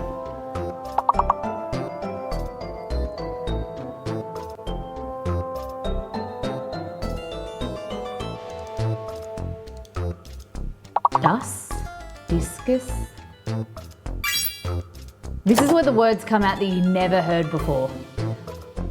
Cows chew cud. Oh, like grass. Scud. Okay. One more. S. Scuss. 4-letter word starting with S.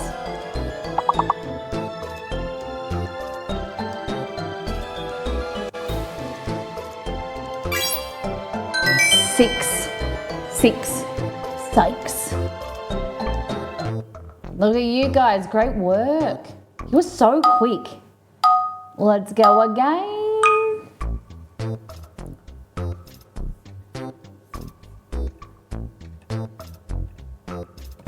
don't know how to do this. Open. There we go.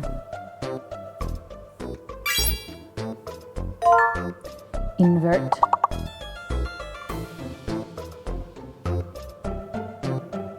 Rivian.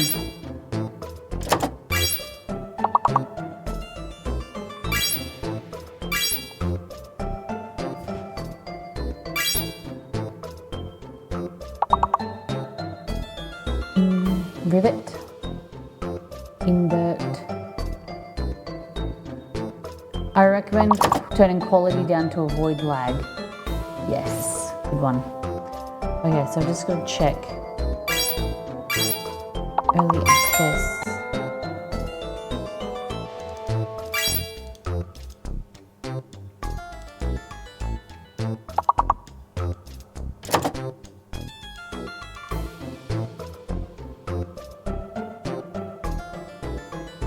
Something I bought is coming today. Oh, the dog food. Okay, clinic. 1:15 is my appointment. Okay, it's an hour. Heaps of time. Could leave at 1 o'clock. Easy. Rent, good one.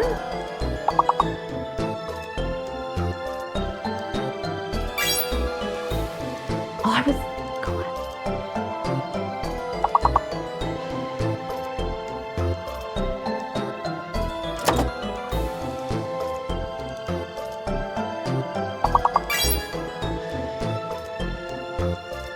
Turn. Oh, damn it.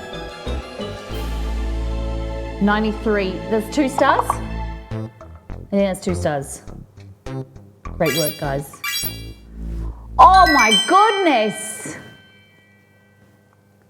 3 stars. Dang. Amazing. I'm so proud of you guys.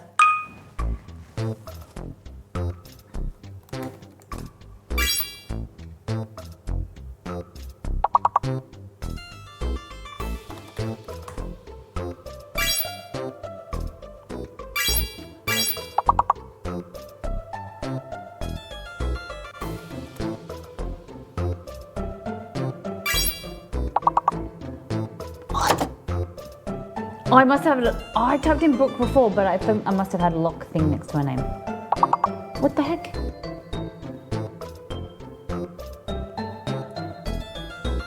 Duck. Nook.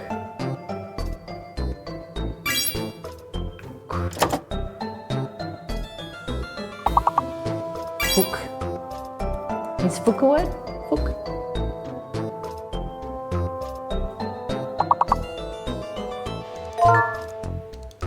Doorknob.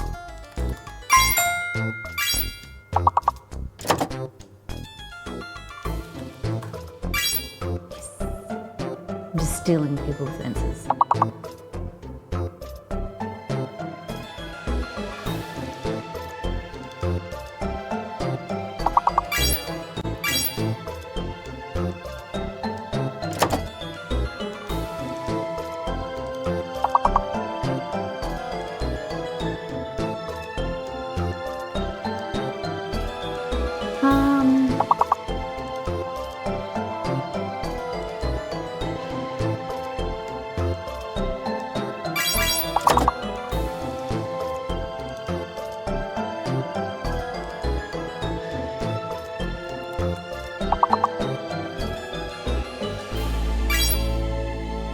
Rondo? What's a rondo?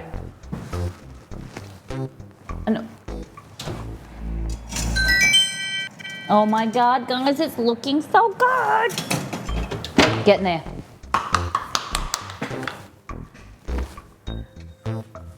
Level 10.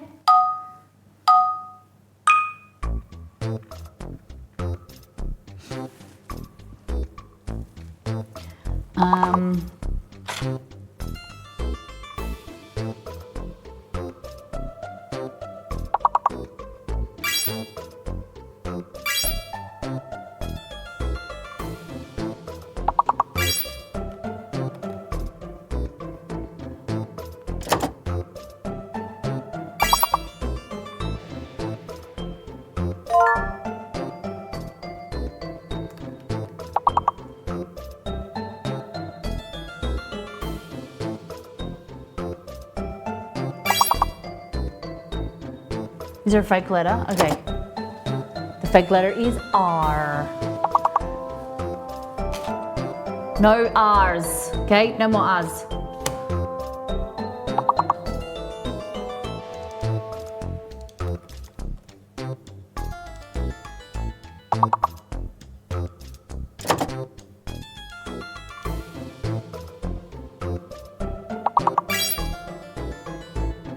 Sip sops.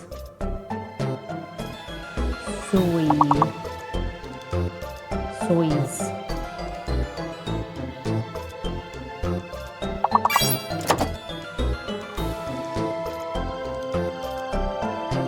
P-S-O-I-S. Your SOIS is I-S.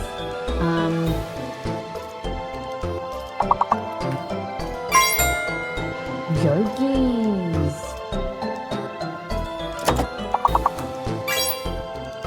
I stole that from you, Seedith. Hello, Sun Temple Radio, welcome in. We're just playing a little bit of this while we're waiting for our blondie to cook. Our almond croissant blondie. 1-star team, let's go. Guys, I've got this fluff. I've been meaning to try it on stream. It's birthday cake fairy floss. Cotton candy. So I'm just gonna try this while you guys do that. Plush vanilla cake floss dotted with crunchy rainbow speckles. I don't understand people that like fairy floss other than the Persian fairy floss. I don't. It's like just eating sugar. Come on. I got this for my birthday. It's like sugar speckled with sugar. It doesn't taste like anything that's birthday cake. And it doesn't even taste like vanilla. It's just white.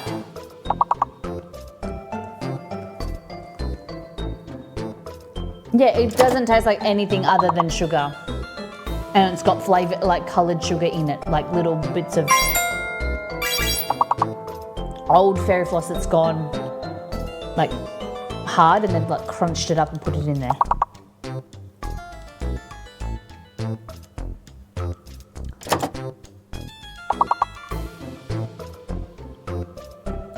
That's cotton candy for you. Yes, I did say that, yep. Cotton candy, we call it fairy floss.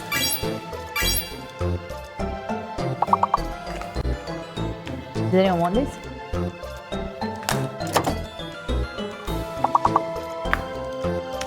I wonder how much sugar isn't actually in there. So, per serve of 10 grams, there's 10 grams of sugar. It is literally just sugar. Candy cane, sugar, flavours, colours. I was eating 10 grams of sugar. 100% sugar it is. No, it's not 100% sugar. It is 99.99% sugar because then it's got flavours and colours. Perfume. Femur.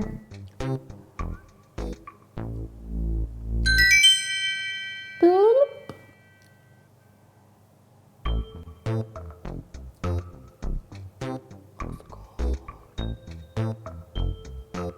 Great work. Minnie May. Great work. All right.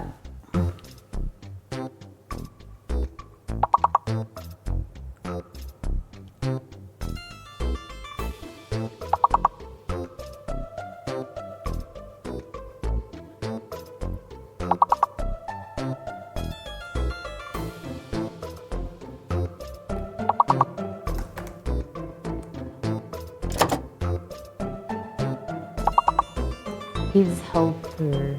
I don't know what that means.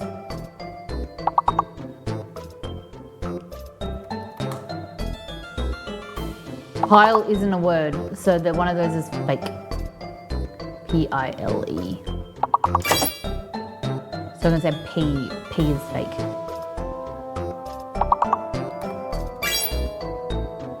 Yeah. Nice.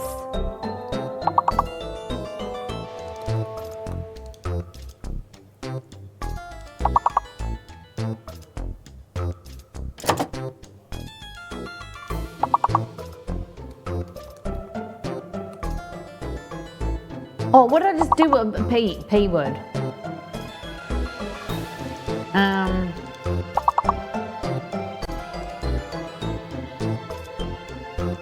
Sounds tricky.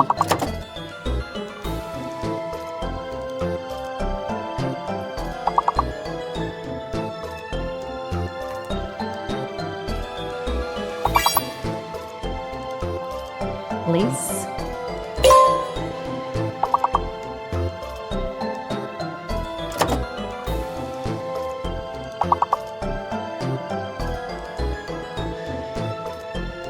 Oh my god, this one's hard. Lice.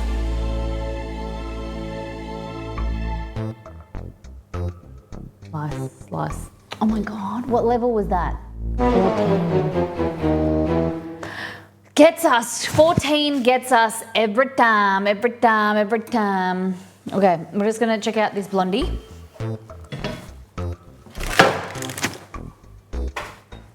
Okay.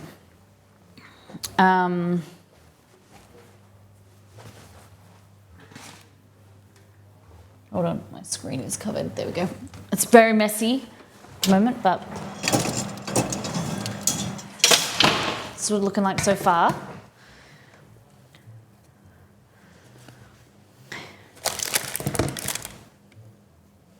So the way we want to test it is you want to press on the edge because you know the edges will be done first, right? So press the edges and then press the middle.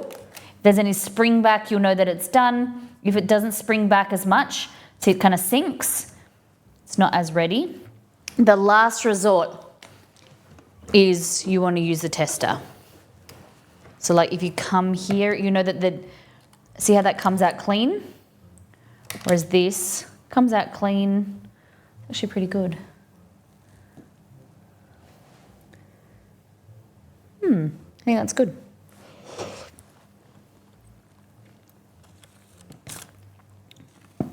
So we'll continue to cook as we go. So I think it's done. The moment of truth. It's not the moment. That looks good. Low heat, longer in.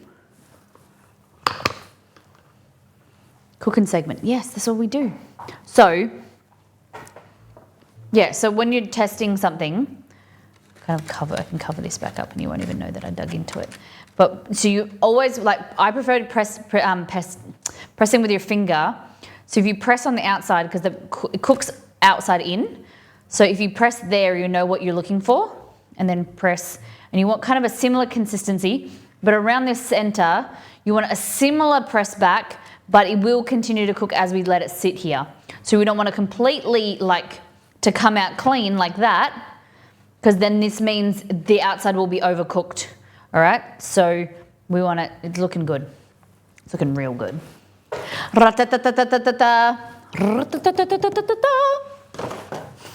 Is that what you mean, Nito? So we're gonna let it sit and cool for a bit. We're gonna play a little bit more words, and then we'll cut it open. You don't wanna really, let's do it. Take it out like that. Looks really good. Almond croissant blondies, guys. I think that's a good size. I'm not sure. Maybe a little bit thicker. I feel like this dessert is what would finally convince Mr. B to marry me. He likes almonds. We'll let it cool a little bit, okay?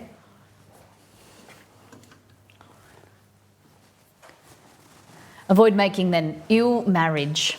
Gross. Why would you do that to yourself? Yeah.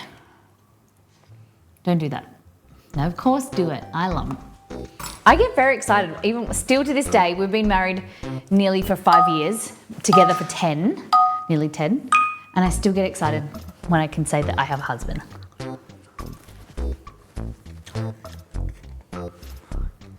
Kerry, you've been married twice? You're right, it's only been 12 years. Damn. Damn.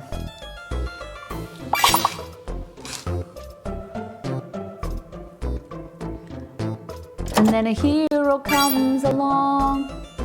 No, that's what I'm saying. Why would I do that twice? Once was enough. Hey, I didn't know that. The more you learn about you. I'm gonna leave this one to you guys. I can't think of anything.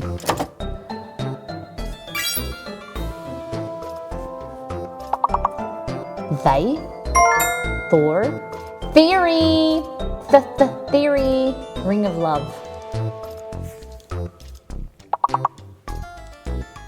I was listening to, we were watching Yellowstone last night, and she said one of the girls said to the guy, she was like, if I give this to you, you promised me that you'll die before me because I don't want to live a day without you. I like that quote. I thought that was quite sweet. Because I said to Exceed, my cutoff is 80, and then I'm done. You didn't know I used to be married? No, I didn't know that you used to be married. Troy. I thought maybe you were like you just were single? I didn't know that. Kerry, tell me other things.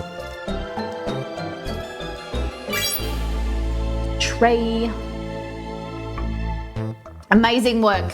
Very proud of you guys. I didn't have to get involved because I couldn't think of anything for that one. If you're just joining us, welcome in. Have just finished our almond croissant, brown blondies. And then soon we're going to cut open with them with a glass of ice cold milk. Last week we did brownies. This is blondies. I don't know. We're going to cut it open and I want to... Yes! I'm on the board.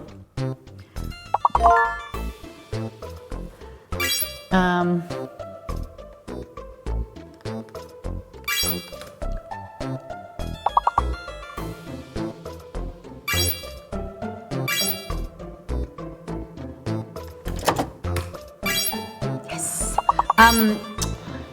I forget what I was going to say. I always forgot what I was saying. Too bad.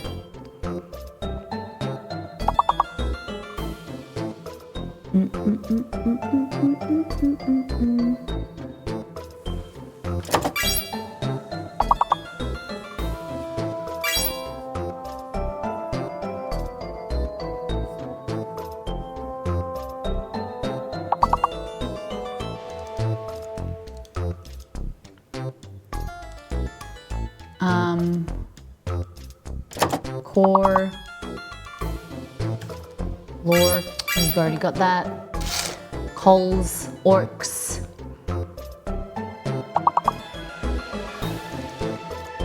Blues.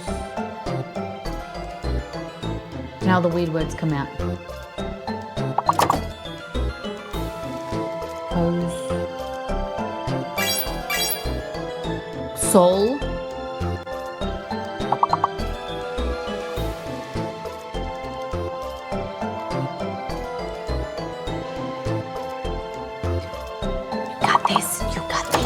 Alright, I'm gonna grab some milk. I'm not waiting for you guys to fail. I know you're gonna do really well, but I'm just getting prepared for when you do fail.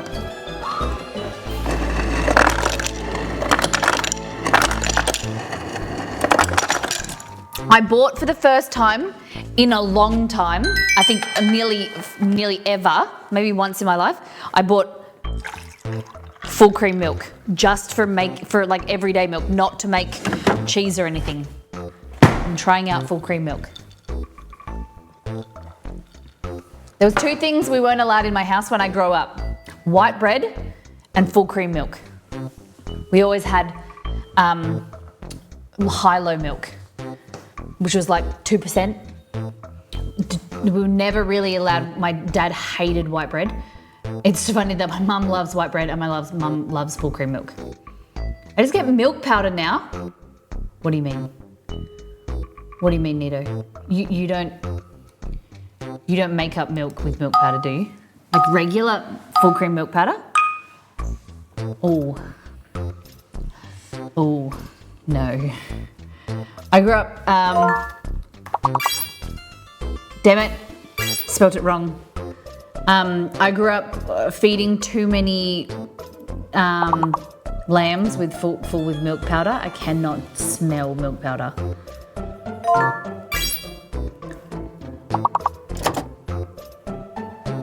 Rescue, secure.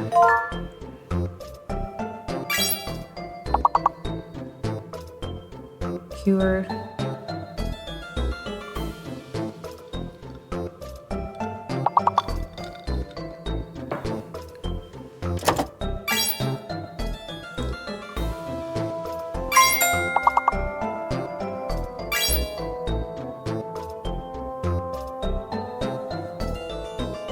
Sear. Good one.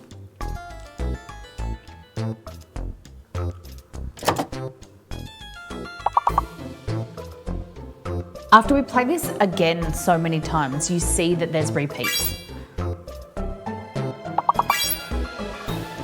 Cruise. User. Acure.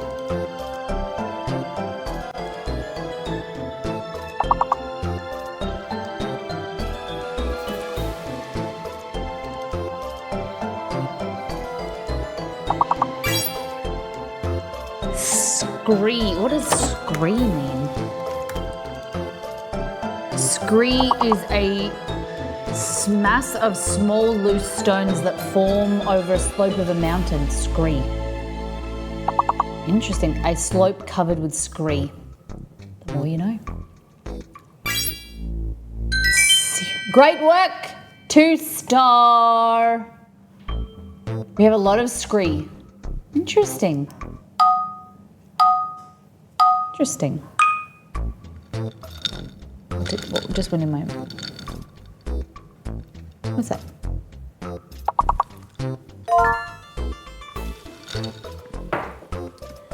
Felt.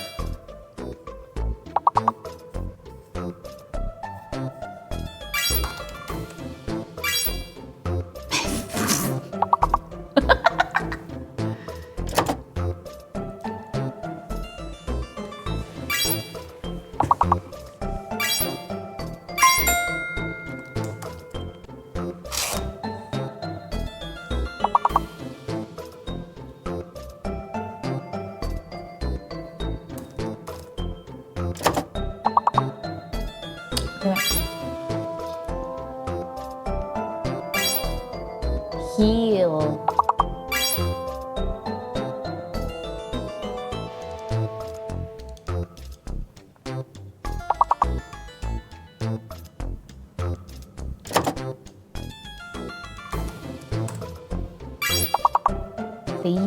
Good one.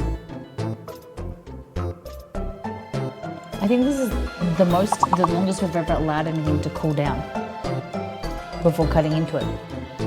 This is a really good way for you guys to distract and slow down the stream. Oh my god, it's so cold.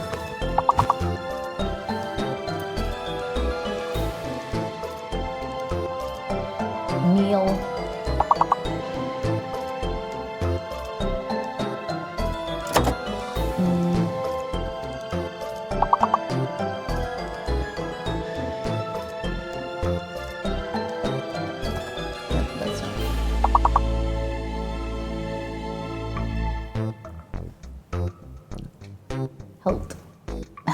Hemmed. 2-star. 3-star. Okay.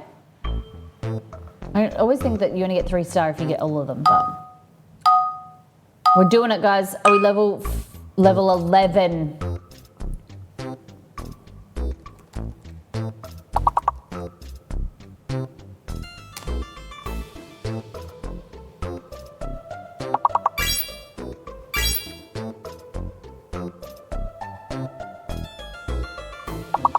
So I feel like D is fake.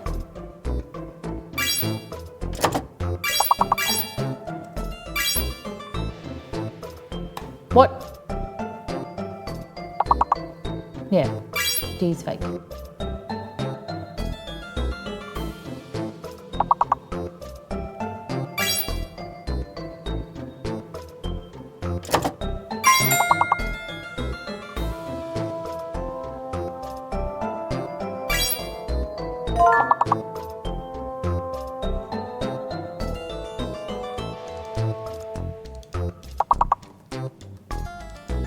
Either. Great work.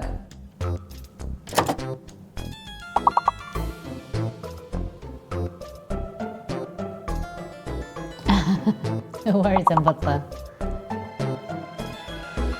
Pots.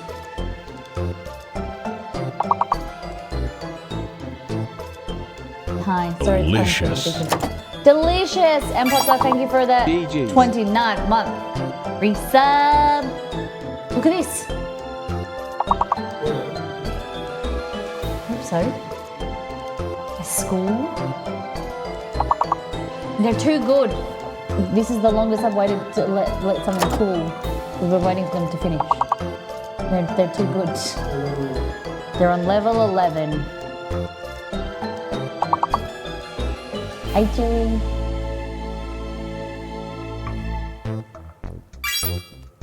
I'm gonna get out of here in 20 minutes. Leave.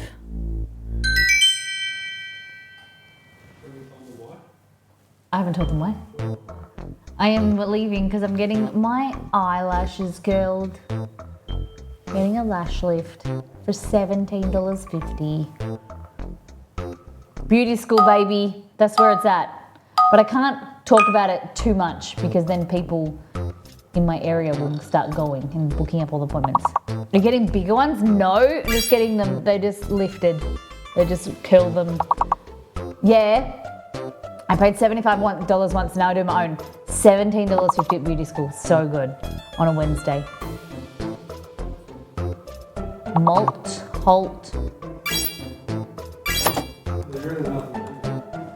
No, there is not, is there? Rice and lentils. Dipping. Yeah. Oh, I get a haircut in like 2 weeks. Here, try that dosa. Wrap that up with a bit of that. So good, George. And then look at this. This is comfy garlic. Slow cooked garlic. So it's garlic oil now. And then this garlic you like spread on toast or you mush. Love mushy garlic. Yeah, mushy garlic all the way. Or, I don't know, this is level 14, this is where it gets hard, babe. This is level 14 we don't usually do well in. I mean, but I'm giving you guys wealth. Well, they're doing pretty well. They're doing pretty well. 87 out of 106. 4 letters.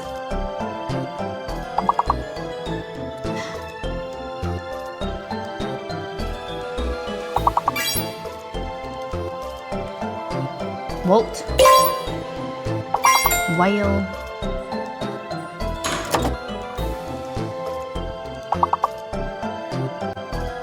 No, we did it! They did it! They did it, Jess! Isn't that so good? Oh, like the food in general, just so much flavour. Hello, big nose. Great work, everybody! 1 star. Peas get degrees, baby. Hello, Julie. Okay. All right. Level 15, guys. 4-letter words. Seed. Exceed. Seed is actually a word. C-E-D-E.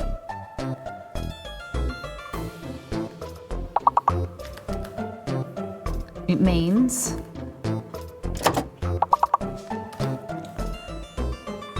is to give up, to cede.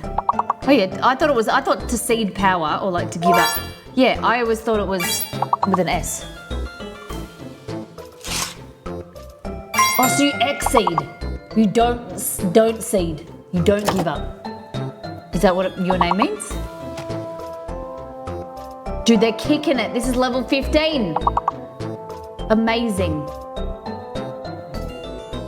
The MVP at the moment is, it's a bit rough. And Potts has got 2, Cedar's got 2. Cedar's pretty great. And Potts is pretty great. Iris is doing a great job. Decide, deceded, die, dice. Guys, please get degrees. We just need to get over the number and get a pass mark. Eddied. Oh my God, Gary! I thought that was a joke one. It wasn't actually a word. Oh my God. What does eddied mean? I'm gonna be your Googler and I'm gonna tell you what words mean, okay? Eddied. Eddied mean to eddy is to move in a circular way.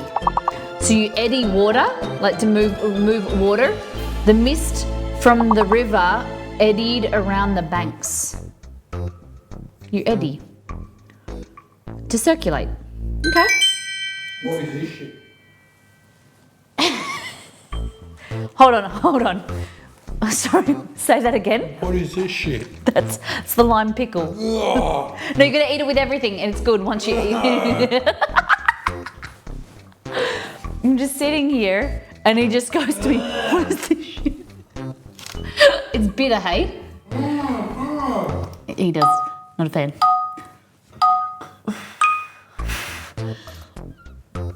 I think you just put it in his mouth and be straight into that.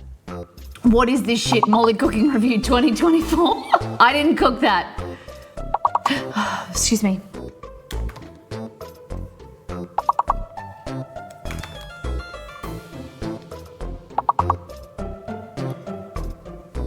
This one is so hard.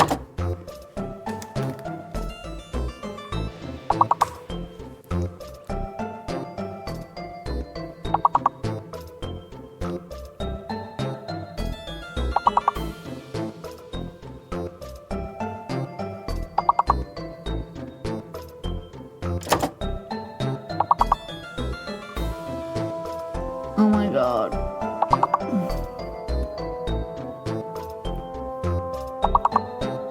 They need to show you the letter earlier or something. It's so hard. Pea stick.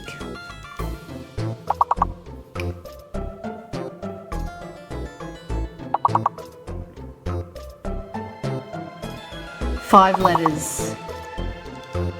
Far out.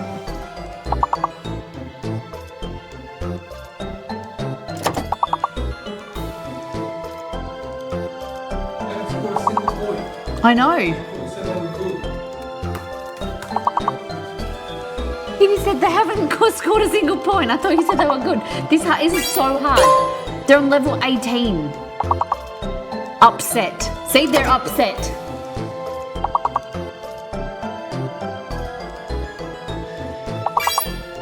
Set up. We got two letters. Two words. Suspect. Good one. Mealy. Dan. We got 25 out of 72 points. But that means it's brown blondie time. Baby. Good try, guys. You did great. I still think you're amazing. We haven't got past, I think, level 18 yet. Oh, you made none. I didn't make none. Look at this. All right, you ready? This is the first recipe test for Blondies, Almond Croissant Blondies. Are you ready? So these are a blondie with, I think they need to be a bit more firmer when we cutting them, but they've got an almond centre.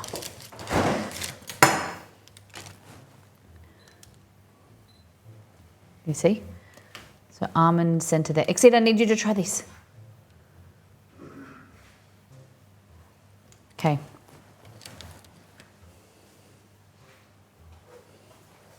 Can you see in there? That's almond paste. Almond paste Yep. with almonds on top. Yep. Oh.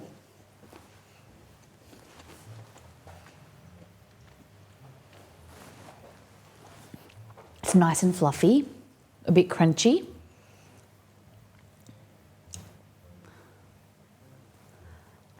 You can't really tell there's a difference in texture. So I'm not sure if you just mix the almond mixture into the brown blondies. I don't know.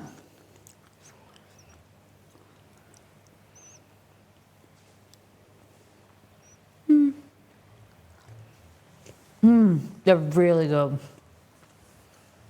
Seems good, but we'll need to wait for the texture to Set, yeah, they need to cool down and set it. But it has a lot of flavour. It has a lot of flavour. See, can you hear him?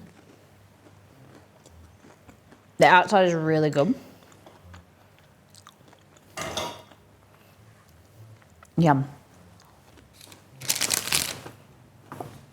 I also think I didn't spread it all the way to the edge, so maybe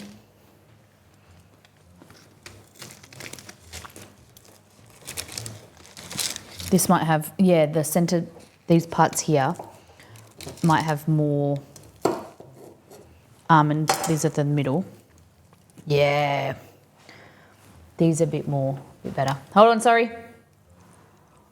Yeah, so this is the middle section and it's spread all the way through. You can see a clear, see the almond in the middle? Yeah.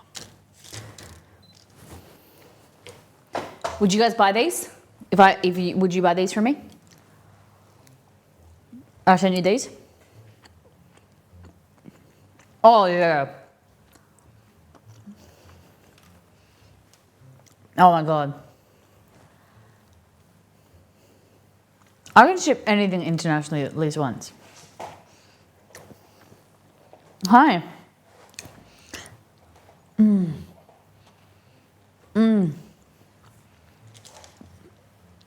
I'm not sure if I should reduce the butter. We'll see how when they cools. But nice and crunchy.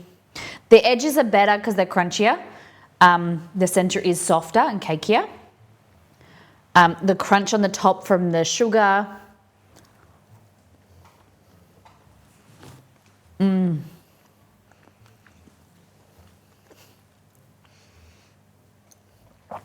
Yum.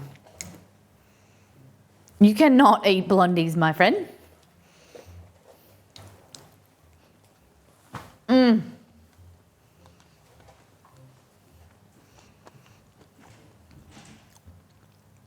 Soft. Maybe it could be a bit fudgier.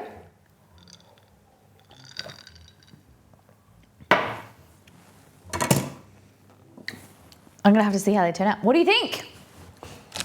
Very different from the Indian that we made at the start, but almond croissant blondies. So they are a nice almond, like a nice blondie, like like a fudgy blondie. So blondie is like a brownie but without chocolate, and then it has a layer of almond paste in the middle with a crunchy. Could even go a bit darker with the color to make these a bit crunchier with the almonds, and then a bit of sugar on top. Very sweet, but I don't think they're overly sweet. They've got like nice butteriness to them, soft, crisp on the edges, which is really nice. And like I said, like, look how so good. Yum. And so look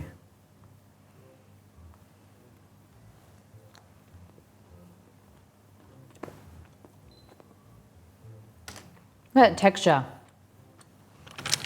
And this is going to be banger. So this is going to school tomorrow with Exceed. I call it school, but he's going to work. Then I'll cut some off to go to Belgor, my brother, and then I'll probably take some to the gym as well and get some feedback. Yum! Okay, let's do a review of what we made today. Exceed has been enjoying it off screen, so I'll just add some more. So I think we could do better with the idili,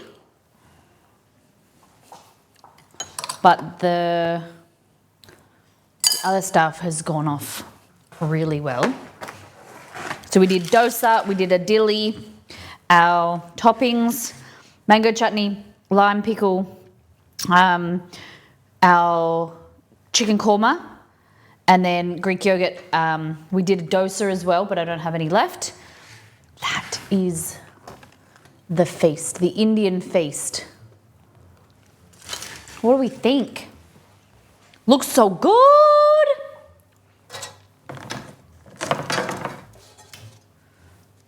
So you just grab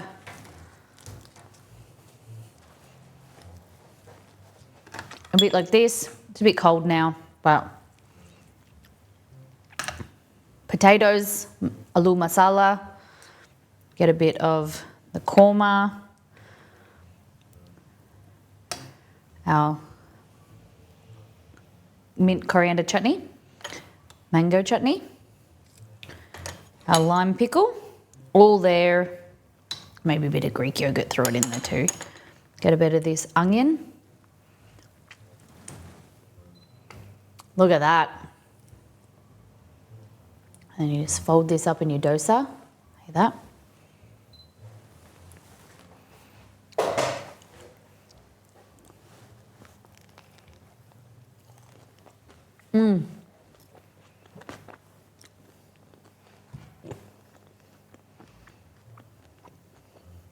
Delicious. So good.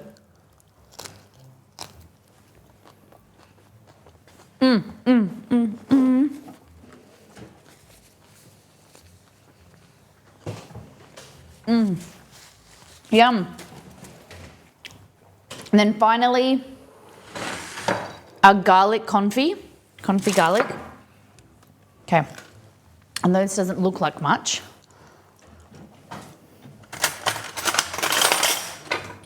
I'll just grab a bit of this dosa. So you would just get a piece of garlic like this. Like that. It's garlic. And then you just smush it like that. Just turns into a paste. And that is garlicky goodness. You can put in your food, put through something.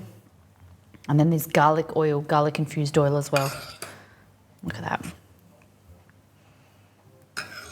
Oh! Oops.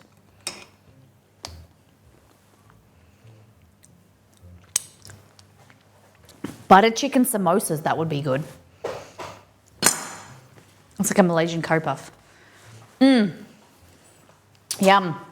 Okay, what is your DOTD, dish of the day? Was your favorite thing the almond blondie? The confit garlic? Or the Indian feast? What is your favorite thing? Oh my God, I need to wriggle off. I think Indian all the way. I think we did an amazing job. Very impressed with all of the flavors. Just so good. Yum.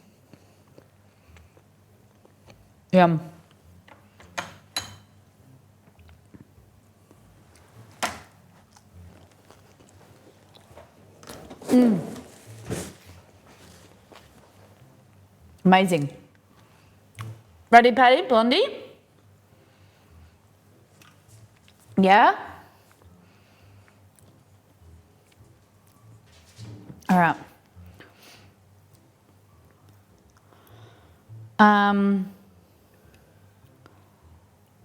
Okay.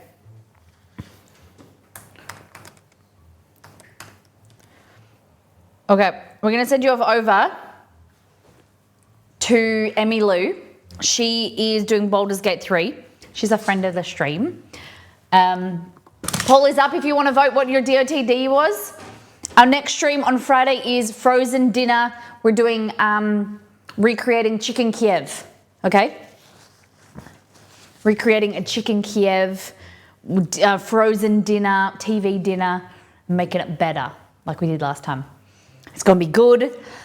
Thank you for those who have contributed to today's stream, supported me, supported the content, the community, paying it forward by gifting and things. Liz, 27 months, Jfresh, 69 months, Kerry, 49 months, Stace, 30 months, Mpots, 29 months, and Maddie for rating. Thank you everyone for being here. Thank you mods. Thank you for keeping all the chatter. It is always great to see all of you here. And we'll be back on Friday. So copy and paste this red call message. Emmy Lou is a lovely human. She's Australian. I hope you guys enjoy her stream. Would you be able to tell her, I've got to run because I need to run to an appointment. But I love seeing you guys and we'll see you next time. Take care, brush your hair, be good to yourself and those around you.